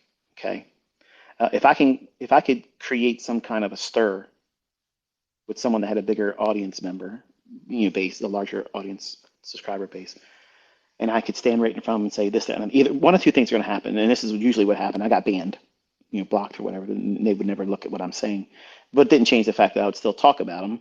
And all people were like, he does have a point. Why don't you do this? Why don't we ever see your trades?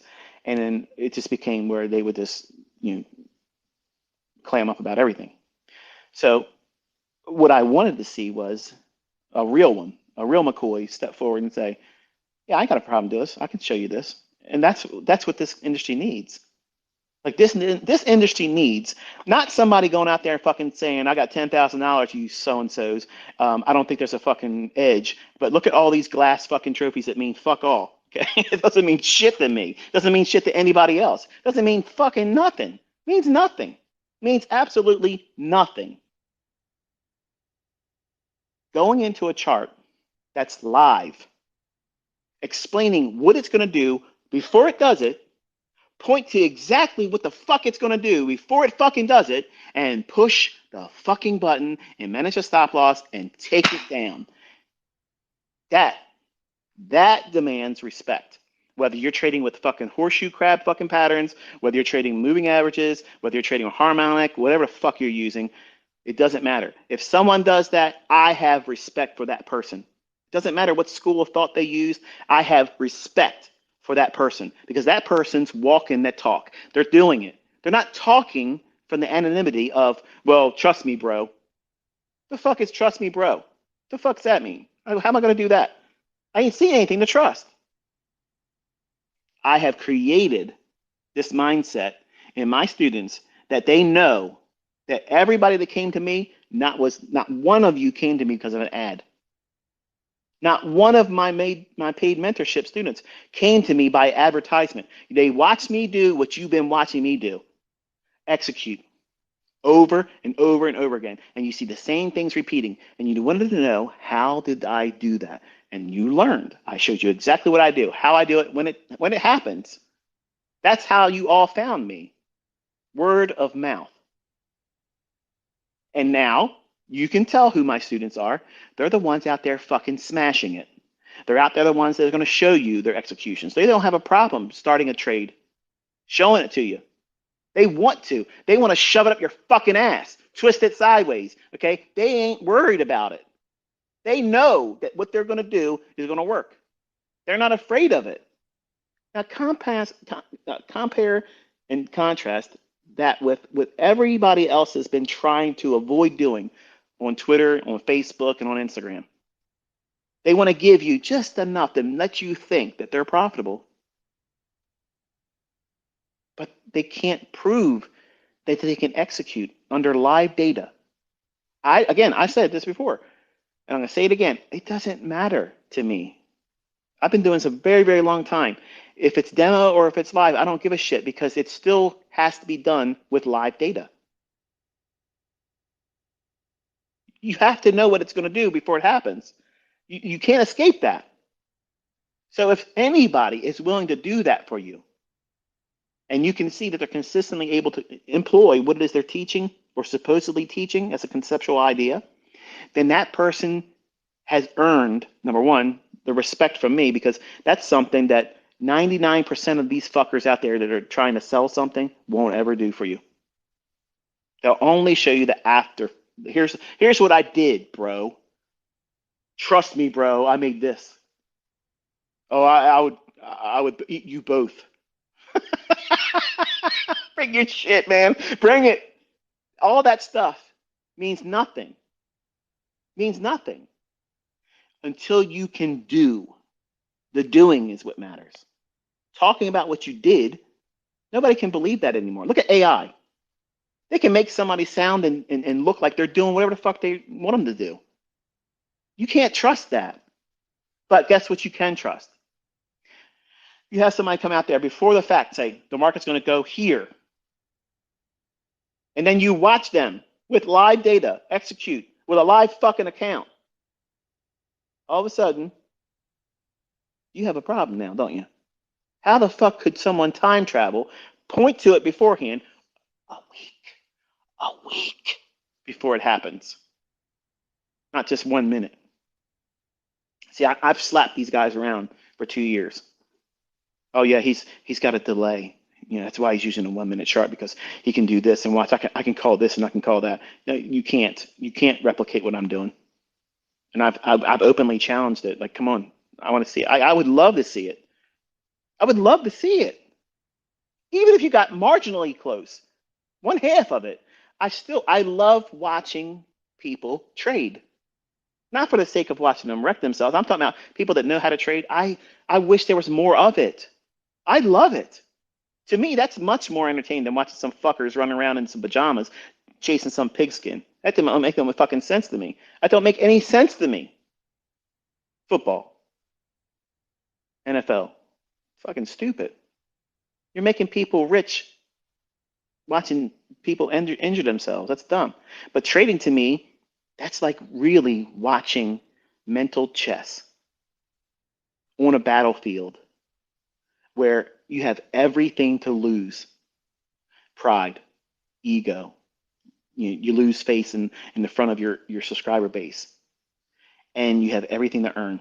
Respect, glory, pride. Not that pride's a good thing, but you get to be able to say, I told you so. And do you really know what you're doing? Because if you really know what you're doing, you're actively trying to prove it. You're actively trying to prove it by contrast. Now, there's some of you going to say, no, that's not true because I know what I'm doing and I don't ever feel that. Okay, got it. I got you, man. I got you. There's a lot of you out there that are going to be like that. But I'm talking about the ones that constantly make an excuse why I don't have time to do it right now. Or when they do try it, they fail miserably in the witness of you publicly. So we have, with the spearheading of my own, we have raised the bar up in the industry. You cannot accept MT4 screenshots. You cannot accept an MT5 screenshot. You cannot accept a MyFX book because those fucking things can be rigged. But you know what you can't rig? Getting fucking paid. Getting a fucking withdrawal, paid, interviewed by a fucking firm that paid you out, and they are saying, what the hell are you doing that you're so good? Hello. Hello. That's our boys. That's our girls. That's our team. That's us. We are fucking here. And just because I'm parking my old ass and retiring doesn't mean you get to sit on yours. I'm watching all of you. I'm watching all of you. And the next king is coming up out of our community, not anywhere else. So hopefully you're inspired. Hopefully you're encouraged. And I've given you something to hang your hopes and sights on going into the new year next year. There's a lot of shit going on in the world. I hope you're making your house ready. One of the best things you can do is inform yourself.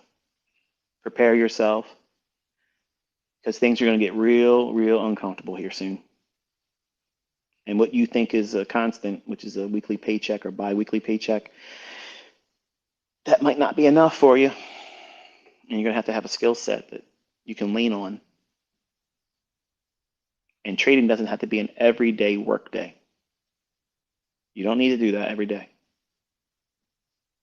Try to keep your costs low, your commission costs low, your trade frequency low, and try to trade with the highest quality setup. Let that be your primary focus when you're taking trades, not quantity. Quantity, that's not important. Quality is.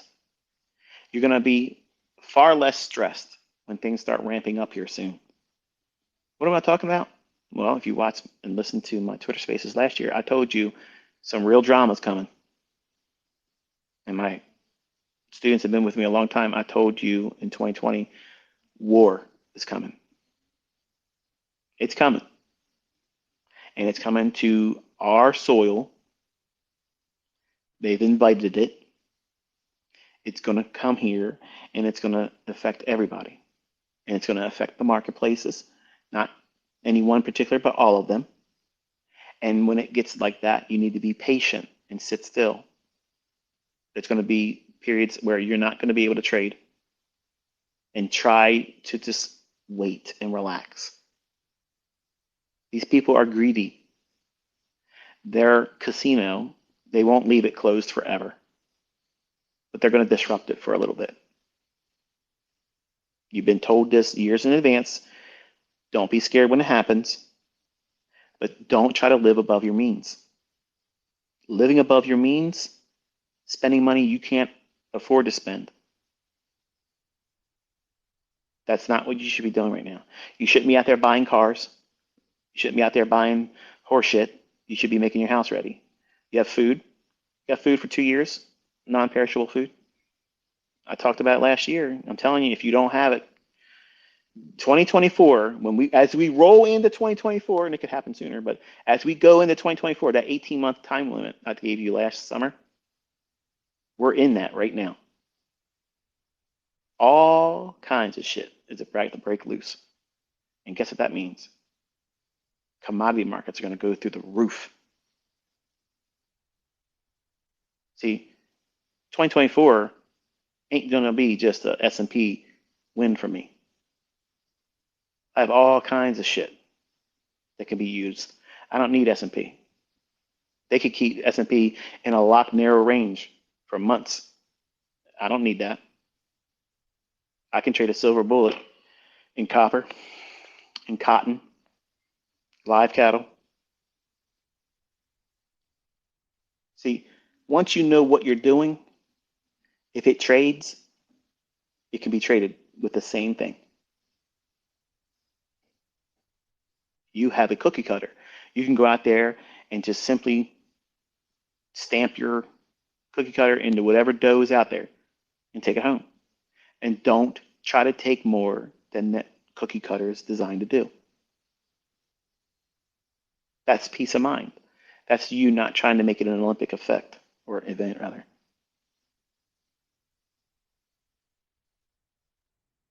And for some of you, when things start really kicking off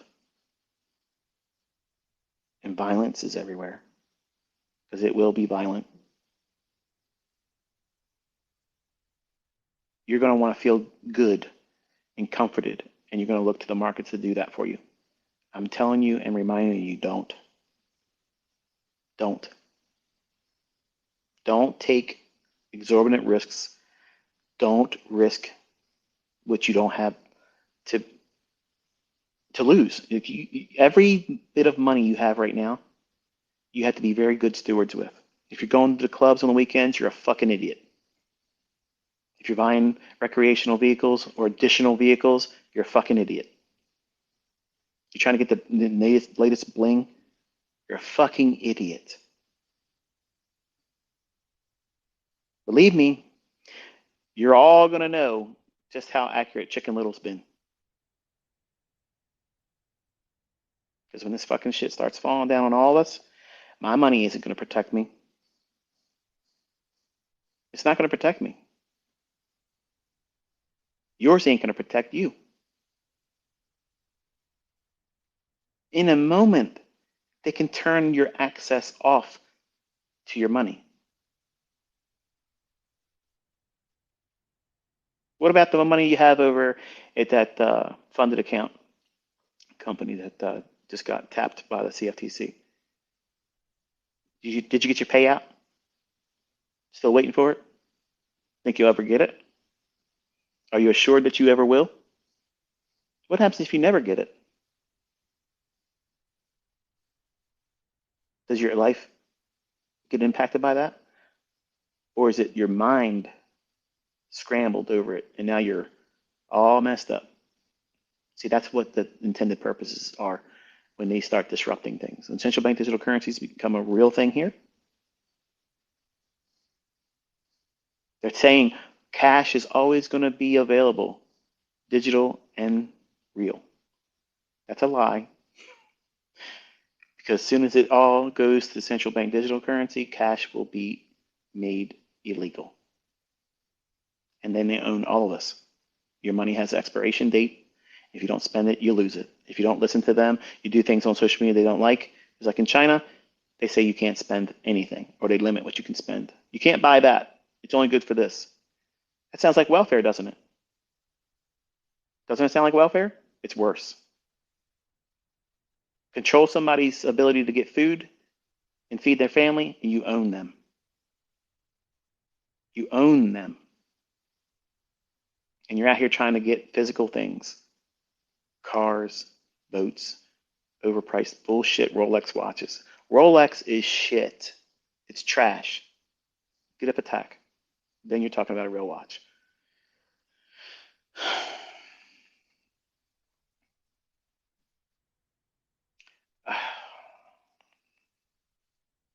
I so want to talk about other things.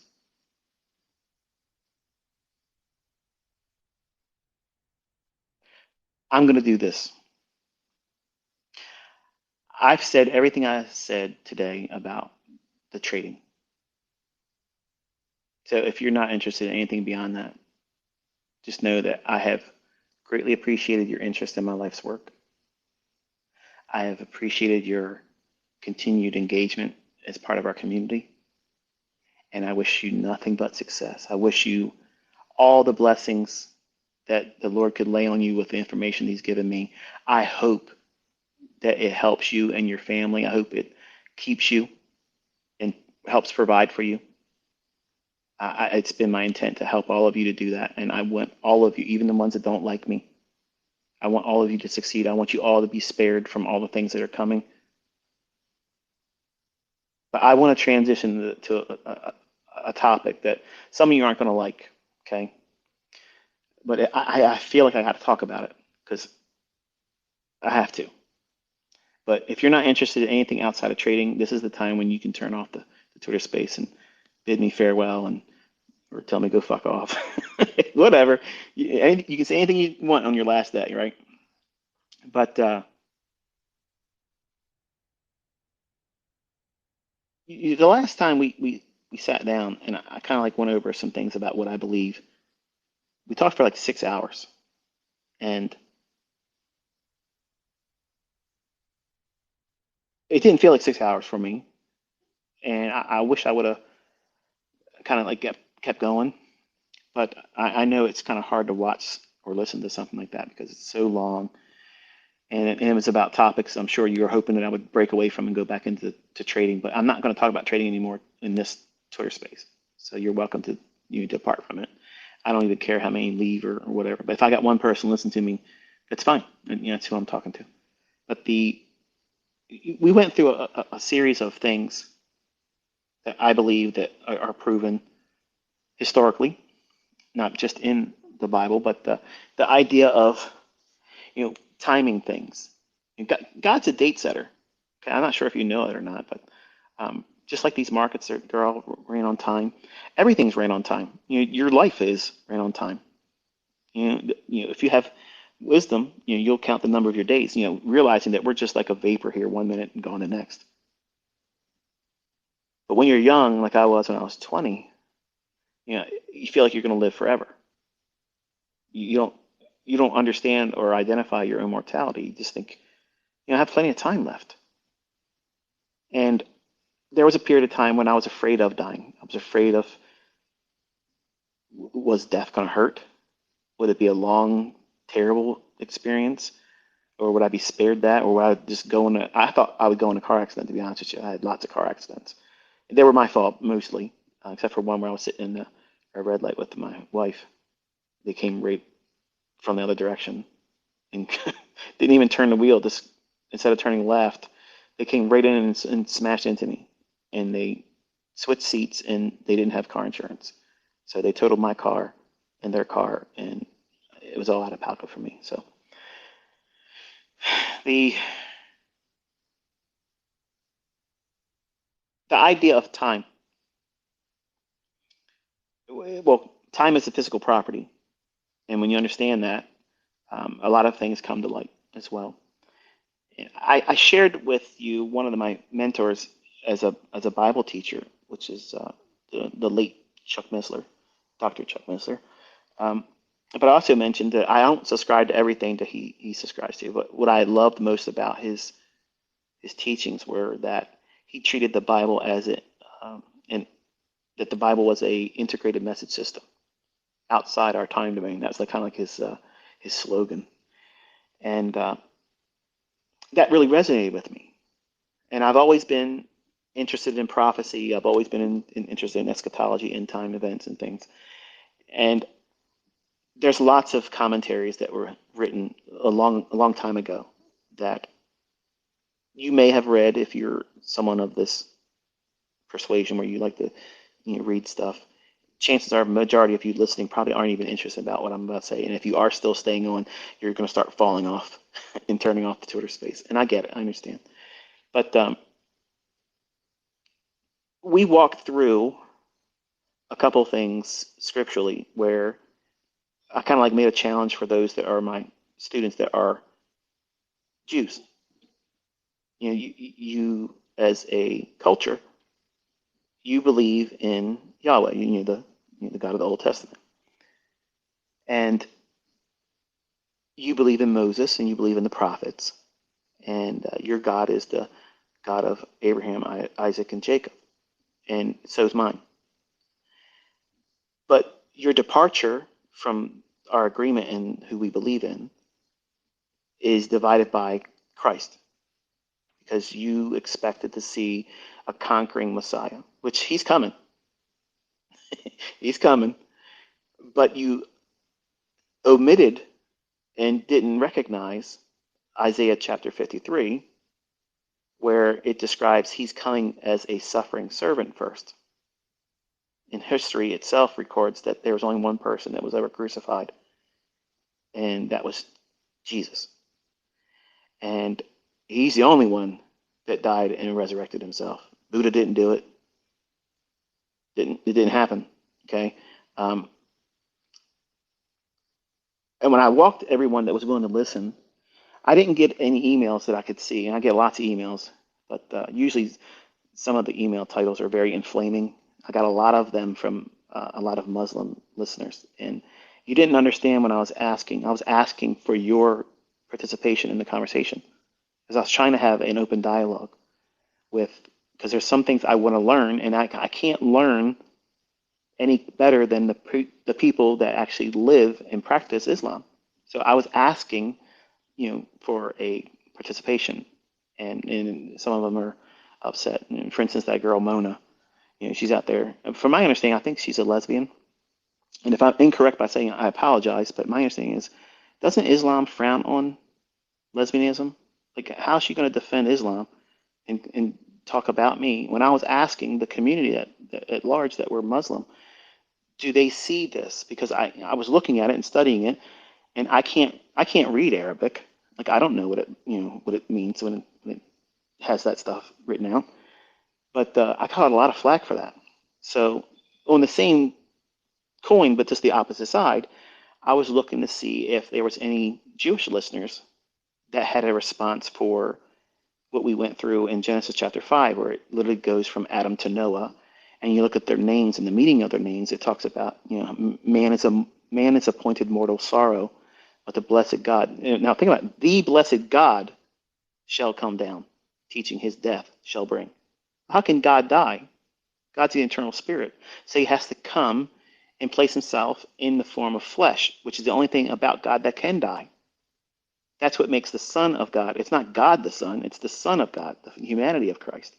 So I didn't get any, that I could tell. I'm ready to be corrected by someone forwarding an email. Maybe they reached out to me because I was actively really interested in to see the response in that. But to me, I think it's astonishing. Like, how can you not see Christ in that as a Jew? How can you not see that? I mean, I can understand because when Palm Sunday occurred, Christ basically was holding them accountable that they didn't recognize that day because they should have known the very day he was riding in, proclaiming to be the Messiah. And how does that happen? Well, before I get into that, here's Jesus riding on a donkey saying, hey, look, there's so many times that I wanted to shelter you and preserve you and give you peace. But because you have not recognized the day of your visitation, what's he talking about? He was holding them personally as a nation accountable that they didn't know that was the very day he was showing up as the Messiah. He held them accountable to that, so much so that he spiritually blinded them. And you wonder why a Jew can't see Jesus as their Messiah. That's a miracle right there. That's proving that Christ is who he said he was. Because if you take a Jew to Isaiah 53, it's astonishing how they don't see Jesus in that. And how can you wrestle with Genesis chapter 5 in the genealogy from Adam to Noah? Their names literally spell out the gospel of Christ. And for the Muslims to say Jesus wasn't God, that right there tells you man is appointed mortal sorrow, but the blessed God. Not God's, not one of three, the blessed God. The Father himself was going to come down teaching his death. His what? Jesus didn't die? Yeah, he did. His death shall bring the despairing comfort or rest. That's what that means. That's the gospel of Jesus Christ. That's 1 Corinthians chapter 15. I mean, it tells you that's exactly what that is.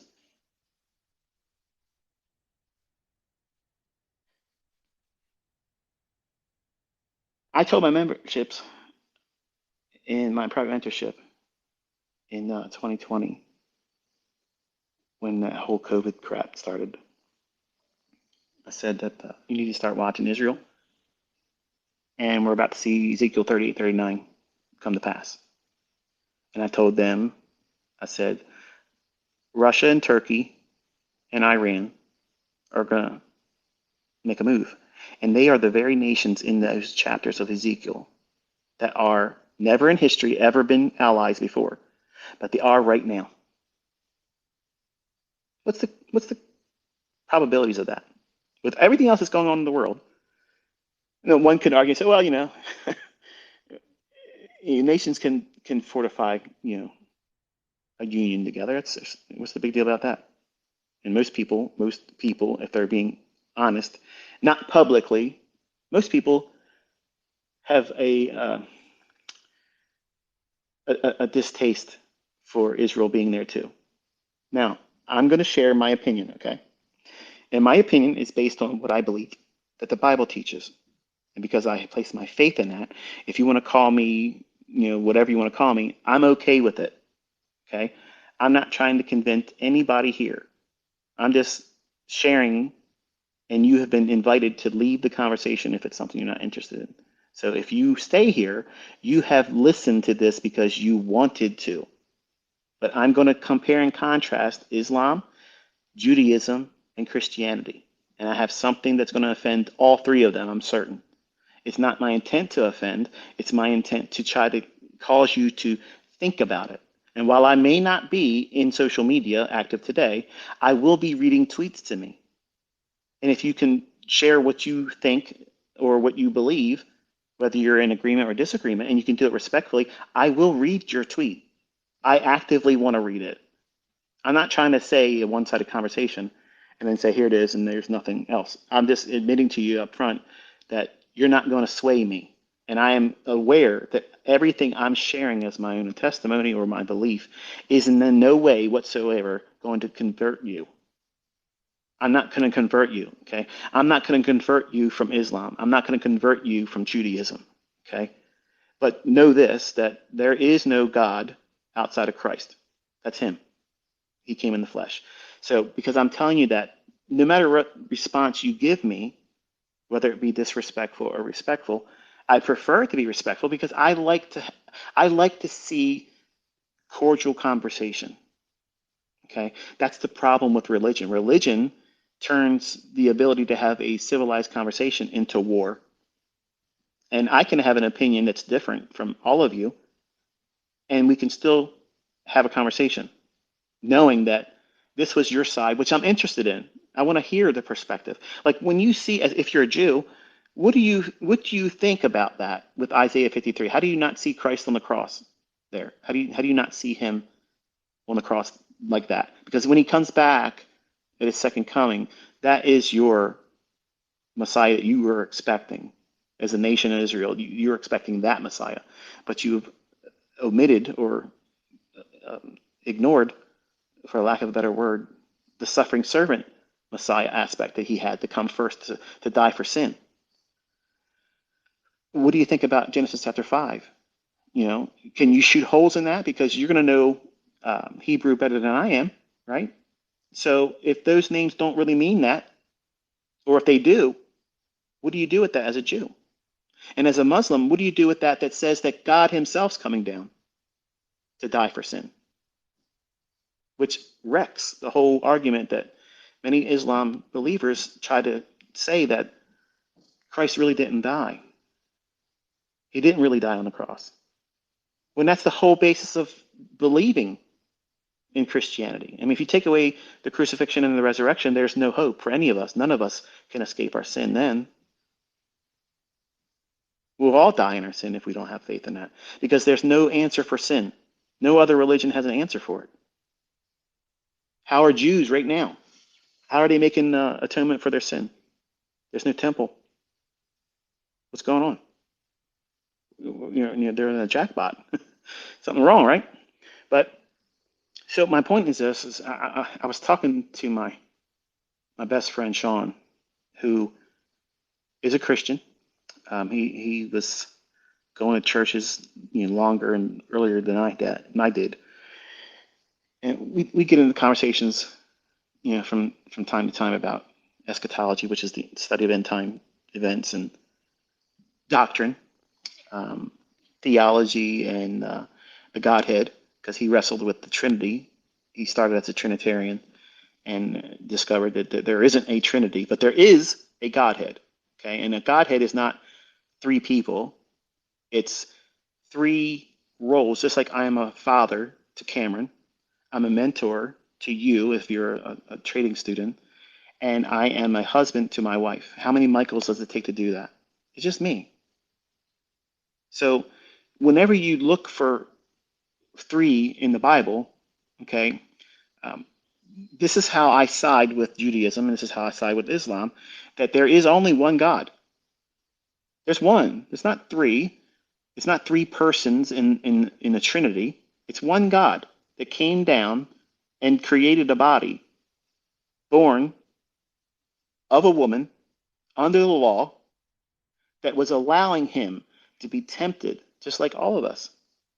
He was tempted just like we are every single day,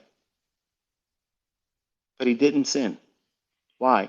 Because the Father in him, that Holy Spirit, because that's what he is, God's an invisible spirit, that the angels finally saw the face of, that's why they rejoiced in the fields when Mary gave birth. They rejoiced and sang. Why? Because they saw the face of God. No angel ever saw the face of God.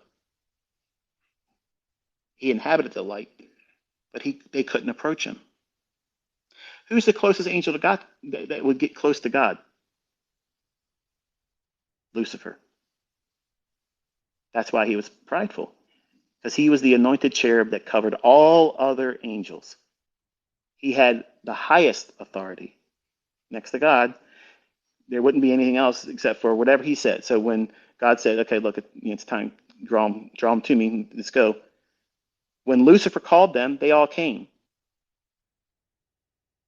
And because they saw him and he had the authority over them, he was prideful. So I go back and forth with, while I believe that even Lucifer didn't see God's face, I believe if any angel would have seen it, it would have been him, because he was allowed to be the closest to God. That's what makes him the tree, as we talked about in the last time we were talking about the scripture. That's what makes Lucifer the tree of the knowledge of good and evil. Because how could he know good? What's good? He was the closest to God, and yet still rebelled against him. Because every other angel that did the will of God, wouldn't they be considered good too? And we understood by the types and the models that's being shown in the symbols of Ezekiel and Isaiah in the chapters where Isaiah 14 and Ezekiel chapter 28. That's the rise and fall of Lucifer. And we understand that those trees are symbols of angels, ranks of angels, and eventually there's one that's specifically Lucifer. So when we go back to the Garden of Eden, when God said, don't eat of any of those, you can eat of any tree, okay? But that one here, specifically in the middle, don't even touch it. Whoa. So there's something different there, right? You can eat freely of all these trees, but this one here, don't even touch it. And we went through the whole detail about what the real sin of Adam and Eve were, and how was Eve wholly and solely deceived. And that was a sexual event. And then we understood that Cain wasn't biologically Adam's, and we can understand that it's taught specifically in our Old Testament too, and then confirmed in the New Testament. And then you have a problem with, why did God say in the Old Testament? Because I had this problem too. When I started reading the Bible where God says, destroy every one of these individuals, man, woman, and child. Well, I can see an atheist argument in that before I was really versed in the understanding of who these individuals were. They're descendants of crossbreeding of angels. So their whole purpose, when these angels descend, they were trying to pollute the gene pool that all of us have. We're SIN positive. All of us. After the flood, that bloodline still found a way. Angels still sinned. Okay. And this whole idea doesn't find its way in churches today because Augustine adopted Julian Africanus's idea of it's the Sethites, which actually makes no sense. Everybody in Jesus' day, when the scriptures were understood, they understood it was angels that sinned. They took wives and they had offspring that were not normal. You don't get 9 feet tall, men, just because a believer versus a non-believer has a relationship. So we went through a long, drawn-out discussion about that, but I want to talk about how when Jesus held them accountable to know the very day, would it be fair for him to say, you should have known this when they had no ability to know what day it was? Of course not. It wouldn't have been fair. But he held them to a standard so high that they didn't know the very day he was coming, that he spiritually blinded them as a nation. Which is the very reason why we understand that the Bible teaches there's going to be 7 years of tribulation. And Jeremiah calls it the time of Jacob's trouble. And I have friends and I have people I like listening to on YouTube that have various different beliefs about eschatology and what they believe in terms of whether there is a harpazo, which is a rapture, which is science fiction to some, that it can't happen. The same people that believe that Jesus ascended into a cloud when he ascended after his resurrection and spent time with the apostles. They watched him go up into the clouds. They watched him do that. They watched him ascend. Okay, they believe that happened.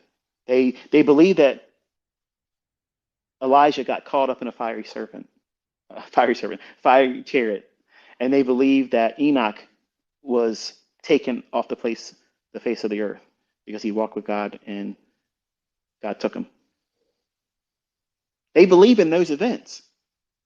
But when it comes to Thessalonians, when Paul says, behold, I show you a mystery, but that word, I show you a mystery, okay, if you understand it, what he's saying is I'm showing you something that wasn't completely new.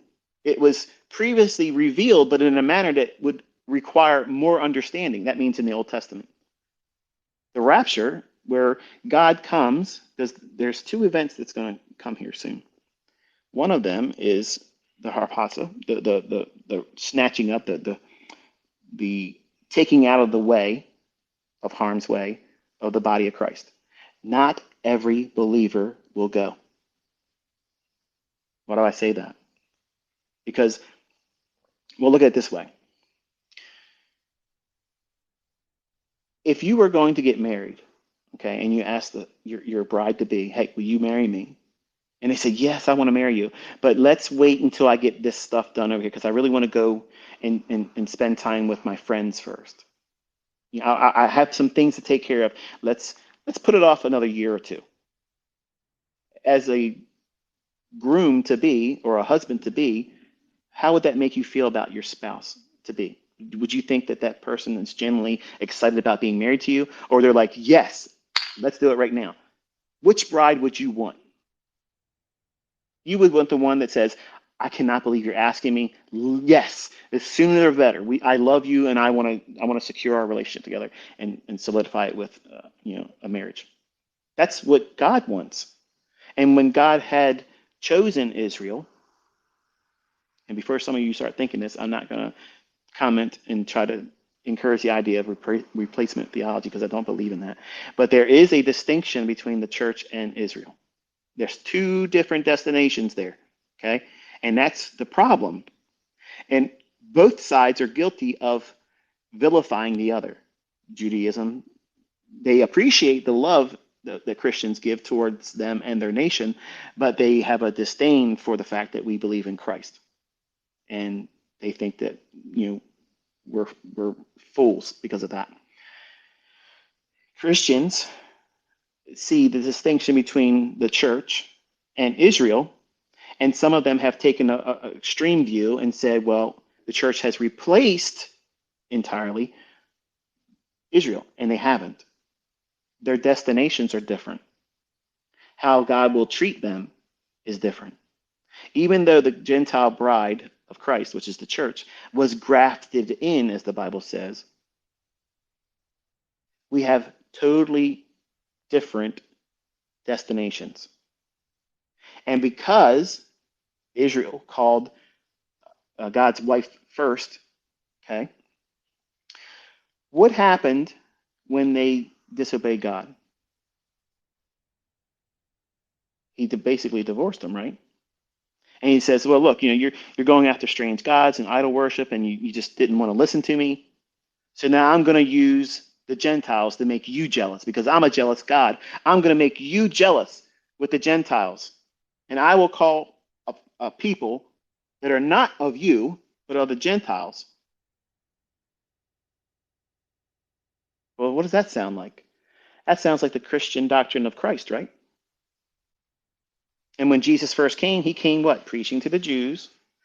And then he switches up and says, what? I got to start dealing with the Gentiles too. And then he gave that ministry to Paul.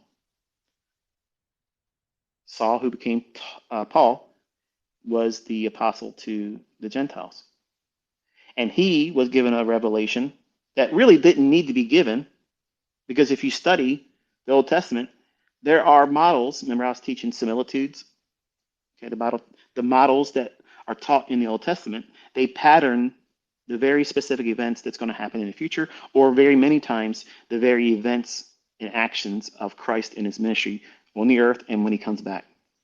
Just like the feasts of the Lord, the 7 feasts of the Lord, they're prophetic in nature too, but they're also something that they are supposed to be participated in on a yearly basis. The idea that Christ held the nation of Israel accountable for not knowing the very day that he was riding in on a donkey proclaiming to be the Messiah, you find that in Daniel chapter 9, verse 25, 26, and 27, which is always referred to as Gabriel's prophecy or Daniel's 70 weeks. And I'm going to spare you a very long and very technical discussion, but if you want to learn more about this, there's a book called The Coming Prince. That book it might be a little bit challenging for some of you to read, but there have been some very good scholarly presentations that have been done inside of 15, 20 minutes on YouTube. If you do a search on Daniel 70 weeks prophecy, if you want to have like a little bit of a supplemental review of what I'm talking about here and glossing over, which doesn't really do it any justice. But if you understand those 3 verses, what Gabriel basically said was, here's the very day that when the decree is given to rebuild the city of Jerusalem, not the decree to rebuild the temple, but there was only one decree to rebuild the city of Jerusalem. And it took 3 parts. 3 kings actually had a say in the matter. But it finally was rebuilt. And Gabriel's prophecy of telling Daniel in chapter 9, verse 25, 26, and 27, it gives you a very specific number of days.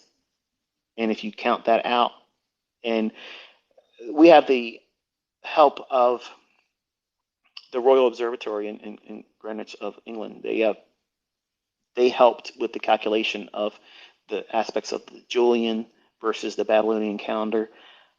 Prophecies usually marked with 360 days a year, and something happened, where I believe, because I've read other books, because I've always been a student of astrology, I believe Mars had an influence on our planets, and every calendar changed from a 360-day year to 365, and something happened. And there are some scholarly works that are done outside of Bible-based views, just scientifically represented, where Mars had a interference with our orbital rotation. And somehow we picked up an extra 5 days or so, a little bit over 5 days per year. So while every calendar around the world that kept calendars, they all had a 360-day calendar. And they all, for some reason, changed all around the same short period of time. And a lot of scientists have some pretty convincing arguments that, and I believe it too, that Mars had an influence on our calendar, which caused us to move to a 365-day calendar. Well, prophecy still rolls on a 360-day calendar year. And if you have that in mind and you use the calculation and all the time aspects of calculating that was verified by the Royal Observatory in England, and you can check all this stuff. You can do all the math yourself. It's a long-winded calculation, but all of the details are in that book, The Coming Prince. And you probably won't read it and feel like it's an easy read, but it's all there. I mean, it's definitely all there. You can do the calculations. It comes to April 6th, 32 AD, which is the very day that Jesus rode in on the donkey and proclaimed himself as the Messiah. And then that same week, April 10th, which was a Thursday, because Good Friday is a myth, you can't get 3 days and 3 nights in the belly of the earth like Jonah was 3 days and 3 nights in the belly of the great fish, which is Jesus' proclaimed response to the Pharisees. It said, show us a sign. A wicked generation seeketh out their sign. There's no sign given unto it, but the sign of Jonah. As 3 days and 3 nights Jonah was in the belly of the fish, so will the Son of Man be 3 days and 3 nights in the belly of the earth. So that was his only response. So how can you get 3 days and 3 nights if Jesus died on the cross on a Friday? You can't. If he's resurrecting and coming back to life before sunrise on Sunday, the math isn't mathing, right? So it's Thursday. And I actually have a study where if you look at the creation week, the Passion Week, where he rode in on a donkey on Palm Sunday, all the way to the day of resurrection, all of those days pattern the very days of creation. So he created all things new, just like he did in the beginning. Day 1, day 2, day 3, and so forth. So, but anyway, the crucifixion was on the 10th of April, 32 AD. So if Gabriel gave Daniel that prophecy, and the Jews read this, they understood it. They should have understood it, right? They should have known the very day that Jesus was coming as the Messiah. So whoever rides in on a donkey on that day should be the Messiah. What other supporting evidence? Well, he was bringing people back from the dead.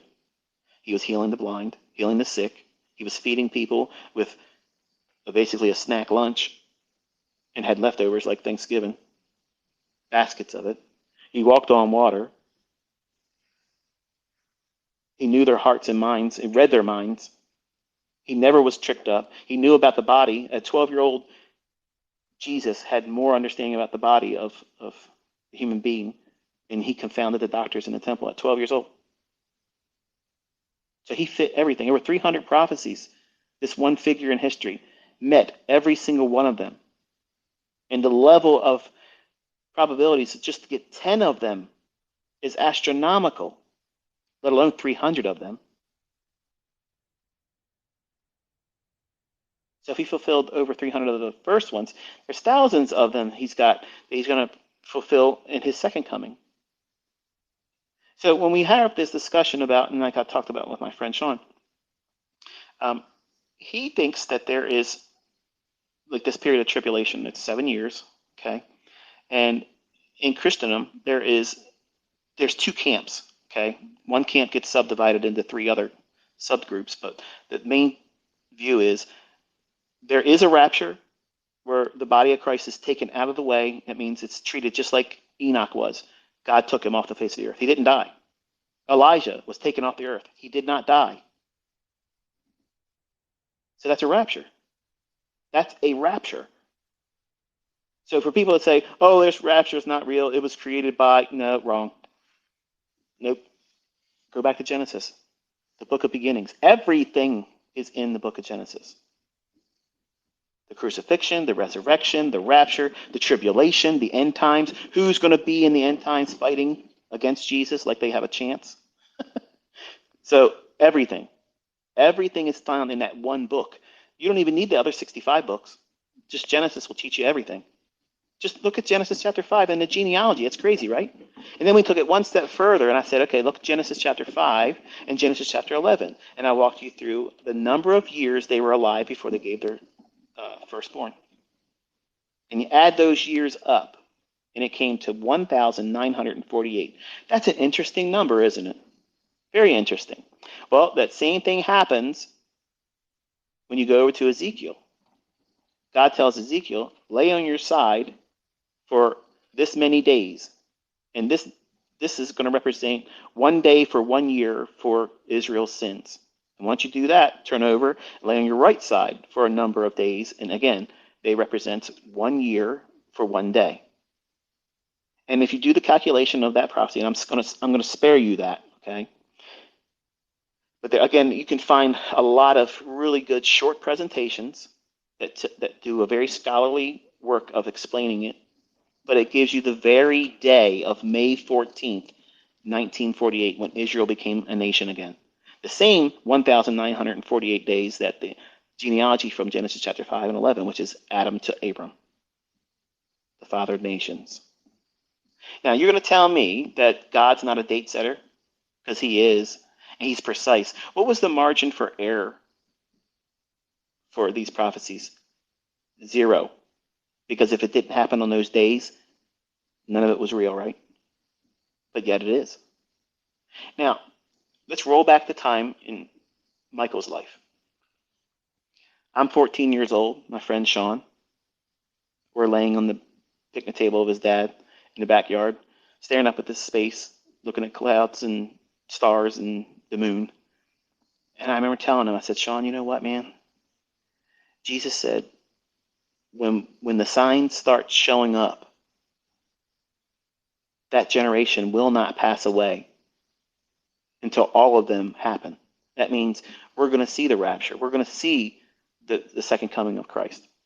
We're going to see that in our lifetime. Do you have any idea how exciting that is? He's like, yeah, it's kind of neat. But I could tell he wasn't really subscribing to it. And later on as an adult, he was like, and he still holds this view. He doesn't want Jesus to come back yet.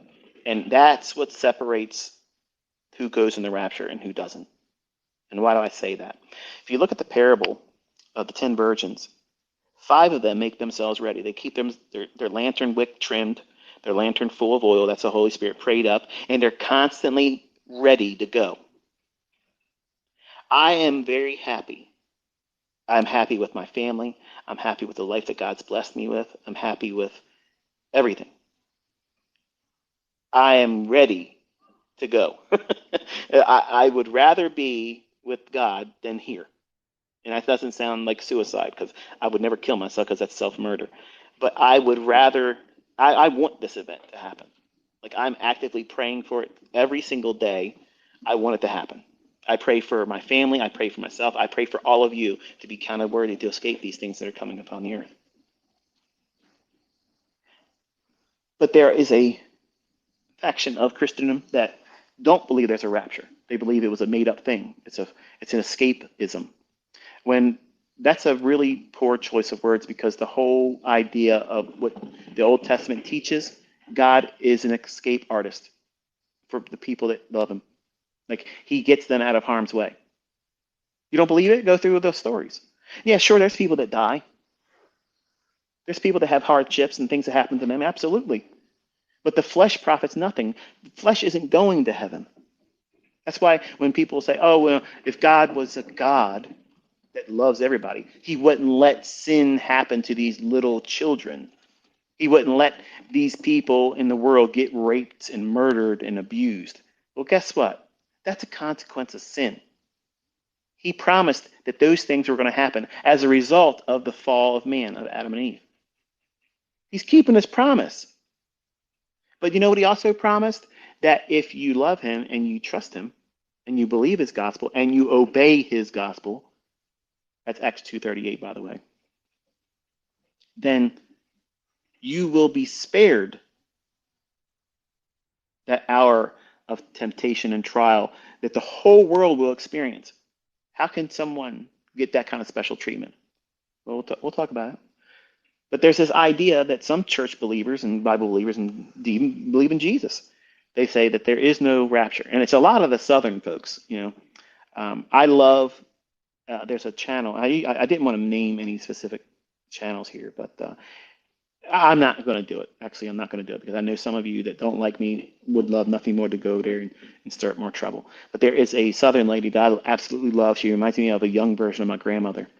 Um, I love her uploads, and she's like a homesteader, and she doesn't believe in a rapture, and it's unfortunate, but she believes that, like my friend Sean, they believe that we have to endure 7 years of tribulation, which makes absolutely no sense.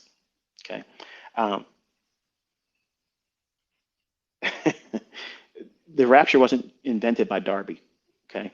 The rapture is Old Testament, which preceded Darby. Okay. It's in the New Testament, which precedes Darby. Okay. I'm sorry. That's just the facts. Okay. And when you really understand the scripture and you understand what's really being said, okay, um, there is a harpazo. The word rapture isn't in our Bible, okay, but in the original language, there is a term that means what we collectively refer to as a rapture. The event is to snatch out of the way of danger. That's what Paul's saying. Okay, in a moment, in a twinkling of an eye, we shall be transformed and changed, called up to meet him in the air in the clouds. Okay. Now, for some people that are Christian, they believe in Jesus, they think that ain't going to happen. That's fancy talk. What do you think was going on when Jesus ascended into heaven? He was teaching them that this is how you're going to see me again. How do you know that? Because the angels said, hey, why are you looking in here, looking up at Jesus like this? This same Jesus is going to return unto you the same way, in like manner. Now, that's where people get it confused because they think, oh, that's the second coming of Jesus. Nope, that's not what that is. That's not what that is. Because it says you will meet him in the clouds. Just like this, you're going to meet him there. At his second coming, nobody's meeting him in the clouds. He's coming back with them. Anybody that's died or raptured in heaven, he's bringing them with him. And then he puts his foot on the planet Earth. Whereas in the rapture, he's not putting his foot on the planet. Only the people that are going in the rapture will see him then. Every eye will see him at the second coming. And every knee will bow. And every tongue will profess that Jesus Christ is Lord, the only God deserving of worship. But there is a group that do believe in a rapture, and they wrestle with one another. So here you have this 7 year tribulation.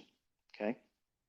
At the beginning of this tribulation, there's a group, and I'm part of this group. I am a pre-tribulation believer, meaning that I believe that the body of Christ that is actively seeking Christ's return, that wants him to return, that wants that more than anything else, they are the ones that are counted worthy to escape it. Because again, that's like I mentioned earlier, if you were getting ready to get married, would you feel good if the spouse that you asked to marry you said, let's postpone it.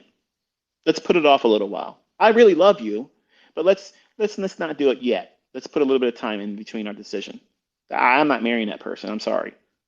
If my wife would have told me, yeah, but let's just wait, that would have been it. Done. It's over. That's just my thoughts on it. And it may be a little harsh for some of you. You may not see it that way, but you got to remember, we're talking about God.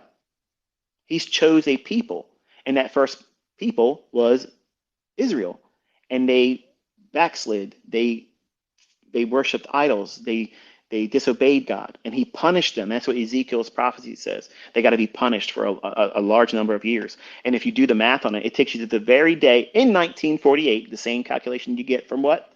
Genesis chapter 5, Genesis chapter 11, add up all the number of years of the firstborn, and then the genealogy from Adam to Abram. Ooh, what's that? Father nations, and what's the nation that God put his name on? Israel. 1948. You can't escape it that God sets these things in advance. God knows the end from the beginning. Only God does. No other book, no other book proves itself like the Bible does. And history proves that man was crucified. He divided time. No other person divided time but Christ. But this 7-year tribulation has been a source of contention for even believers. Before the tribulation, before that 7 years of terrible things, there's a pre-tribulation where the Bible says then that which hinders is removed, then shall that man of sin be revealed. The man of sin is the Antichrist. Okay, I believe he's alive and well right now. I believe that you are going to see the Bible in your lifetime come to reality, and you're going to see it right in front of you, real time, 4K resolution. It's going to be, you're going to see it. I absolutely believe that Ezekiel 38 and 39 is about to kick off. Now, I don't know. This is what I've been flip-flopping back and forth with, and it's not just recently, but for the number of years I've been studying it. I don't know if Ezekiel 38 and 39's war, where Iran, which is Persia in those chapters, Turkey, and Russia, they are an axis of, well, they're allies, let's say it that way. Okay. And I'm not going to tell you anything more. I want you to read those 2 chapters. If you're inclined and you've listened this long, read those 2 chapters, okay? And you're going to discover there's some language being used in that where, imagine if you were at that time, before nuclear bombs were ever even created. Imagine if a nuclear bomb was used in Israel.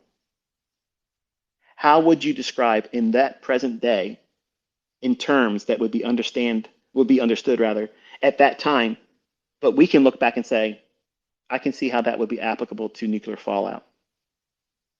I'll just leave that with you, and you read it, and you tell me if that's not what you see, okay? But I told my students in 2019 that something really bad was coming. And when I started talking, it wasn't pre-planned. It wasn't even like it is right now. Like, I want to talk about this. I didn't want to talk about it then. It just started coming out of my mouth. And I said, we're going to have something worse than 9/11. And then I told my students in March of 2020, I said, if we go past 2 weeks of this stuff, it needs to stop after a month. If not, we're in the last days. And I had students leave because they thought I was a nut job. Some of them were other religions and some of them were atheists. And they said, I didn't join for this. But I've had so many people reach back and say, you know what, I was a fool because look what's going on everywhere. And everything you said was nailed down, just like I said. Now, I'm not taking credit for this because I believed what I was saying was given to me because it wasn't premeditated. Whereas I'm talking to you right now, I'm trying to be very careful about what I'm saying because I have a destination in the conversation. Whereas at the time, I was just talking and I had no idea where I was going. I just felt I had to say it. And all of it happened. All of it happened. I said they're going to talk about UFOs. And we saw them on TV and they're talking about how they got alien bodies. I don't believe none of that stuff, but guess what? That's what gives the rapture a perfect excuse where everybody goes. A mass abduction. I don't believe that. But that's a perfect excuse, right?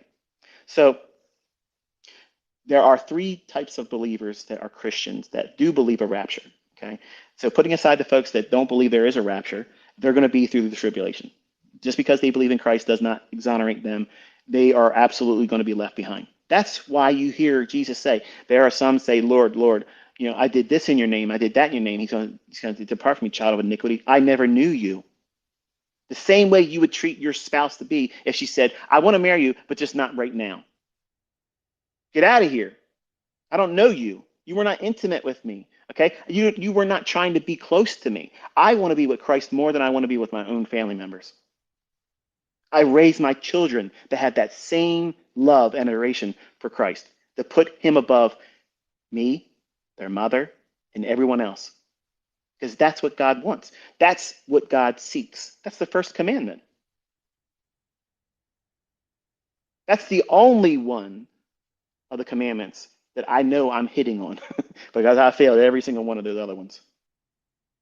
And any one of those puts me in hell. And I needed a redeemer, just like you. And Christ is that redeemer.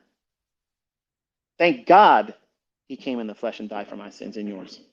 Whether you choose to believe him or not, it doesn't take away what he did and the power of it. But before the tribulation, that 7 years of terrible, dreadful things, to be here for any of that. You think this whole coronavirus stuff was a hard thing to get through? Man, you don't want to be here for what's coming. Before the tribulation begins, the Bible says, when that which hinders is removed, then that son of sin shall be revealed. That man of sin will be revealed. That's the Antichrist. Okay. What is the thing that's hindering the body of Christ? The believers that want Christ to come back. Not, I love Jesus. I want him to come back, but just not yet. And they use the excuse because I want more people saved. I used to think that. When I was younger, I used to think that. But guess what? God knows who that last believer is going to be. Remember, he knows the end from the beginning. He told Daniel through Gabriel's message and visitation the very day that he was going to ride in on a donkey and present himself as the Messiah. And he held the entire nation of Israel accountable for not recognizing that day. So now what's the purpose of the 7 years? It's the time of Jacob's trouble. He's going to demand that Israel does a national repentance. The nation itself is going to repent and call upon the name of the Lord. And then and only then does Jesus come back. The rapture is not the second coming. They're two distinct events. And my friend Sean wrestles with this because he believes that at one point he was mid-trib, which means the 3.5 years, midpoint of that 7-year time of trouble, where the whole world is under craziness. He believes that the rapture happens then. I don't believe that because it doesn't fit the model of everything else that the Bible teaches. You got to look at everything in the Bible, not just take things and say, well, that makes sense for me here, but I'm going to ignore all these other scriptures that says this. For the people that don't believe in a rapture, what do you call what happened to Elijah? What happened to Enoch? See, in the flood, look at it like this. The flood, which is global, you may not want to believe in the Bible, but guess what? There's other cultures that prove in their historical records, even in paintings on caves, there was a global flood. You can go up on mountains and find fish fossils that should have never been at that height. Aquatic animals. What do you think? A bear climbed up miles of a mountain, then decided to eat it up there. It kept it in its mouth the entire time up there. Come on. They're too big for an eagle to carry up there. You're denying it because you want to deny it. There was a global flood. It wasn't a localized flood. It was global. But in that flood, there was a lot of people that perished, just like the Bible says the tribulation is going to happen. In the time of the Old Testament, 1/3 of the Jews, when we were transitioning from Old to New Testament, 1/3 of the Jewish population was destroyed. In the time of Jacob's trouble, 2/3 of the Jews will be destroyed. That's the Bible. That's horrible. Not just Jews, anyone else that's left here. You don't want to be part of that. If we look at the model of the Old Testament, where it talks about the flood, look at the flood as the model of the tribulation, okay? There was a small remnant of people that were preserved during the flood. That's what? Noah and his family, his sons and their wives. So there's 8 people, okay? So there was 2 types of people, those that survived that tribulation of the flood And I'm sure if you were asking them while it was happening, that would be considered a great tribulation because they had never seen rain like that. It rained for 40 days and 40 nights. And the springs of the earth opened up, and also the atmosphere was different then. So it was a deluge. It was so much water so fast. When they started beating on the ark, trying to get in, Noah couldn't have let them in if he wanted to because God closed the door, the Bible says. Once this starts, once the rapture happens and the believers are gone, Satan's allowed to do whatever he wants. That's what the Bible says. He will be allowed to do whatever he wants. What is the hindering thing? The bride of Christ. How do we know that? Well, I'll come back to them in a second. But there's a third group. They believe it's a post-trib rapture, where they believe that the church has to go through every painful thing that the Jews have to go through of tribulation. And then God will call them up into the clouds, give them their glorified body, and then it will return, do a U-turn, go right back down to the earth, and then he sets up his 1,000-year reign on the earth, which is the millennial reign. That absolutely makes no sense either, because the Bible teaches that the rapture is imminent. Paul had to teach them in the New Testament because they thought they missed it. Like they were afraid. Like we missed it because there was a lie going around saying the rapture took place. And Paul said, listen, settle down. Listen, you didn't miss anything. Things have to happen, okay? And those things didn't happen yet. So he reassured them, okay? One of the things about imminency, something that has an imminent event that you can't really tell when it's going to happen, can it be an imminent event if you can time the day that Jesus is going to come back? Because I'm going to tell you the day he's going to come back. Wait a minute, this guy's a blasphemer because he's saying right now he knows the day and the hour. No, I didn't. I said the day. For the folks that aren't believers in Christ and that are alive, that are listening to this, the day that this person that's going to step forward and offer a 7-year peace agreement, when that happens, you can count 1,260 days until the day he's going to set up himself and say, stop worshiping everything that you call God. And he's going to make himself like God. And right then and there, Satan himself is going to indwell that person, the same person that orchestrates a 7-year peace agreement. And then 1,260 days at that moment, Christ is coming back. How do I know that? Because there's all through scriptures where it goes down to the very day that this is all timed out. And I don't want you to take what I just said and say, okay, well, I have a lot of respect for you, ICT, so you probably know this better than I do. I'm just going to take your word for it. Do not take my word for it. The whole purpose of the prophecies are for you to go in there and see it for yourself. So if he was nailing it down the very day that April 6th of 32 AD that Jesus was going to come in as the Messiah, and then the very day of May 14th, 1948, when Israel was going to become a nation again, that's why Daniel's prophecy says those very specific elements. God does it in so many ways of breaking it down. He shows it to you in years. He shows it to you in months. And then he breaks it down to the very number of days.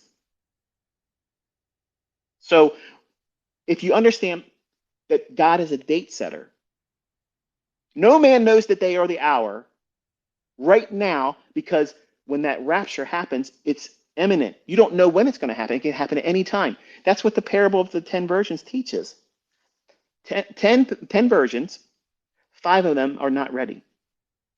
5 of them are. The 5 that are ready, they go out and they meet the groom and they go in. And the 5 that aren't, they try to get in. They say, no, you haven't made your garments ready and you have no oil in your lantern. Go and try to buy it. But they're not going to be able to do it. That's what's going to happen when the rapture happens. The believers that are left here that said, I don't want Jesus to come back yet. They're not going. They're going through the tribulation. The people that say there is no rapture, they're going through the tribulation. And some of them expect it, so they're not going to be surprised by it. But when that rapture happens, they're going to be really surprised that they had it wrong. Why wouldn't you believe the Bible when it makes it very clear that there is one? And if you look at the book of Ruth, look at Boaz. He's a kinsman redeemer. That's the whole idea of it. Naomi is the type of Israel. Ruth is a Gentile bride. That's the church. Through Naomi, who guides what? The Gentile bride to do what? See Boaz as the husband. Does Boaz beat his wife Ruth ever in that story? No. He's tender to her. In fact, when she catches his eye, he's smitten by her. And Naomi knows it. And when she comes back with more food, because Boaz owned that field. What's the field? Remember the part of the parable? The world. See, all these blessings are coming to Israel as a nation, yes, but the gifts of the Spirit, which are way better than the land, that's going to the church. Say, Naomi, she sees Ruth come back home with all this bounty.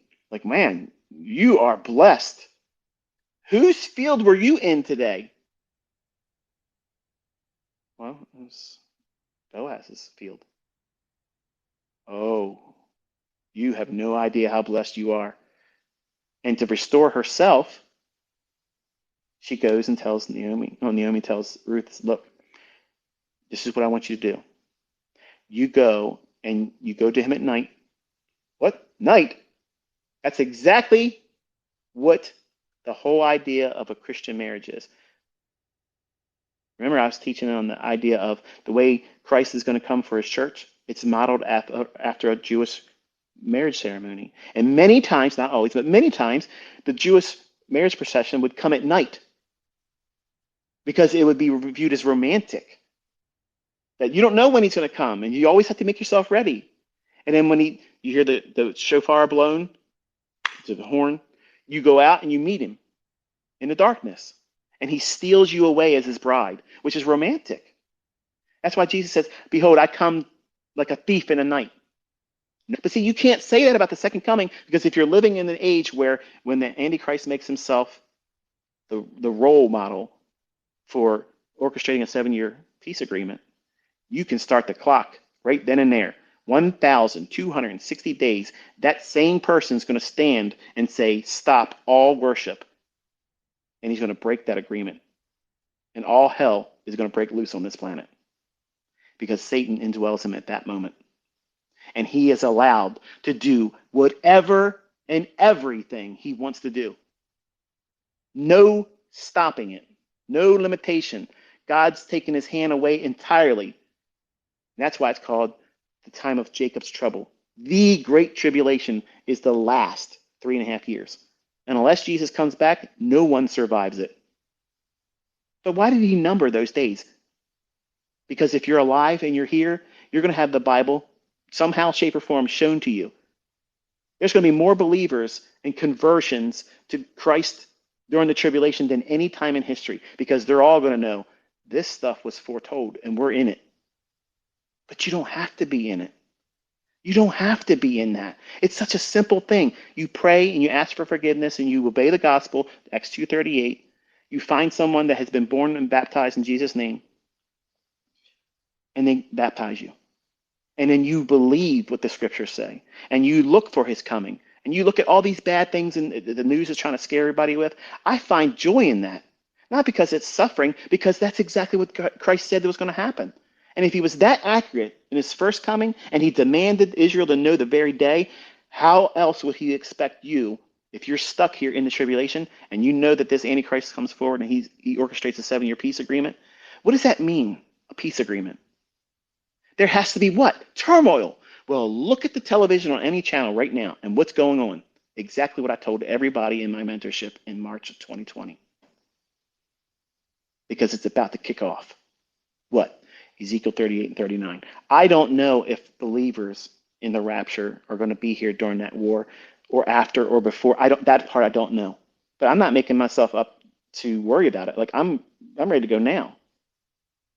Like, you think I'm not going to be able to be away from social media for the trading? Like, I'm pouring myself into the Word of God. I'm pouring myself into that. I want to be closer to God because I know where we're at. The Lord's given me so much confirmation by the things I said that I wasn't trying to talk about, and it's happened. Even my students, when I told them the other day, I said, go back and find me the dates of those videos where I've commented. And I said, turn your attention to this and that. Again, this is not pride. This is not me trying to say, because I know it's the Lord. But some of the responses were like, wow, that was nailed down perfectly. Like it happened exactly like that. And it gives me goosebumps thinking about it because I'm a sinner. Like I'm a sinner. You heard me in the first part of this discussion, foul mouthing. You heard it. You're not hearing it now, are you? Someone else is here. Okay? So when he's here, he bridles the tongue. And I want you to have this peace, knowing that there's no other person that embodies God outside of Christ. No one else has been able to set the dates beforehand, and they happen perfectly. Perfectly. That's precision. So when you hear somebody say, oh, no man knows the day or the hour, you're setting dates and stuff, I get it. That's true about rapture. But when that rapture happens and tribulation starts, everything is on a schedule. It's on a schedule. It's timed. Go look at the book of Revelation. See, teachers and preachers of the Bible, they avoid that book because they really don't know their scripture. They don't know their Bible. They wouldn't even recognize Jesus if he walked into their church, let alone try to teach his word. They're expecting some, you know, sandy, blonde, blue-eyed Caucasian man with long hair. He would have never had long hair. He ain't going to have white skin. I mean, the way they have portrayed Christ is so away from what he really would have been. He would have had olive-colored skin, probably, you know, what every person really would like to have as a white person. Not tan, but like an olive complexion, something like that from the Mediterranean area would have. He wouldn't have blonde hair, long down past his shoulders. That makes him effeminate. He would have never had an effeminate appearance. And he wouldn't have been skinny like that. He was a carpenter's son. He would have been a burly man, somebody that would have had some size to him. He wouldn't have been a weakling. But the Bible says he had no form in commonness that we should desire him. So he wouldn't have been pretty like they try to make him look out to be like this handsome, trimmed beard, long hair, like he's something on a romance novel. That's offensive to me when I see that. That's why we're not supposed to have any graven image. We're not supposed to have those types of things. Why? Because if you keep looking at that stuff, you identify that as Jesus. And you have crosses with the body of Christ still on the cross. That you shouldn't have that. He's not on the cross no more. He put himself there. He allowed himself to be up there. There's 3 nails didn't keep him there. His love for us did. That's what kept him up on that cross. He walked on water. He brought the dead back to life. He healed the blind. He fed people miraculously. And you think 3 nails kept him up there? 3. 3 spikes, like he said to them. He said, listen, you're telling me to come down from this cross if I'm the Son of God. Don't you understand? I could call down 10,000 legions of angels and lay waste just like this if I wanted it to happen. All of it was scheduled. He was the master of ceremonies. He was the one controlling everything because it was on a schedule.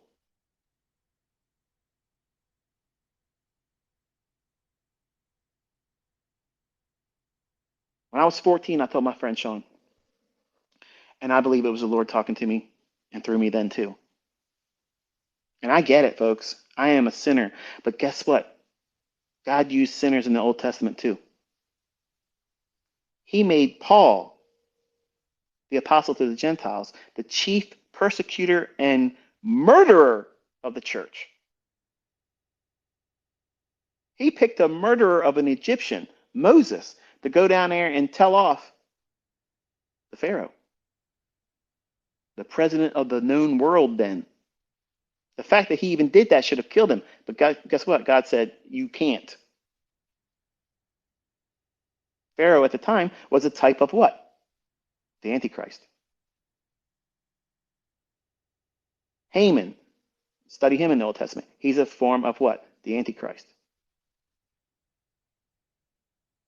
So if you look at Boaz in the book of Ruth, Naomi, who was a Jewish woman, she's a widowed woman. She doesn't have a husband anymore. But she recognizes that Boaz can redeem her. But Ruth's a Gentile. So she says to Ruth, go to him at night and basically take part of your clothing and lay it across his feet while he's sleeping. And that is a very confusing thing for some people, but it's a way for her to proposition him, saying, listen, I will be yours if you would have me, basically. And he knew exactly what she was doing. And when he married her, does the story say that he put her through any harm? No. He treated her special and told the field, okay?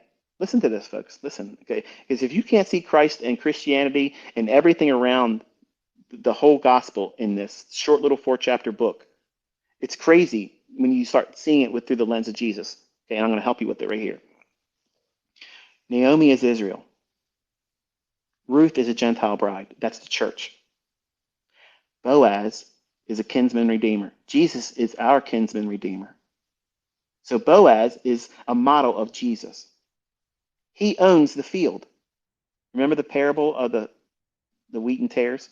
And Jesus tells you what the wheat is. It's the world. I'm sorry, what the field is. It's the world. So use that same knowledge and a symbol right there in the book of Ruth. Who owns the field? Boaz. What is the field? It's the world. In the world, God sees two people, Jew and Gentile. If you're not a Jew, you're a Gentile. But Jesus takes a Gentile bride. That's his bride. That's his bride, okay? The believers in Christ are always referred to as the body of Christ or the bride of Christ. She's a Gentile. We're not Jewish, but we're grafted in. Grafted into what? The salvation plan. When Jesus sees this Gentile woman by model, okay, he gives her special treatment.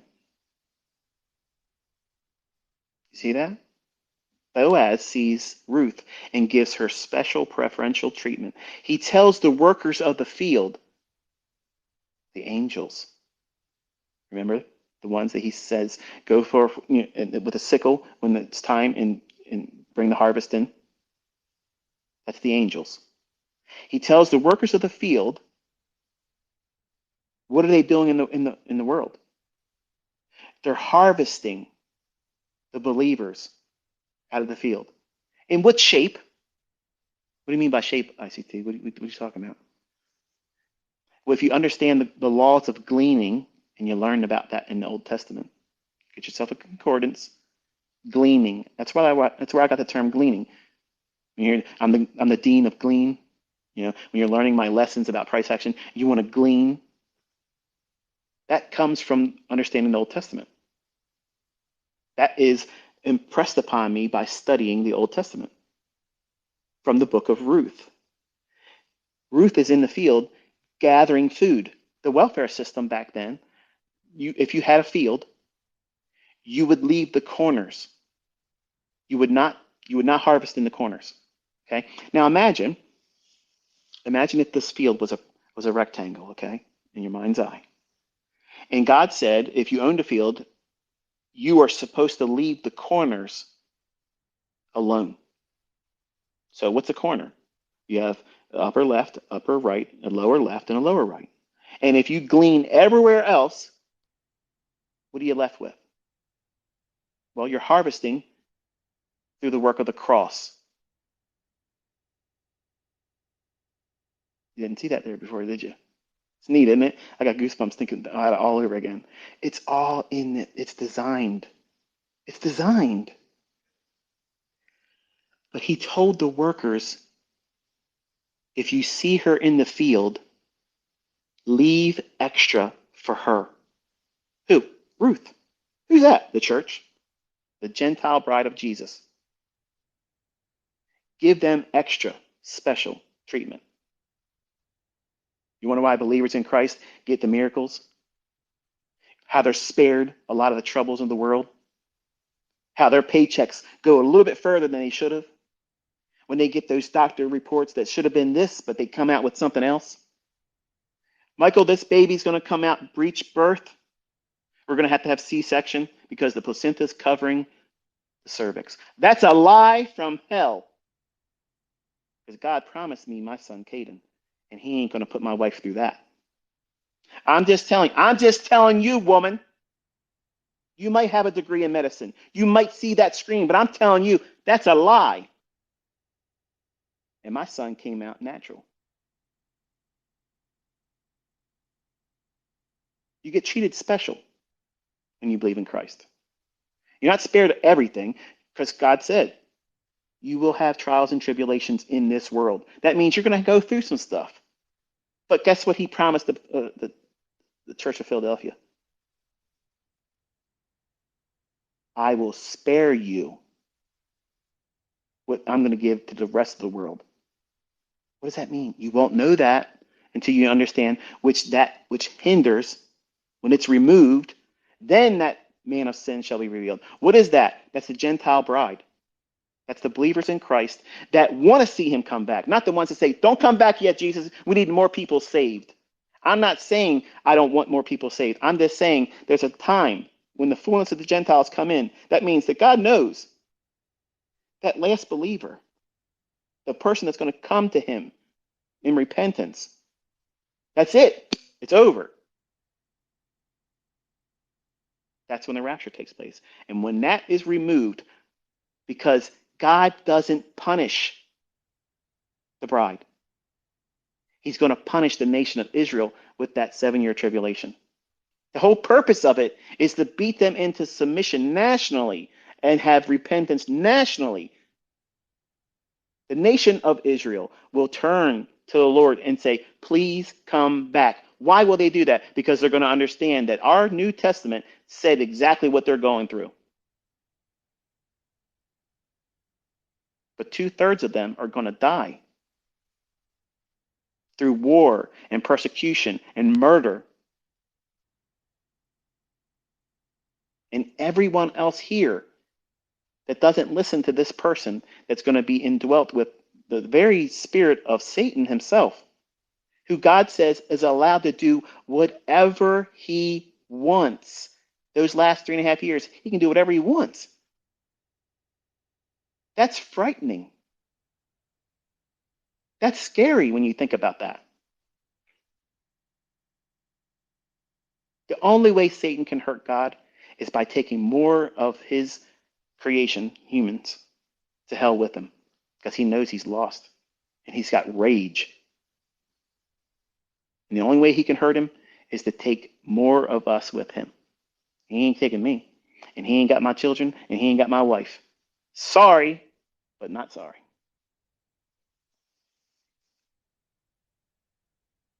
When you study the Bible and understand the flood is a type of the tribulation, there's a small remnant, 144,000. Well, that's a type of the 8 members of Noah and his family who are preserved during the flood. Who are the people outside the ark? Everybody in the world. What happened to them? They died.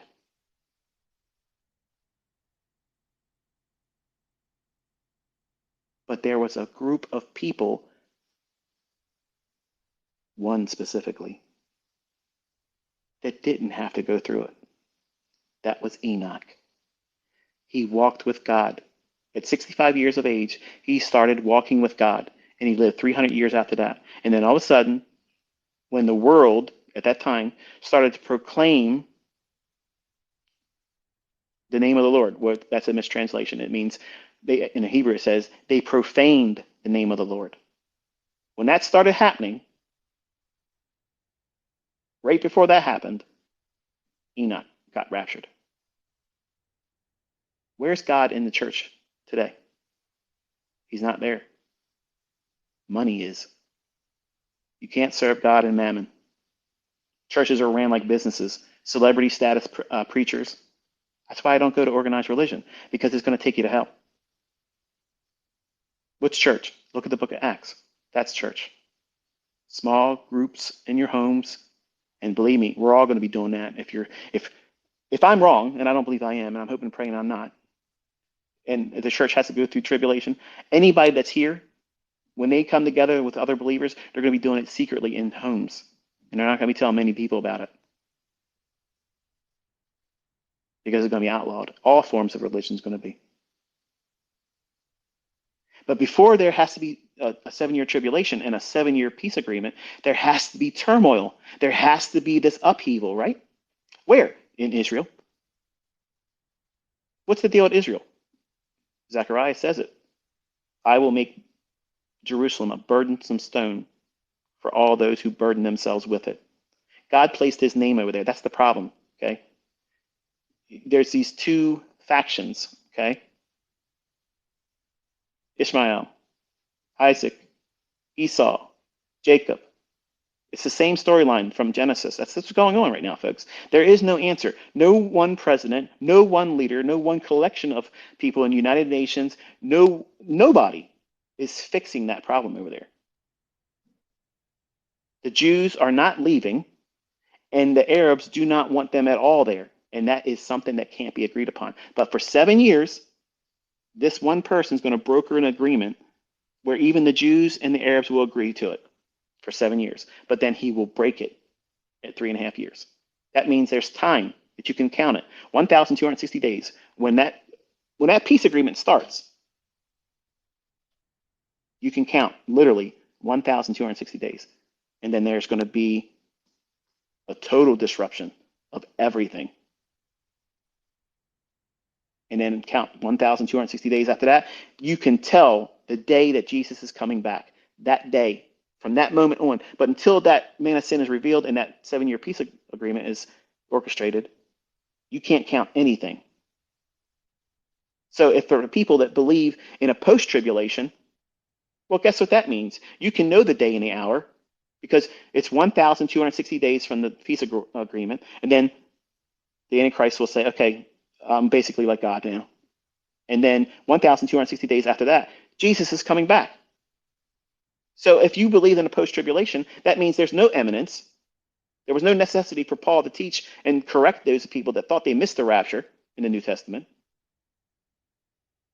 You should be vibrating and buzzing right now if you're a believer, because your hope should be increasing right now. If you had an idea about the rapture or confused, there's no reason to be confused about it, because it can't be mid-tribulation and it can't be post-tribulation, because post-tribulation means you know the day and the hour when it's going to happen. Well, maybe not so much the hour, but you know the very day it's going to happen.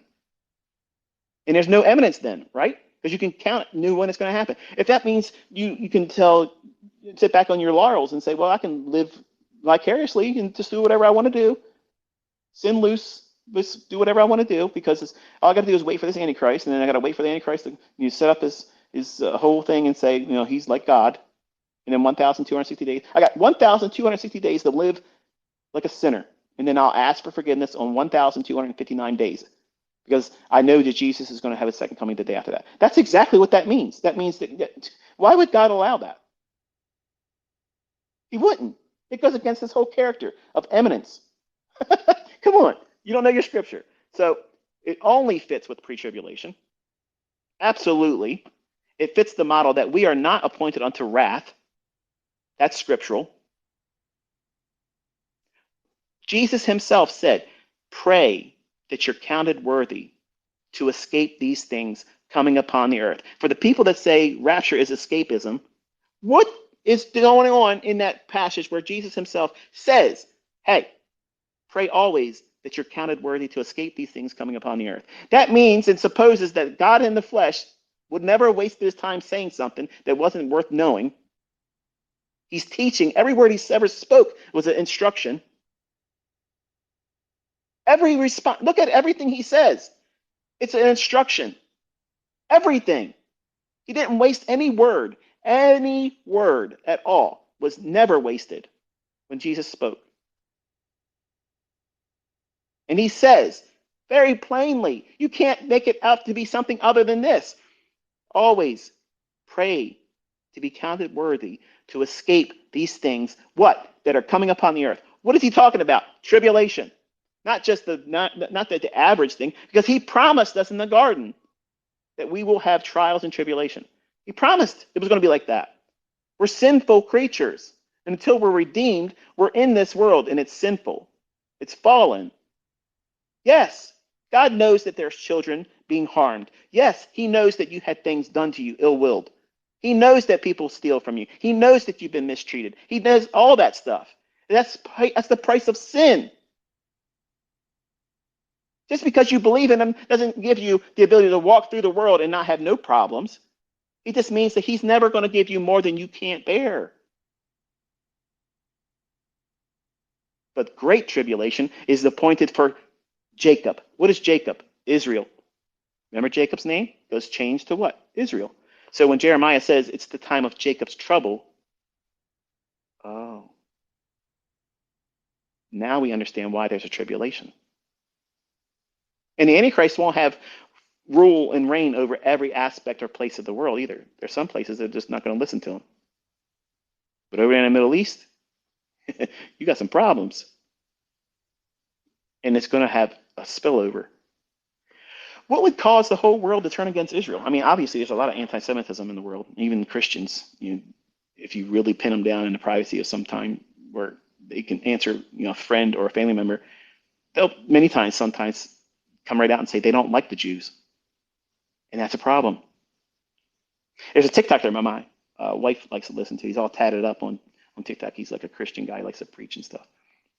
And she showed me the most recent one where he says, you're not supposed to just blindly follow Israel and if they're doing evil. Well, I'm going to be honest with you folks. Both sides are being evil.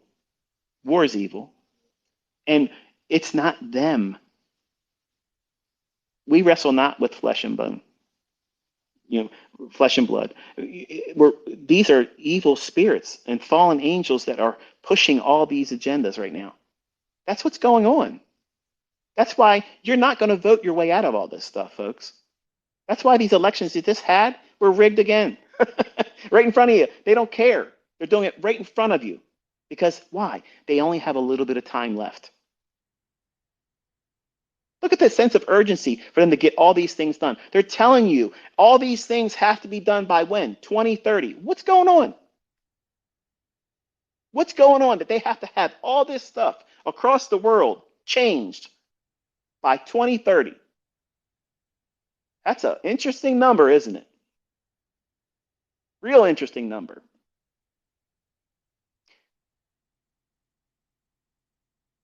When people said, no man knows the day or the hour, and the end times, and they were talking about Bible studies, and they were doing writing books and commentaries about the end times, and they were written before Israel became a nation, you might just chalk that up as, you can't trust it. Because Jesus said, when you see the fig tree shoot forth its branch, you know that summer is near. Well, what is the fig tree? You have to study the Old Testament. The Old Testament teaches that Israel is like the good figs. Where does a fig grow? On a fig tree. So if you have not studied the Bible, old and new, and looked at everything and weighed it against one another, and you discover that these symbols that even Revelation talks about, Revelation is decoded with understanding the entirety of the Bible. And then when you study the book of Revelation, it will take you into every book of the Bible. But it's not veiled to a degree where you can't not understand it, but it's there so that way even the people that think they might know something, unless they really chew on it and go through and study it actively and really get down to the root of what it's saying, you won't really see it. What I mean, what's an example of that? Well, if you look at Matthew 24, and I may say things that may not be the exact. So if I say something, kind of like go around the general theme and look it up, Google it, okay? 'Cause I don't have anything written down, so I'm just kind of like spouting off here. But Matthew 24, where it talks about when the apostles were saying, hey, look, or the disciples rather, um, what's the time of the end of the world, or the end of the age rather, and the sign of your coming. And they gave him one more question off the top of my head. I don't recall exactly what it is because I'm kind of like running off of the mouth. But he answered those three questions. And when he said, there will be wars and rumors of wars. And then he goes on and says, and nations shall rise against nations. Well, guess what that means? That's a world war. So everything up until that moment, they're not signs. You hear teachers and preachers and churches say, all these are signs. No, the sign he said that's the end of the age is there will be nation rising against nation. That means what? A world war. World War only happened in World War I, and then you had World War II, which is basically a continuation of World War I. And now what are we left with? What's brewing right now? What's on the lips of everybody on the news right now? World War III. Remember when Clinton was telling Trump, oh yeah, if we get Trump in office, we'll be in World War III with Russia. It was going to happen regardless who's in the office because it's written. These people are all puppets. God puts up kingdoms and puts down kingdoms. He raises kings and puts down kings. All of these people, as godless as they are, they're going to do God's will whether they like it or not. That's just the way it is. And you're watching it unfold. And there's two perspectives to have. You can look at all this and view it as doom and gloom, and we're all going to have to go through something horrible. Or you can say, you know what? God said all this is going to happen, and I'm right with God. I live with God as my Savior. I believe Jesus. I believe what He said, and I'm praying that I'm counted worthy, and my family's worthy to be counted worthy to escape these things coming upon the earth. That's the best thing you can do. That's the only thing you can do. And you live by faith. And if something happens to you, oh, it is what it is. If you die, wonderful. Just like Jesus said. Well, it doesn't say specifically Jesus, but it is Jesus in the Old Testament, where it says, the death of His saints are precious in the sight of the Lord. Because you get to be with Him forever in a protected new body that doesn't decay, doesn't get sick, doesn't have any pain, and you get to do things differently. Whereas right now we're stuck in these fleshly prisons. You ever live with pain? I live with chronic pain every day. I can't wait to get out of this body. I can't wait. I can't stand this world and where it's going in the direction it's in. Do you honestly have faith that we're going to somehow be able to vote our way out of all this stuff? It ain't happening, folks. It's not just an American thing. It's everywhere. And the things that they're trying to push on us. They're going to be doing a digital ID. That's the very last stage before you're getting something on you. And until you have that, you cannot buy or sell. That's why I was kind of hinting at it when I didn't want to talk about scriptural things. When I said, we're probably going to get to a time where trading will be inaccessible to some of us. That's the mark of the beast. That's it. And unless you have that mark, you cannot buy or sell. Well, what do we do as a trader? We're buying and selling. It's not limited to brick and mortar stores and going to shopping and groceries. It will encompass that too. But these digital IDs, they're setting it up right now. Don't take my word for it, folks. Listen to me. Take my word for enough to go and research it and see if what I'm saying is, a bunch of bunk or not. But the Bill and Melinda Gates Foundation, the World Economic Forum, and the United Nations, they're very, very hard at work right now while everybody's paying attention to everything that's going on, all the things that we're constantly being distracted by. They're fastly working to get these digital IDs in place. And without that digital ID, you will not be able to log into the internet. They're very quickly trying to police the internet. Why? Because that's the way we can share information like I'm doing right now. If I was here during the tribulation, I would not be able to say this. They would already be knocking on the door. It was, let me double check. Let me see if I still. Can you guys hear me? Can you guys hear me? I've been going on for a while. I'm not sure if there's anybody even listening to me.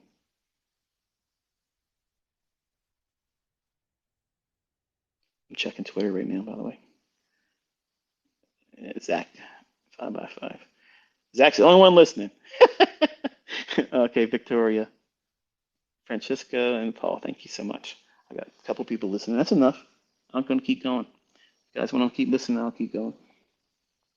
But the World Economic Forum and the Bill and Melinda Gates Foundation and the United Nations are quickly, really, really working hard to get these digital IDs that all of us will be expected to have, retinal scans, all that business, and they're going to set it up where no internet provider will be allowed to let you have an internet access until you log in with those credentials.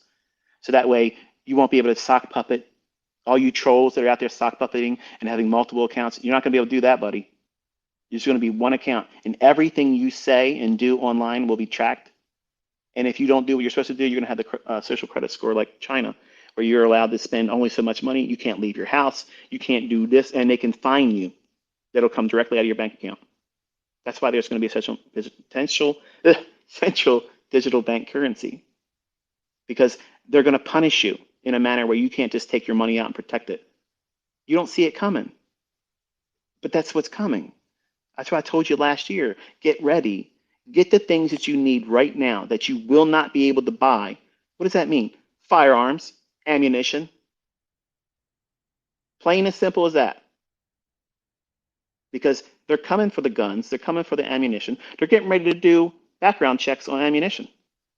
You can't buy ammunition unless you clear a background check, and you're going to be able to limit how much you're going to get. Okay, they can't take away the guns right away. Well, we'll take away the ability to get ammunition. Why would they want to do that? Because there's going to be an uprising when they start cracking down, which is what the World Economic Forum said was going to happen. They said the world's going to have a great deal of anger towards what we're doing. We've got to make ourselves ready for it. Man, they're telling you. They're telling you what's coming. But keep watching TikTok and your cat videos. It's okay. You're all lost in this materialistic chase of, well, fast cars and expensive watches and clothes and bling, and you want to be worshipped by other people. Don't get caught up in that, because the real thing that's going on is what I'm talking about right now. Because I'm going to be honest with you. If all this stuff wasn't going on, I would have never made my mentorship for free. I would have never done it. But I know what's coming. And I want to have a clear conscience knowing that I did whatever I could to give you a means of preparing your household the only way I know how to. And I'm thankful that a lot of you are able to do it.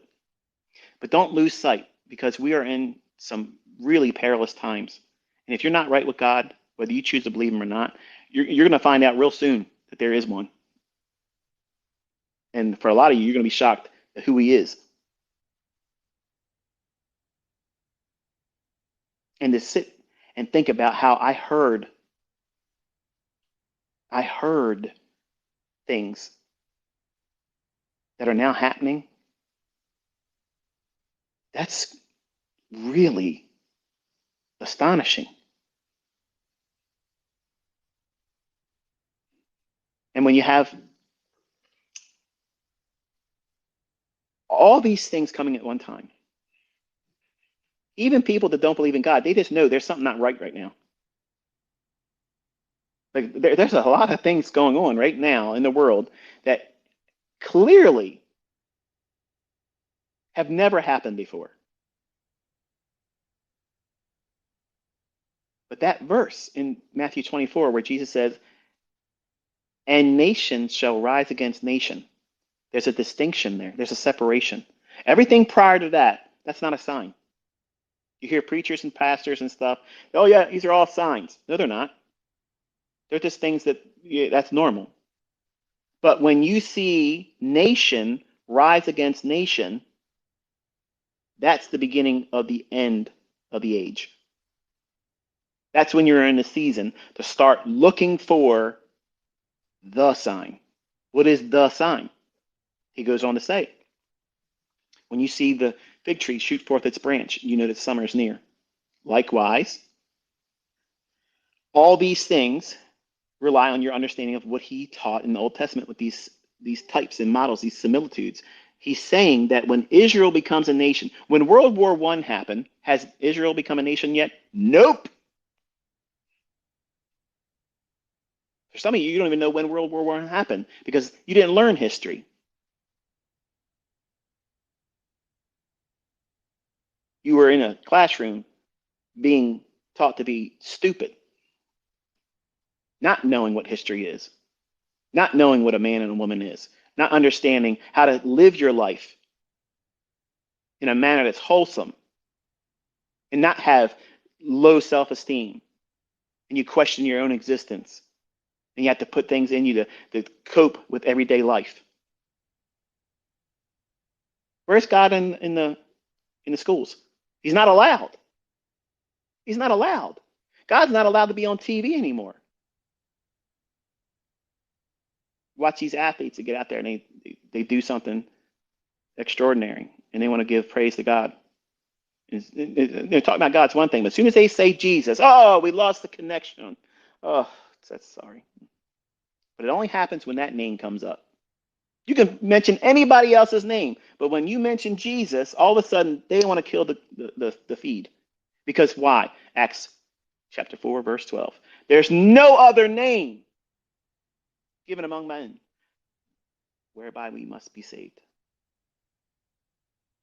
All authority is in that name because he's the only God.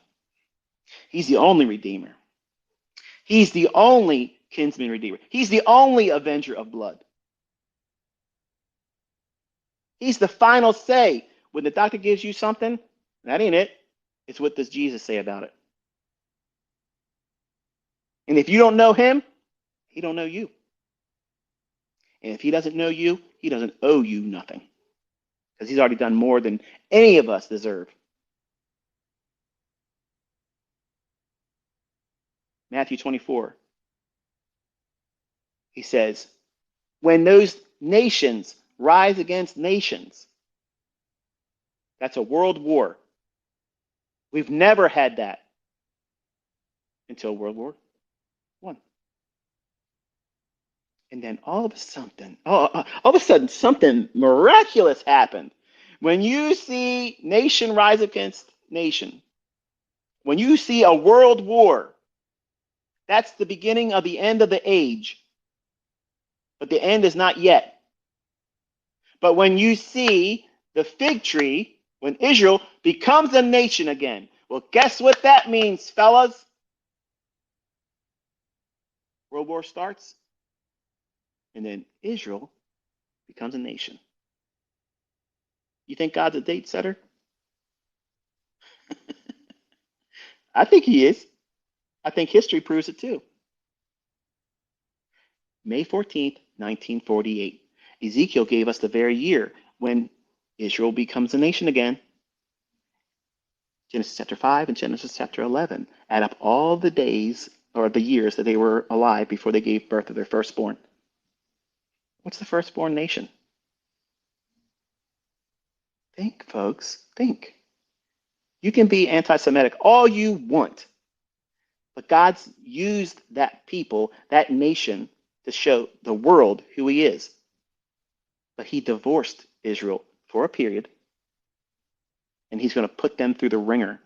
The wine press of the tribulation is for the Jews. It's for Israel. He's going to put them through something that's going to cause them as a nation to identify that Jesus absolutely was the Messiah, the only Messiah. He fulfilled everything. And until they call upon his name, he ain't coming back. And that's scripture. Don't take my word for it. Go in and see it for yourself. Jesus ain't coming back until Jews by a nation call him back. But the rapture is not that.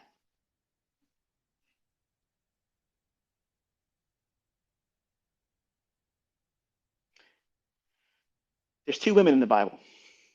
A man fancies one of them. He wants a bride that he's proud of, he's drawn to, but he has to get one first that he doesn't really want. Leah, Rebecca. Think about that story, how that fits. God first chooses Israel and then divorces her because she's unfaithful. She starts idol worshiping, backslides, and doesn't believe. So he divorces her spiritually and then says, I'm going to make you jealous with a Gentile. Oh. Never saw that either, did you? See, there's a lot of things that learning from Chuck Missler, and Chuck Missler didn't teach that part, by the way.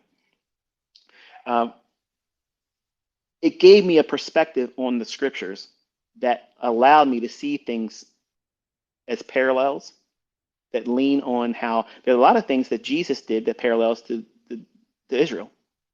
There's a lot of things that we see in the Old Testament that don't really make sense. When you put Jesus in the middle of it, suddenly it's like, oh, wow, see that.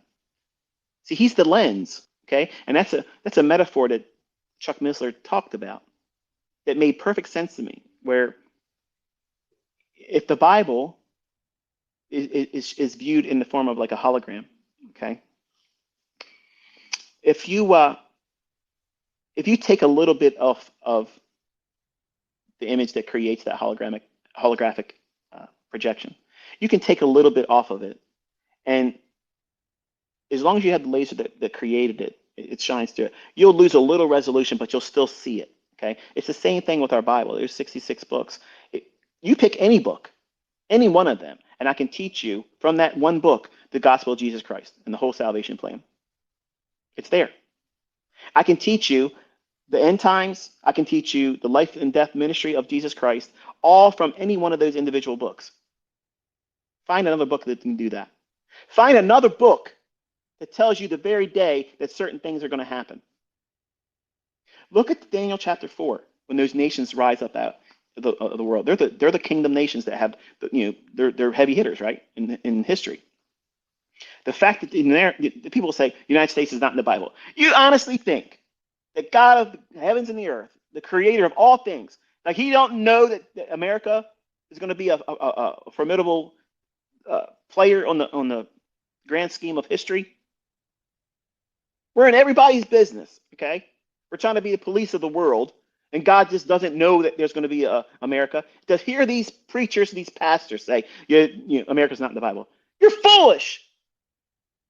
You are fools. How could he not know? Come on. He told you its birth.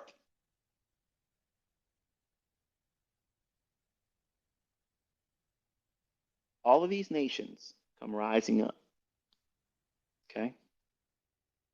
And out of the back of this lion, which is England, eagle's wings sprout up and they're plucked off. That's the 1776 4th of July independence. But see, you got to look at it from the perspective, how else could at that time Daniel would be told to record what he's seeing? He's not going to see the 50 states and the Mayflower coming over and the pilgrimage and that's not necessary. God's cutting right to the brass tacks. Just like he said when Daniel said, look, God, what does all this mean? It's not for you to know, Daniel. Shut up the book. The end time generation will know. And that's why it's easy for us to look back and see it now.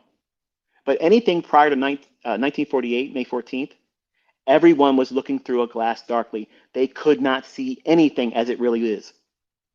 So the only signs that really mattered was there's going to be a world war. That's when you can start looking for a sign. What's the only sign that matters that starts the end times? Because Israel is the timepiece of all end time prophecy. If you don't know that, if you don't know Daniel's 70 weeks, if you don't know that, you don't know anything about eschatology. You have no idea what's going on in prophecy, and you're believing conjectures and private interpretations, and the Bible says you can't do that. But when you do it rightly, and correctly, everything is perfectly precise. There's nothing to worry about in terms of, let me second guess that. No, don't take what I'm saying as just enough. Look at it yourself. You have to get into the root languages. You're not going to fully appreciate the fact that, people say, oh yeah, wars and rumors of wars. There's always been wars. That's not a sign. They're doing war all through the Old Testament. Jesus is coming. He hadn't even been crucified yet. Come on. You think they were? You think they would have saw uh, the temple being destroyed in the diaspora, all that stuff? You think that would have been viewed as a war or rumors of war? Of course they would have. All that stuff would have happened. But that doesn't fit what Christ said. You're going to see all that stuff. Yeah, sure. Yeah, sure. But the end of the age is when nation shall rise against nation. That's a world war. We only had one and two of them. And guess what? There's a third one coming. And now we have weapons that are described in Ezekiel 38 and 39 that, by all definitions, meet and fit the criteria of a nuclear fallout. How can Ezekiel describe a thermonuclear blast of an intercontinental ballistic missile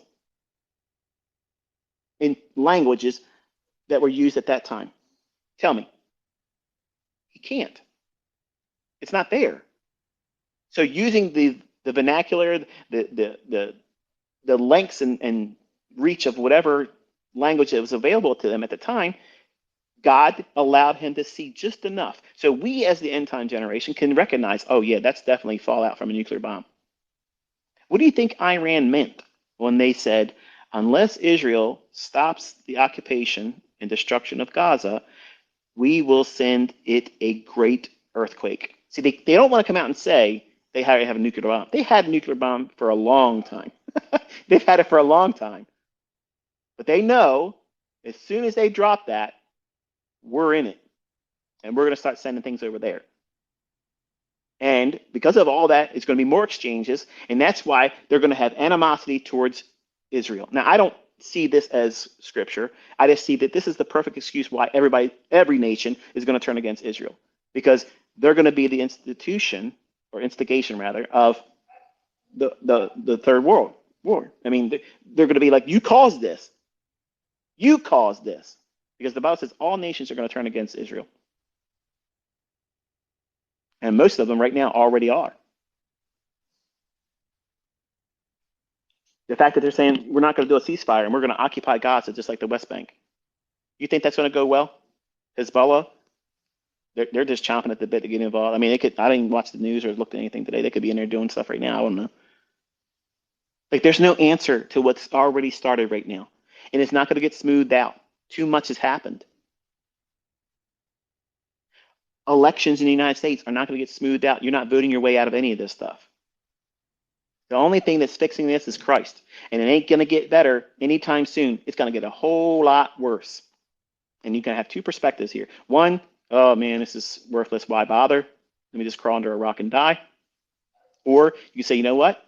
This is exciting because the Bible said all these things are going to happen. But he also said, those who pray and look for my coming, you're out of here. That's escapism. What do you think Israel was going to be viewing when Moses was told, raise your staff, and as long as your arms are raised up, the Red Sea will be parted? And they ran across dry ground. But when Pharaoh and his soldiers came in there, Moses dropped his arms and they were drowned. Would you think that they would view that as escapism? Because I like to think they would. Do you think that Enoch, if he was asked, hey, do you think you escaped the flood? Yeah, I think he would say he escaped it. So what do you think Jesus was talking about when he said, pray always that you're counted worthy to escape these things coming upon the earth? What things? Look at Revelation where it says, Jesus himself says, because you have done these things and you kept your faith and all those requirements that he places on us as a believer, I'm going to spare you. that hour of temptation and trial that's going to come upon the entire world. See, you won't appreciate it unless you look at everything, all these different references.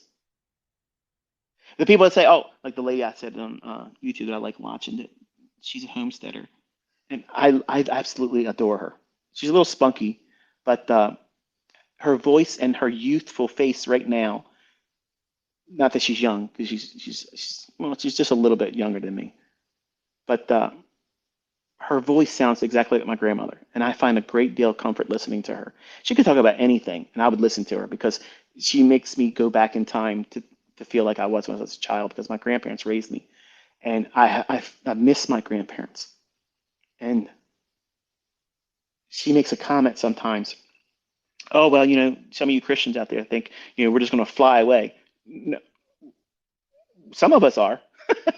Some of us are going to go up just like Christ descended. Yes, I absolutely believe that. And for some of you that have a high regard for me and you think, wow, this guy's really smart about the markets, I absolutely believe that my body will leave in an instant like that and be transformed and have an immortal body. I absolutely believe that. And if you have a problem with that, have a problem with it. I don't care. That's what I believe. I'm not trying to convince you. But when I'm talking to somebody that's listening to me now, that you're a believer, maybe you had the arguments placed in front of you that there is a rapture, there isn't a rapture, it's post-trib, pre-trib, mid-trib, you can rest assured that it's pre-trib because nothing else fits it. And you're listening to people that barely even know any scripture at all. They don't know how to take anything, from the original languages, like the idea of the nations rising against nation. That's the beginning of the end of the era or the end of the age. Everything prior to that statement, that's not a sign. But when you go and you listen to Bible preachers and teachers, they say, oh, what's the signs? Wars and rumors of wars.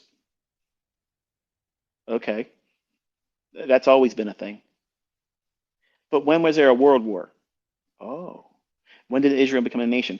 Oh, and now when you see that happen, the signs that he talks about, pestilence, disease, sexual immorality, ooh, they will go rampant. What else? Earthquakes. Oh, wow. We've always had earthquakes, but have they been increasing in intensity and frequency after Israel became a nation? Don't take my word for it. Google it. Venereal disease, all manner of disease, rampant, straight up, vertical. That's an equity curve you want to have, but not for that type of thing.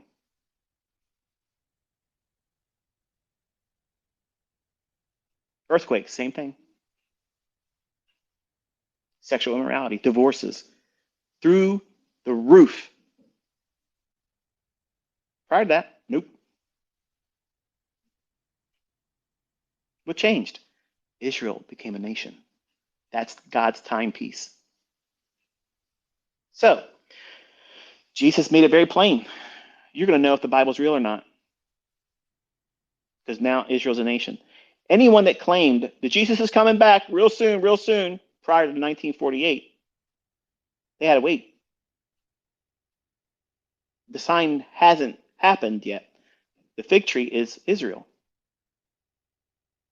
And when May 14th, 1948, which was prophesied by Ezekiel to the very day, in the very year that's prophesied in multiple places in the Old Testament, that's defying all logic. You can't escape it. It's absolutely precise. It's precision beyond all measure. The margin for error was 0. Imagine if Gabriel told Daniel, listen, from the decree that was given by Artaxerxes to rebuild the city of Jerusalem, when that was given, count out this number of days. And I don't want you to just listen to me. I want you to be inspired enough to listen to the very short scholarly approaches to explaining Daniel chapter 9, verse 25, 26, and 27. And then Ezekiel, where he lays on one side and he lays on the other side. Okay. For the life of me, I can't remember the chapter. I want to say Ezekiel 25, and then sometimes I want to say 26, and sometimes I want to say 27. And it's because I think I'm getting the ninth chapter of Daniel in the verses 25, 26, and 27, which I know is absolutely the 70 weeks of Daniel prophecy. I get that mixed up sometimes. And like I said, I don't have the notes in front of me, and I'm probably not doing the best way of doing it by talking like this. But since this is my last Twitter space, I got to get it off my chest. I have to get it off my chest. Otherwise, your blood's on my hand, and I don't want that. So, because you're listening to me, you have no excuse now. I warned you. I warned you before I started talking, so now you have no excuse. So, when you understand that sign of Israel becoming a nation, that begins God's timepiece. It's like a stopwatch. He clicks it. So now we're underneath that time. Meaning what? Well, Jesus said, when you see this sign, what sign? When Israel becomes a nation, whoever in that generation sees it, that generation, not everybody that's alive, that generation will see all things come to pass. What does that mean? Everything. You're going to see the rapture. You're going to see the tribulation, and you're going to see my second coming. That's what he said.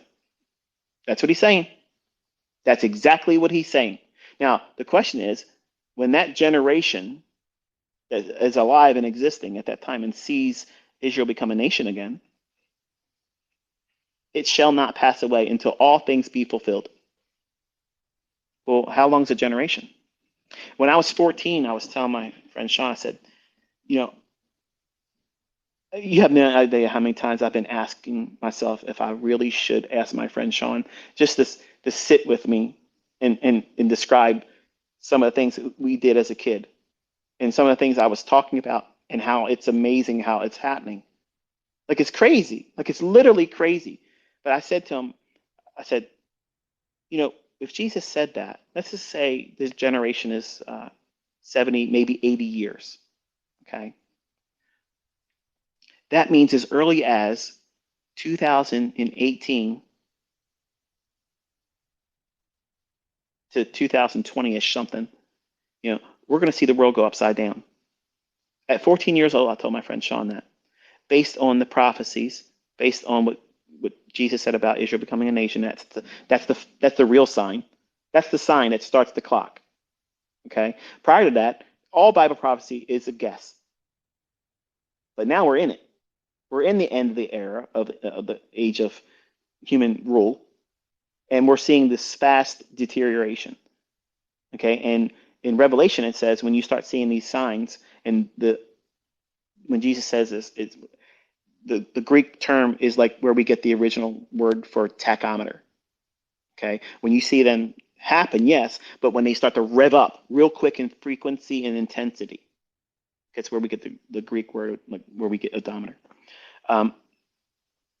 Do you feel like things are increasing in intensity since the middle of Trump's term in office? And let me remind you, I have never voted ever for any election.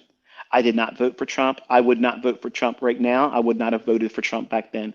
I'm not a Trumper. I believe it's all bullshit. It's corrupt. Okay, I want you to understand that. I understand what I just said, and I mean it wholeheartedly. It's trash. It's fecal matter. Okay? None of this stuff that we're seeing in leadership should be allowed. But yet it is. I am not a voter. I don't vote. I don't care what you're going to vote because it ain't going to matter. Okay? It's not going to matter. But do you see an intensity in things occurring in a frequency of intensity that is not improving? Do you see things improving quickly, or do you see things getting worse quicker? Intensity, I see it, and I'm an optimistic person generally. I don't see things improving quickly. I see a fast-paced, revving up like an odometer. Things are just quickly going off the rails, and nothing is improving. Elections are in question. We have all the wrong leaders. There's no answer. We'll send 40, 50, 60 battleships or the equivalent to go over there and guard Israel's border. And I'm not knocking Israel, okay? I'm just saying, think about this. What's the logic behind that? You tell the vice president to go down there and handle the southern border. She ain't never went down there, but we're going to guard somebody else's border. We're going to go over there and send billions of your taxpayer and my taxpayers' money to give to this Ukrainian weirdo dancing around, buying Lamborghinis for his wife with our money, protecting his border, but we're letting whatever and whoever in our own country here. Where's the logic and outcry in that? That we just sit back and say, well, yes, that makes sense to go there and I side with Ukraine. I side with Israel. I side with Gaza. It's all a mess. And right here at home in America, we're deteriorating quick, real fast, real fast. And they're constantly polarizing us. You're team Israel. You're team Gaza. You're black. You're white. You're a racist. You're a Trumper. Everything's about division. You don't see that?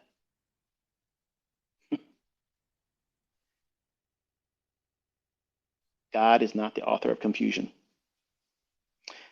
but the God of this world is, and he knows his time is short. They're rushing really, really fast to get to 2030. Everything needs to be in place by 2030. Why? Why 7 years from now? Why 7 years from now they have to have everything in place? That's an urgency that's never been noticed before. And look how fast all these countries and these world leaders are working together to get it done.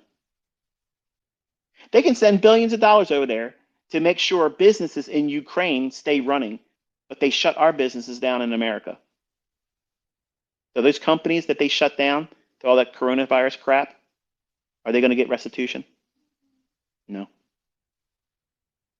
And you don't see a problem in that?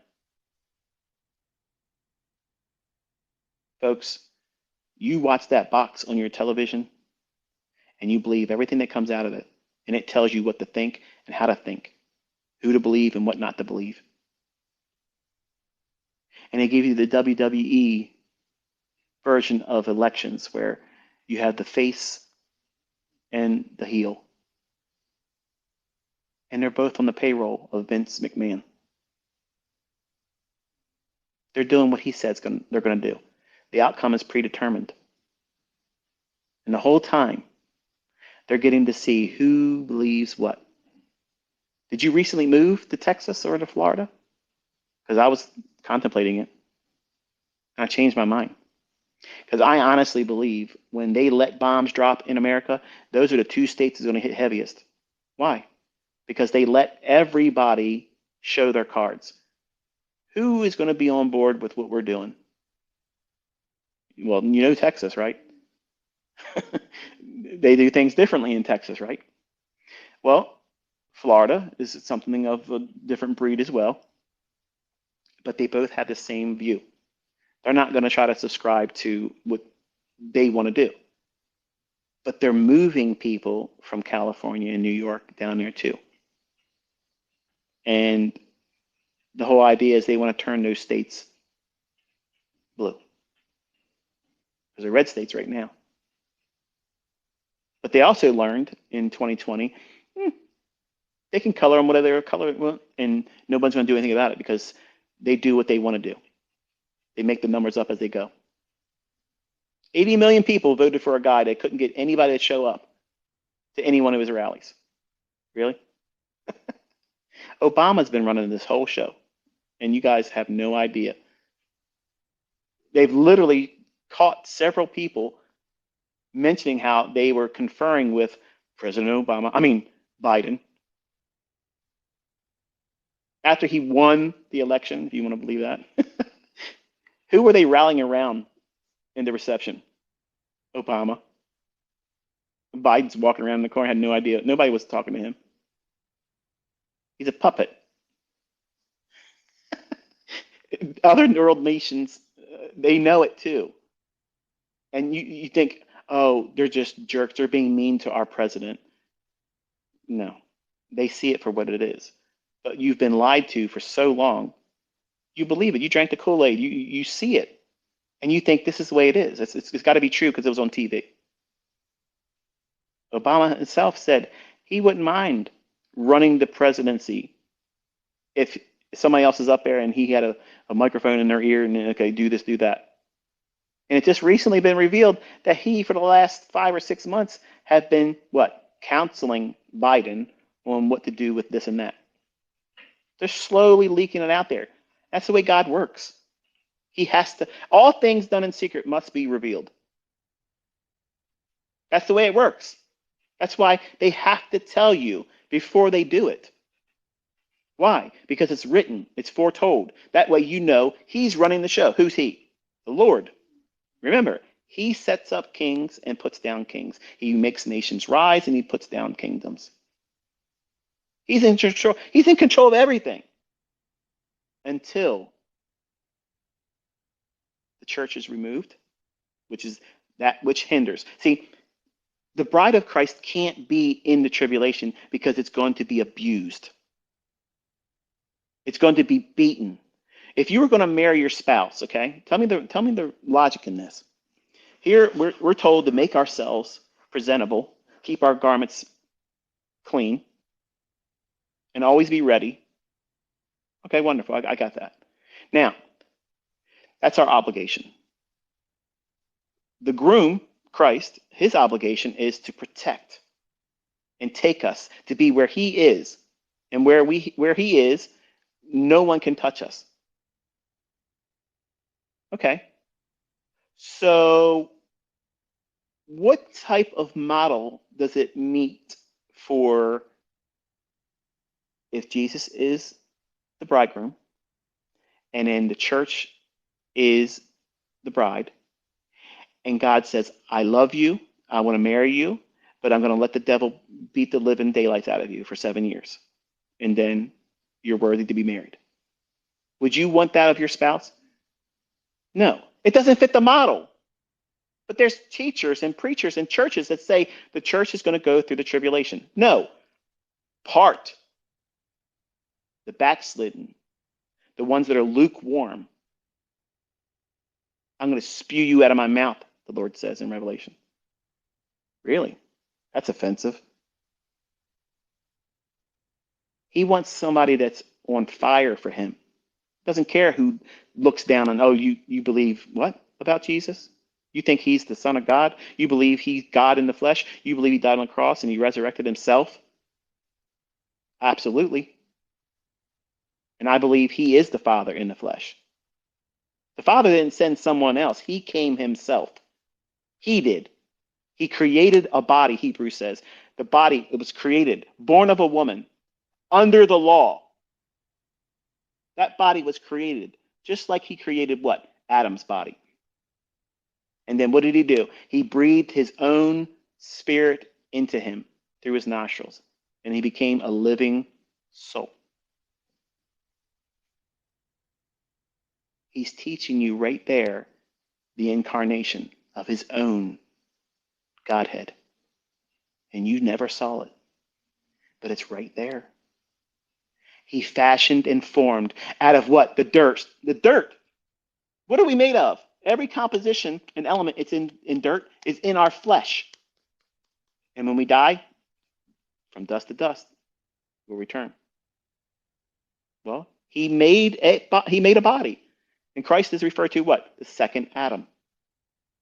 He's trying to take your attention back to the creation of Adam. He created that body out of what? Dirt. Same thing he did with Mary's womb. He himself, God Almighty,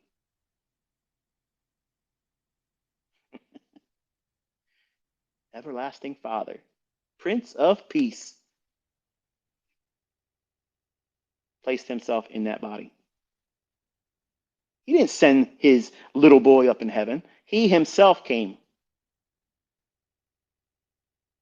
And when you realize that, when you understand really the Godhead, there is no Trinity. Okay? There is no three persons up there. There's one throne in heaven and one person sitting on it right now. Guess what his name is? Jesus Christ. There's no one big throne for Daddy and a little throne for Jesus.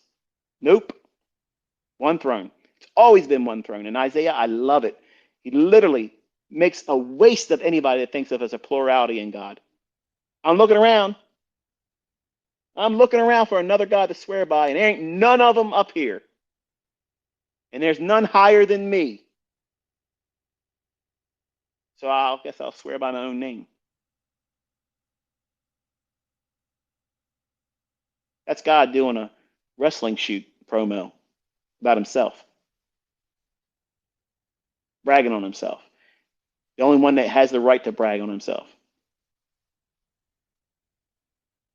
The only God. The only God. There is no other God. He is the Alpha and the Omega, the beginning and the end. There is none else but him, Christ Jesus. That's it. And unless your faith is in him, you're going to hell. Not because I'm saying it, because he said it. Don't take it out with me. Don't shoot the messenger, Jack. It's his rules. He said it. And it's so easy to avoid that. It's so easy to avoid it. But a fool says in his heart, there is no God. And a greater fool says Jesus wasn't him.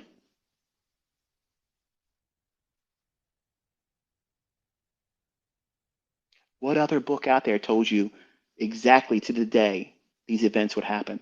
That Israel, think about it. Think, folks. Think. Israel doesn't even recognize Jesus. They don't recognize him as the Messiah. So why would they let these scriptures in their Old Testament be preserved all through this time and still they can't see him? Because he spiritually blinded them. The day he rode on a donkey. Read it. Read it, folks. It's right there. He spiritually blinded them. That's why it's a miracle for a Jew to see Jesus as their Messiah. It's beautiful to see them weep. It's beautiful that they finally come to the understanding of who Christ is. The great I am. The voice from the burning bush that spoke to Moses. It sends chills down me. How can anybody wrestle with this and see that he's not God Almighty? He calls the end from the beginning. Every one of these, Israel denied Christ. They can't see him. And yet they're doing the very things he said they're going to be doing. Who's in control? The very nations around Israel. They think they're doing whatever they want to do. They're doing exactly what Christ said they're going to do. He's the master of ceremonies. He's in control. You can live your life through this whole mess and say, well, this is terrible, it's scary. And as a younger man before I found Christ, right now I would be terrified, gripped with fear. I would be gripped with fear right now. I'm excited because I know in whom I believe. And I know that he has all this stuff locked up. And if he's been this precise about everything else, what do I got to worry about? Really, what do I have to worry about? If something happens to me and I die, so what? Instant death, instant glory. I got exactly what I wanted. I wanted to be with him. Whatever amount of pain I have in this world is nothing compared to eternity with him. That's peace of mind. By all intents and purposes, I technically died March 9th, 2009. I was here 1 minute, and next I wasn't. 50 mile an hour over the handlebars of a motorcycle. How I went through steel cable supporting two sides of a telephone pole, a 5x7 steel plate sign saying Eastern Avenue exit. Flew 80 feet in the air and landed directly on my head. Crushed my spine. My chin hit my sternum. Crushed every one of my molars in my mouth. Broke 2 ribs. Tore me all up. I could have been cut in half, decapitated with the steel wires, but I found my way through them. I could have hit the steel plate and been instantly killed. I could have hit the telephone pole, instantly killed. And yet I still flew 80 feet in the air like Superman, piked on my head, instantly motionless. And people saw this. And from their perspective, they thought I was dead. And here I am talking to you. My back's a mess, folks. It is a mess. And I believe God keeps it that way because every year in spring, I want to buy another motorcycle. After promising I wouldn't do it. But I miss doing it. But the sin in me, the sinner, wants to do that which I know I shouldn't do. And he keeps that pain in me so I don't do it because he knows I will if I didn't. And I might not be spared the next time if I was allowing for it. Even after my son had that happen, I look at motorcycles sometimes and I think to myself, I miss those days and I shouldn't feel that way. And I shouldn't be surprised that my back has the worst episodes of spasms and pain and compression injury, pain going through me right after I start thinking about it. That's him reminding me, don't be stupid. Because I got the money and time to go down to the Harley Davidson store, buy one just like that. Cruising around until something else happens. So we don't learn our lessons from the good times. For you atheists or people that have a problem with God, why does God allow suffering? We don't understand how to listen to him otherwise. I'm bragging on him right here, and I'm telling you, I'm a sinner. And I promised him I was never going to get on a motorcycle. But every spring and every time I see a really nice one ride by, I miss being on one. And I entertain it in my head doing it. And then all of a sudden, my back has really bad episodes. You don't see there's a correlation there? I see it. But I'm being honest. I'm telling you, this is what I wrestle with. Like Paul, I do things I know I shouldn't do, but yet I do them. I die daily. He crucifies his flesh every day. And that's an apostle. Just because you believe in Christ doesn't make you holier than thou. What do you think Paul was doing when he says, I die daily. I do the things I know I shouldn't do? You think he might have slipped up sometimes and said a bad word? I think so. I think so. It could be other things. I mean, he was the chief persecutor of the church. He was watching Christians be martyred. And God gave him the authority and responsibility to be the apostle to the Gentiles.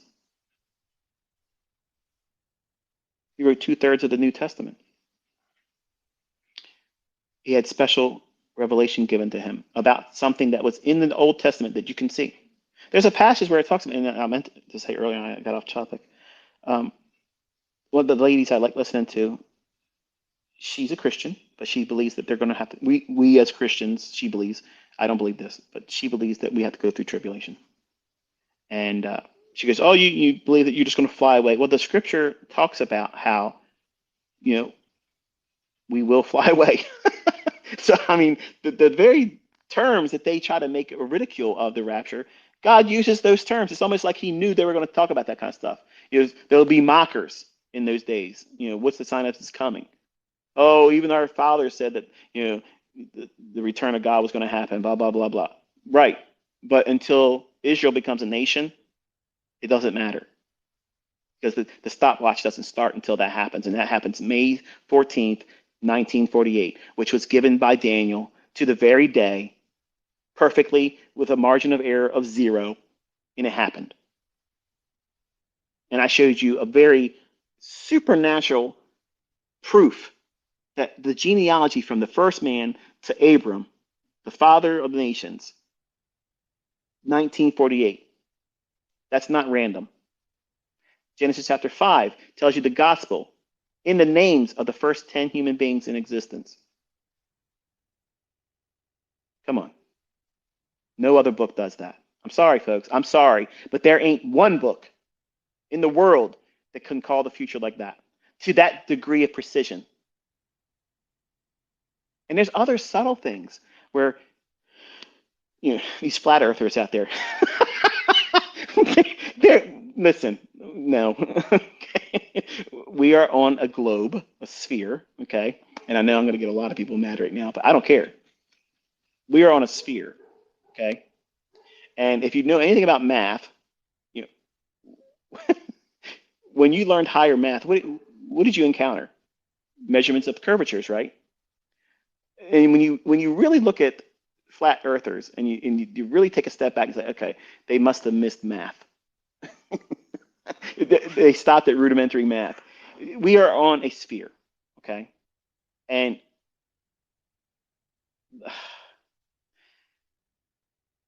so many things about, well, uh, George Washington, he died. You know how he died? He had a cold, and they were doing leeching and bloodletting, which means they would cut the body to bleed out because they believed that if they bleed out enough blood, the bad infections would be escaping the body. Okay, well, the Bible says life is in the blood. And if they would have believed what they said they believed then, they would have never done that. And he would have died. Life is in the blood. When I was a big meat eater, um, I had to have my steak cooked well done. I couldn't have any red to it, couldn't be mooing still. And I watched my daughter and my best friend's wife literally eat what some very well schooled veterinarians could get back in the field eating grass in a short order. A steak that's that well, not well, but so rare. I can't imagine eating something like that. But our Bible teaches us so many things about science that science confirms later on, but doesn't like to say that, yeah, it's confirmed in the Bible. It used to be science was used to confirm the Word of God, but then it slowly transformed into we're going to try to see if science can refute the Bible. And it fails. Every single time it's ever tried, it's failed. And I want you to think about where we are right now. Take inventory. I'm going to say this and close it because I'm very, very hungry now. And it's 3 o'clock, so I think I've given you enough, right? 6 hours. The I'm not even tired. I'm just hungry. If I had something more than 5 drinks of this cold cocoa that used to be hot at 9 o'clock, I probably would be going further. But I want you to take a look at the state of the world right now, okay? And a year ago, during the Twitter Spaces, I told the Muslims that were listening, I said, "You're going to have problems too. Like it's coming." And do you think that's happening? Because the third war, okay, um, is scripted, both biblical and these globalists. Albert Pike, which is a 33-degree Mason, had 3 letters. And there's some people that say, "Oh, well, it's fake. It's not real." Okay, they're going to tell you that because they don't want you to see it, but it's real. I want you to. You can probably still Google it, and if you can't find it on Google, do use DuckDuckGo as your browser, and you'll be able to find a lot of things that Google won't let you find. But Albert Pike has these 3 letters that outline the First World War and the participants and the purpose, and in the Second World War, the participants and the purpose, and in the third one, which will be Jew and Muslim and Christian, basically all like a war of faiths. Okay, well, if you understand the book of Revelation, that's essentially what it's saying. It's saying the same thing. And Genesis tells you that that's where we're going to be doing it there too. It's the story between Isaac and Ishmael, Jacob and Esau. It's the same thing that happened in Genesis. It's the same thing that's going on right now. They're arguing and fighting over their birthright. That's what this is all about. And no world leader is fixing it.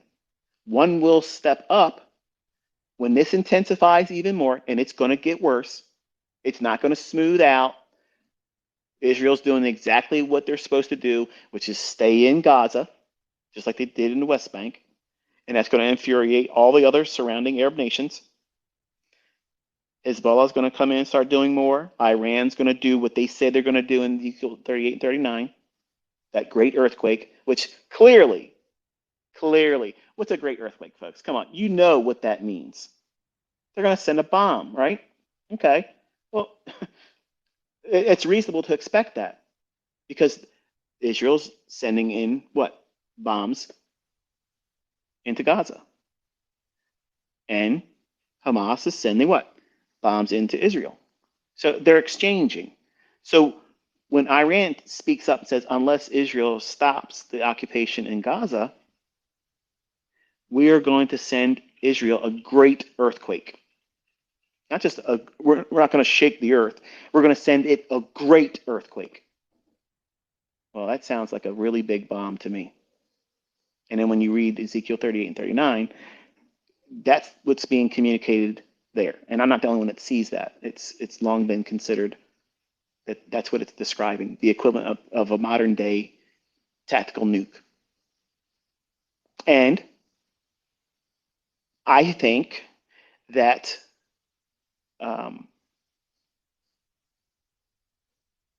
we're setting the stage for so many potential false flags in America and so many people and so many nations to blame as the reasons for having it happen to us that the stage is set, folks. Like, you're not voting your way out of this. We're not going to avoid it. It's going to happen. They need it to happen because everybody knows that the corona stuff was garbage. It was fake. Okay, it was instituted, it started, and created for a very express purpose. And here it is. It's the unraveling. They call it the Great Reset. But everything was fine. Everything was fine. You may not have liked who was in office, but our economy was going well. Our relationships with other countries was fine. But what happened? They have to tear it down to bring in what they want to do by 2030. And these people you don't want to be friends with. You don't want to be part of their club because if you don't listen to them, they make up stuff about you. They say you did things you didn't do. They say you're a terrorist. They say you are ungodly things. And with AI, they can make it look like you did any of it. And the people that are shown to be doing things that are not savory things, they go unpunished.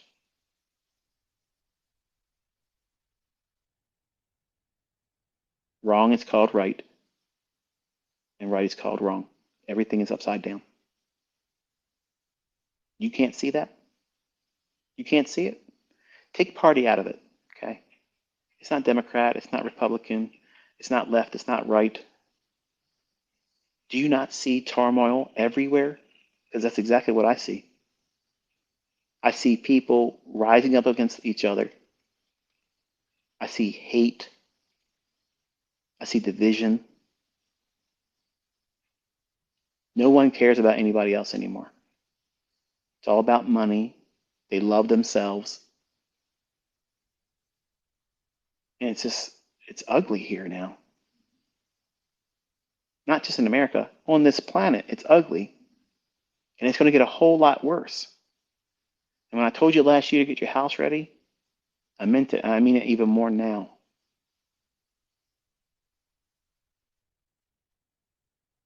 Trading, that was just a way to get your attention. This is what I wanted to get you ready for. You have to know what's coming. You have to know that there's an escape. You don't have to be here for all this. But if you believe what your fathers believed, your mothers believed, whether it's a belief in something or not a belief of anything,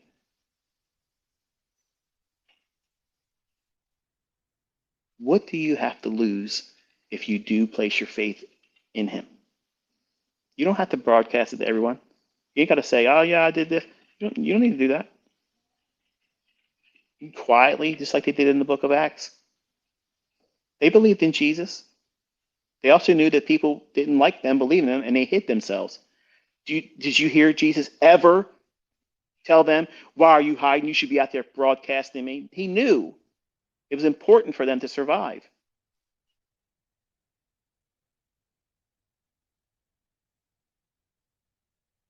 All these people that teach the Bible that shouldn't be teaching the Bible, they've led so many people astray. Made it about image, made it about being part of a mega church. Like that's something to be proud of. That's not even biblical. Look at that guy, Joel Osteen, TD Jakes. I'm trying to think of the other dude's name. Kenneth Copeland, um, Jesse Duplantis. Oh, that's much one for you. You ever seen him? That right there, that's a person that is never getting to heaven. Brags about how much money he has, what he spent, and how many suits he has, what he paid for this and that. Brags about how his laity paid for his private jets. He has the biggest house in Georgia. That's every box that you're supposed to never check off if you're going to be a pastor.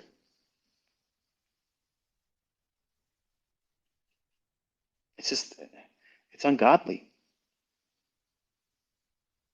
And being on social media brings out the ungodliness of me because I am a sinner like every one of you listening to me. And I don't want to be around it anymore. It's toxic. I don't feel edified by being, on it. Me sharing things, I enjoy doing that. And it was my intent and my purpose for drawing your attention to something so that way you can feel confident about what you learned, that it can be forecasted. But social media is toxic, and it's going to get even worse.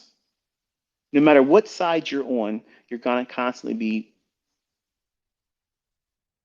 well, abused, trolled, not in the simple terms of trolling, but like for your jugular type trolling. That's an ungodly person. That's an ungodly person that wants to do things like that. I'm not going to give time or room in my life for that. There's too many things going on right now to know that I know where we're at. And I have things I need to be found working. I need to be found working. When he comes, I want to be seen as someone that didn't hide away my faith, was open and told you what really should be seen in all this stuff scripturally. I magnified him. I lifted his name up, and I'm not ashamed of it. I don't care how many of you that may be Muslim, Buddhist, atheist have an issue with me because I believe in Christ, and I absolutely believe that there's no other God but him. That's not for me and you to wrestle out. You're in a position where you believe whatever you believe or don't believe whatever that you see as a religion. I'm not religious. I don't go to any church. I obviously believe in God. I obviously read the Bible. And I obviously have a genuine, sincere concern for you because I'm not making any money off of this. And I was only supposed to talk to you for an hour. Truth be told, I kind of figured I'd probably go like 90 minutes. But it's been on my heart. Like I all night long, I was thinking to myself, do I or don't I? Do I or don't I?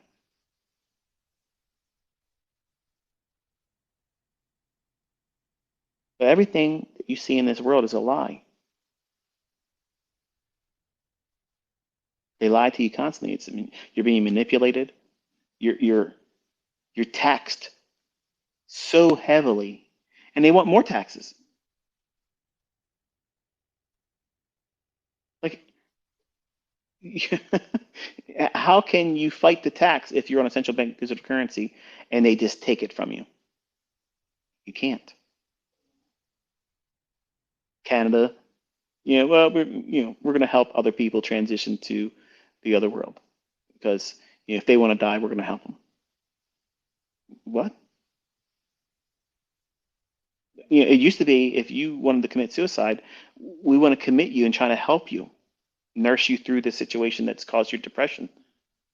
Canada, it's just, well, we're going to help you. Why? Because they want a depopulation agenda fulfilled. There's too many of us. And if too many of us exist and we're not willing to listen to them, they don't like that.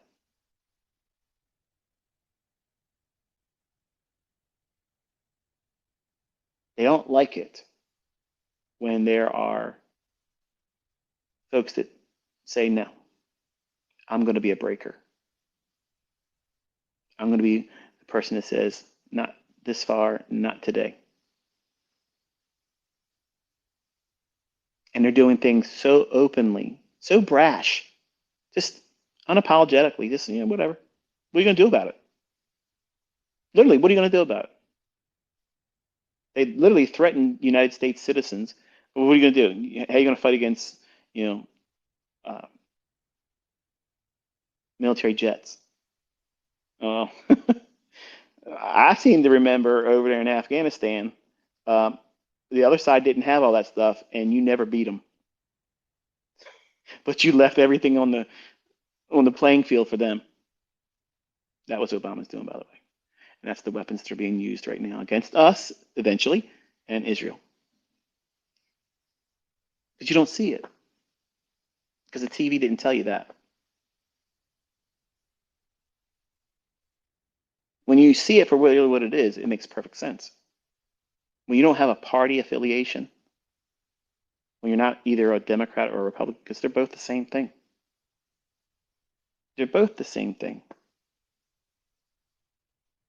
They're paid to pretend to represent you.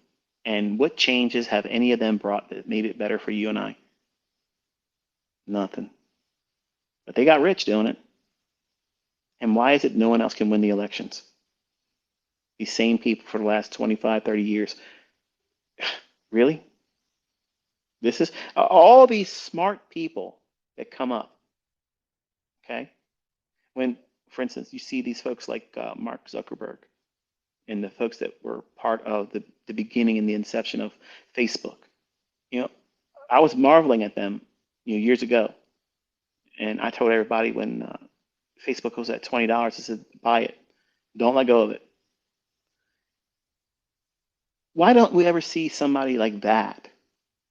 Now, obviously, I'm not trying to defend Zuckerberg because I think he's a snake. I know. Um, but you see these folks that come up like Elon Musk, same thing. These are very, very influential people. These are people that are movers and shakers, that things get done with them. Why isn't it they never really run for president? Think about it. All these movers and shakers that really get things done, that are independent, they have their own businesses, their own empires, enterprises. They don't ever want to run for president. They're all from the same family, all from the same bloodline. You can't be a billionaire unless you're part of that bloodline. And if you find yourself real close to it, somehow your airplane doesn't arrive on time. Somehow you just have a misplaced foot and you slip and you're no more. It's a big club, but you're not in it. See, when you're that rich, you can resist. And when you do a study on the Titanic, you'll see the reason why it really, really went down. Because there was somebody on there that didn't want to go along with the Agenda 2030 of that day. See, you're told there was an iceberg. There's an iceberg that did this. Really?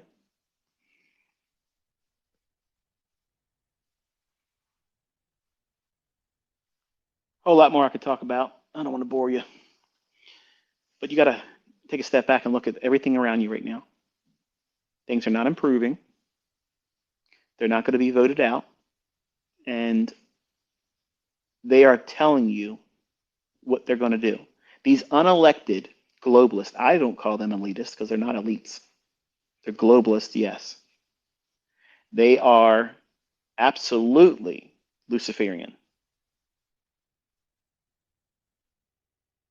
They believe in a God, and they believe Lucifer's he. And he allows them, he affords them authority, power, position. Because once they're in those positions, then these fallen angels and evil spirits take them over. That's what it means when we wrestle not with flesh and blood, but things that are outside our earthly domain that we can't. Like, how are you going to wrestle an angel? Jacob tried and he got his hip thrown out. And that was merciful because one angel killed 187,000 of Syrian army in one night. How are you going to wrestle with that? You're not. So we're in a spiritual war, and it's wicked. And we have to trust the word of God. And he's already said he wins. And he's been right about everything else. So there's no reason not to believe him. There's no reason to doubt him. All the more reason to trust him. And that doesn't mean that you're going to have a perfect week next week or today or tomorrow. It just means that whatever happens doesn't mean that God doesn't exist. An unanswered prayer doesn't mean God doesn't love you or doesn't exist. He's God. It's his prerogative to answer your prayer. And if he doesn't answer it, who are you to say he's wrong to do it or not do it? The person you're praying for, right now, my mother-in-law is not doing well at all. And to be honest with you, she probably isn't going to be here much longer. She doesn't eat. She refuses to eat. And she's lost a lot of weight. And my wife is really wrestling with this. And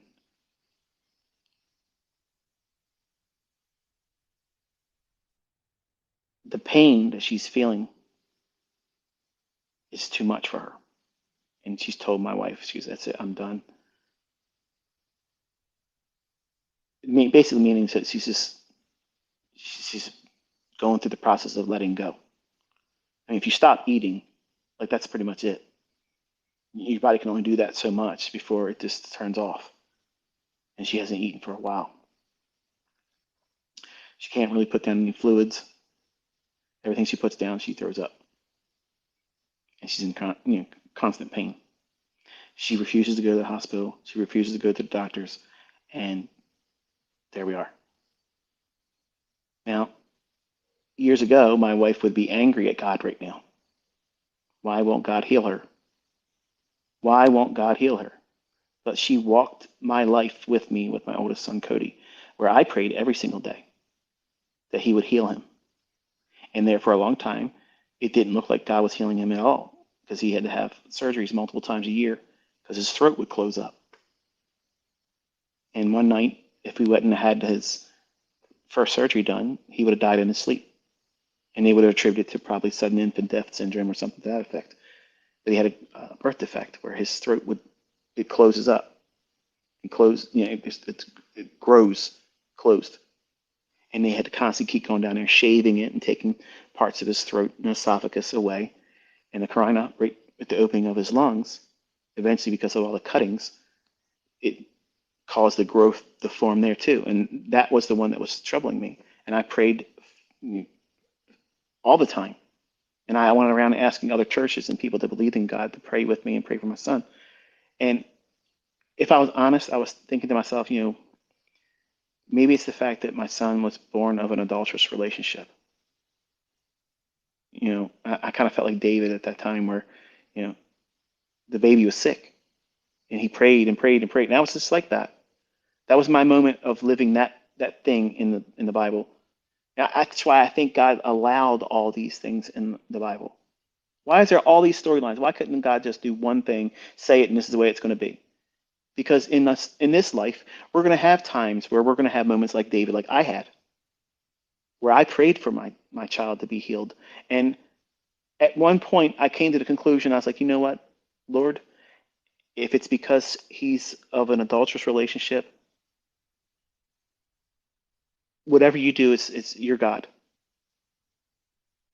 And I stopped praying to have it only my way. And I said, if you want to take him home, he's yours anyway. That year was his last surgery. What changed? I was holding on to something I thought was mine that's his.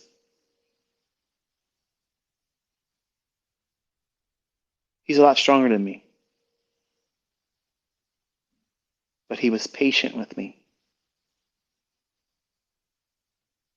And when I finally saw it as I should have seen it, then he healed him. But all of us are gods. Not all of us are gods, that we are gods. All of us belong to God because he allowed us to be created. He formed and fashioned us in our mother's wombs. Every hair on our head's numbered, and he knows every single one of them. When one falls out, he knows which one it was. My wife saw how God dealt with me and my son. And she understands that my mother-in-law believes in God. And my wife is at peace with the idea that should she go, then it's God calling her home. And she has no right to be upset about that. She's upset that my mother-in-law is giving up, basically. But if a person says they no longer want to fight, there's nothing you can do. It's their life. And if they want to allow it to end, who are we to say so? We can't make her eat. So I'm thankful to God that my wife has a different perspective about things because I can very easily see how this could have caused a lot of contention in our marriage because if her mother does pass away, she's going to be upset. But if she didn't have the understanding about God now that she has, we probably would be in a lot of trouble, maritally speaking, because she would lash out like I watched her when she was younger with her aunt. And when we lost our child in miscarriage, like she was angry at God. And she said things that I can't repeat here. But she doesn't think that way anymore. So the point is there. I know one of my students tweeted to me yesterday saying to pray for his mother, Lucy. And I have, and I ask all of you to pray for him as well. Pray for her rather. Because he and a lot of you prayed for Cody.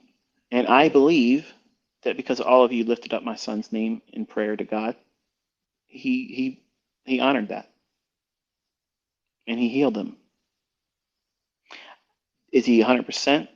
I think that he's a little bit more healing to go. But if he doesn't come past where he's at now, God's done more than that either of us deserve. You know, he shouldn't have been here at all. He should have passed away. But God placed a doctor, Dr. Kashima at the time. He was the highest rated uh, surgeon for pediatrics at Johns Hopkins at the time. Just so happened to be the father of my son Cody's mother's best friend. And she was visiting with him on a night that I usually would have had him. And he said, he doesn't sound right when he cries. Bring him into my office. And then we found out that his throat was like literally next to being closed. And then when you have, something like that and a whole bunch of other things, you just know that God's finding a way to intervene.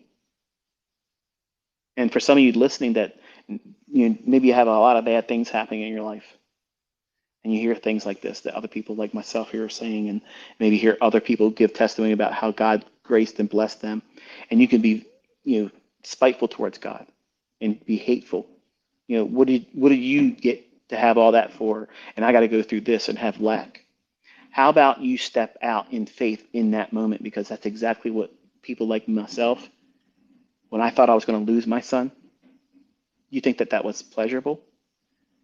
That wasn't a moment of high uh, faith for me. Like in my mind, I was thinking, if he lets him go, like I'm done. I don't want. I don't think I want to ever hear about God. He knows your heart, but if you're not actively trying to seek Him, why should He make Himself manifest to you? The Bible promises that, by the way. If you earnestly seek Him, Jesus said, "I and my Father will manifest ourselves to you." Well, guess what that means? That's exactly what I leaned on when I asked God to show me that you hear me. Not answer all my prayers.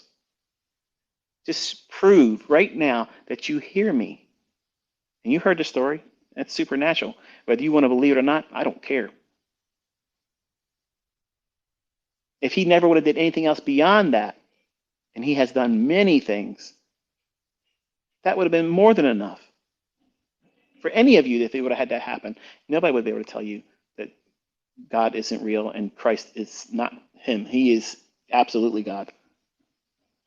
I didn't pray to anybody else but Christ, and I got the answers.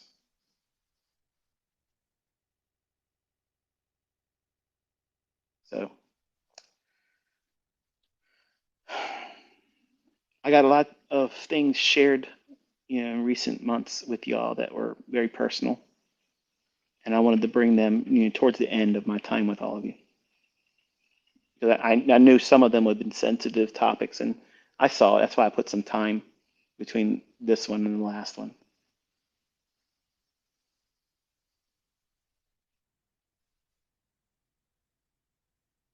If I have ever offended any of you that are listening, I ask for forgiveness. If I have ever made you feel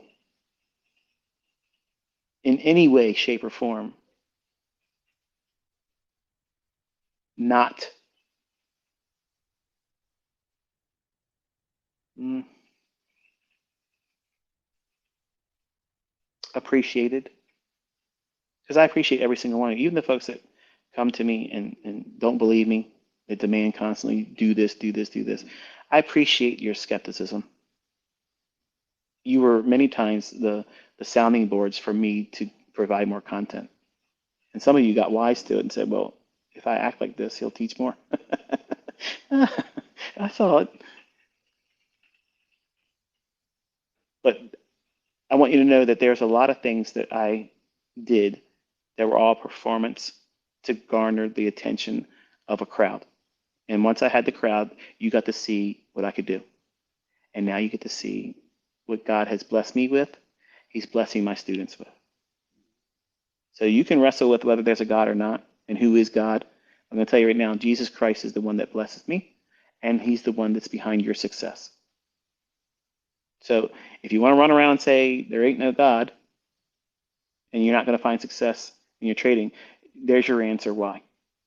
Because you're being cursed. How are you gonna curse the person that gives the opportunity to be blessed and say, no, it doesn't come from him, when I'm telling you that's where it comes from? Like, you got to see things that, well, even outside of trading, like how many times does somebody got to be right before you realize that I'm not special? I'm not highly into, I'm not a mental giant. I'm the average common man, come from a very, very modest upbringing.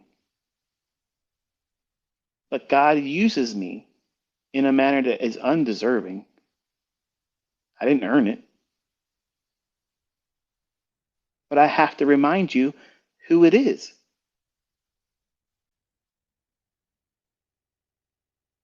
And I don't want any of you to lose sight of that. Because I'm sure in the future people are going to be writing books and stuff and things about what it is that I shared and did or will be doing. And I don't want anybody to lose sight of how I'm able to do it. Because that's important. It's important to me. And I would like to think if I know a little bit about God, I think it's important to him too, because he's a jealous God. If I sat out here and said, I did this all on my own and God didn't do this, I wouldn't be able to tell you anything that worked out.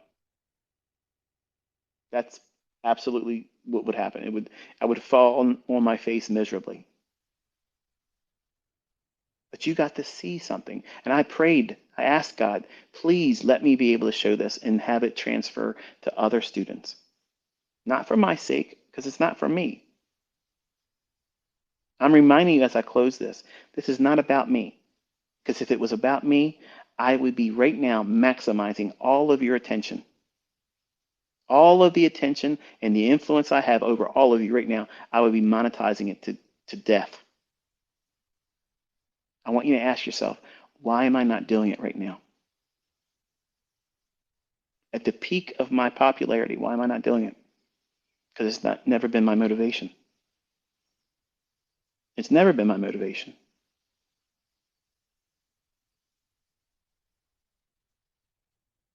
I don't want to be making videos for YouTube. I don't want to be, I'm not doing Twitter Spaces, okay? I'm not doing them. I'm not going to do them next year. I'm not going to do them anytime after this one. This is the last one. And I'm trying to make sure I'm scratching every itch before I close this one. Because I know once I do it, I'm done. I have contemplated talking to you on SoundCloud. I don't want to do anything trade related, to be honest with you. Like I miss being able to talk to you, but I really love these conversations I'm having right now. And I don't care if the popularity is so small. I don't care if the viewership is so small and nobody really wants to listen. If I have just one person listening, I would still talk like this because I'm honoring God. I'm bragging on the Lord, His word, and how awesome He is, and how undeserving I am for Him to even know me.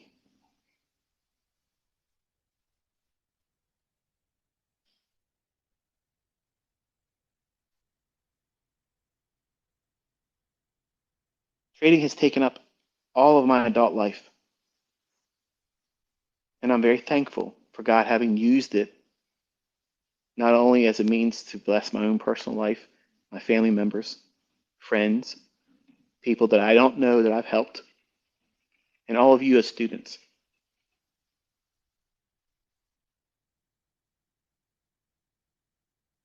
But I don't want the latter part of my life to be that. And I don't know how much time I have, and I feel things in my body that I never felt before. And mortality is something that I think about now. I don't fear it, but I look at where I'm at in age and I think to myself, I probably don't have 51 more years on the other side of where I'm at right now. So the likelihood of me having a whole lot more than what I have behind me in years, you know, it's it changes your perspective. And I want to do things that bring memories to my family that are wholesome. I want to be able to do things away from these markets that are vampires. And I've said this before. If you let them take it from you, time, energy, your attention, it'll do it. And I was a miserable man making lots of money.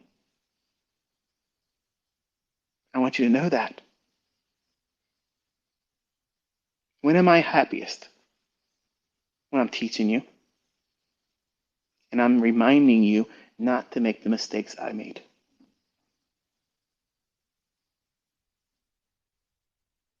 Don't put your family second. And don't lie to yourself saying you're doing it for them, because you're doing it for yourself. Just like I was doing it for myself, but lying to myself and them, saying it's for their benefit. I needed it. I was hurt. I came into this world by two people that did not want me.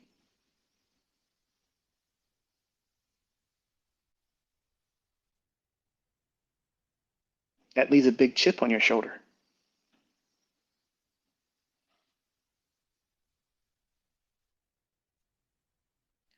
My mother knows I'm a multimillionaire, and I have been for a long, long time.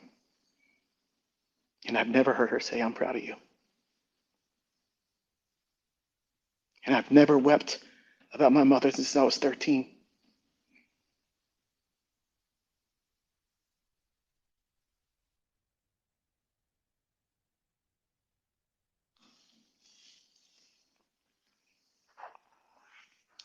When I share with all of you and you show your appreciation, you have no idea how it feels.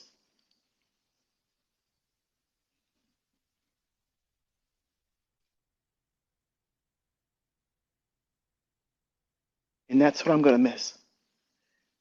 Not arrogance, not pride, not clout. It's the fact that I didn't get that from the people I love most.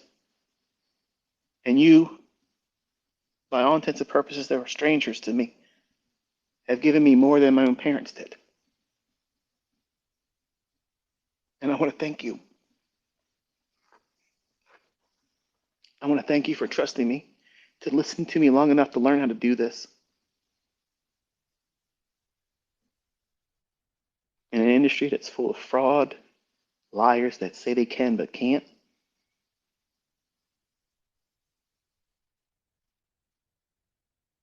you could have just scrolled on by. You could have listened to the lies and said, no, I'm not going to bother. But you didn't.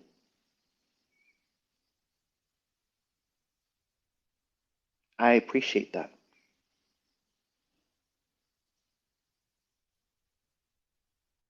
For the folks that send me comments, there's a lot of them. I haven't tried to read all of them because they're very moving. And even though I haven't liked them, doesn't mean I won't later.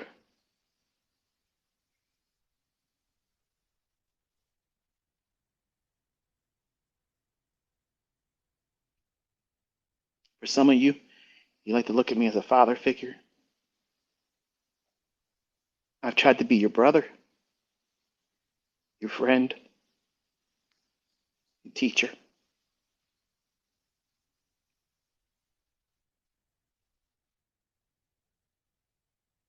And I hope that what I've shared has helped you. I hope that you use it, that you're blessed by it, and you don't waste it.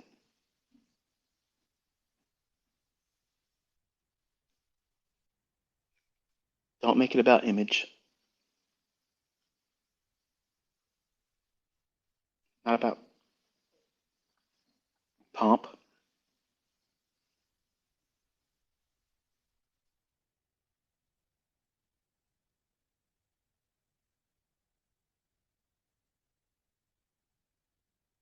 Even though I'm not going to be here, I'm going to be praying for you every day. I pray for you guys when I go to sleep. I pray for you when I wake up. And I'm proud of all of you.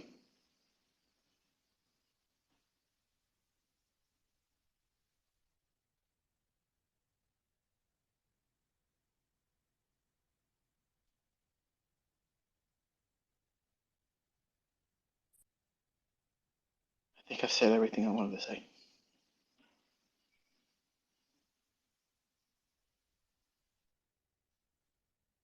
It's been my honor and my privilege to be called your mentor.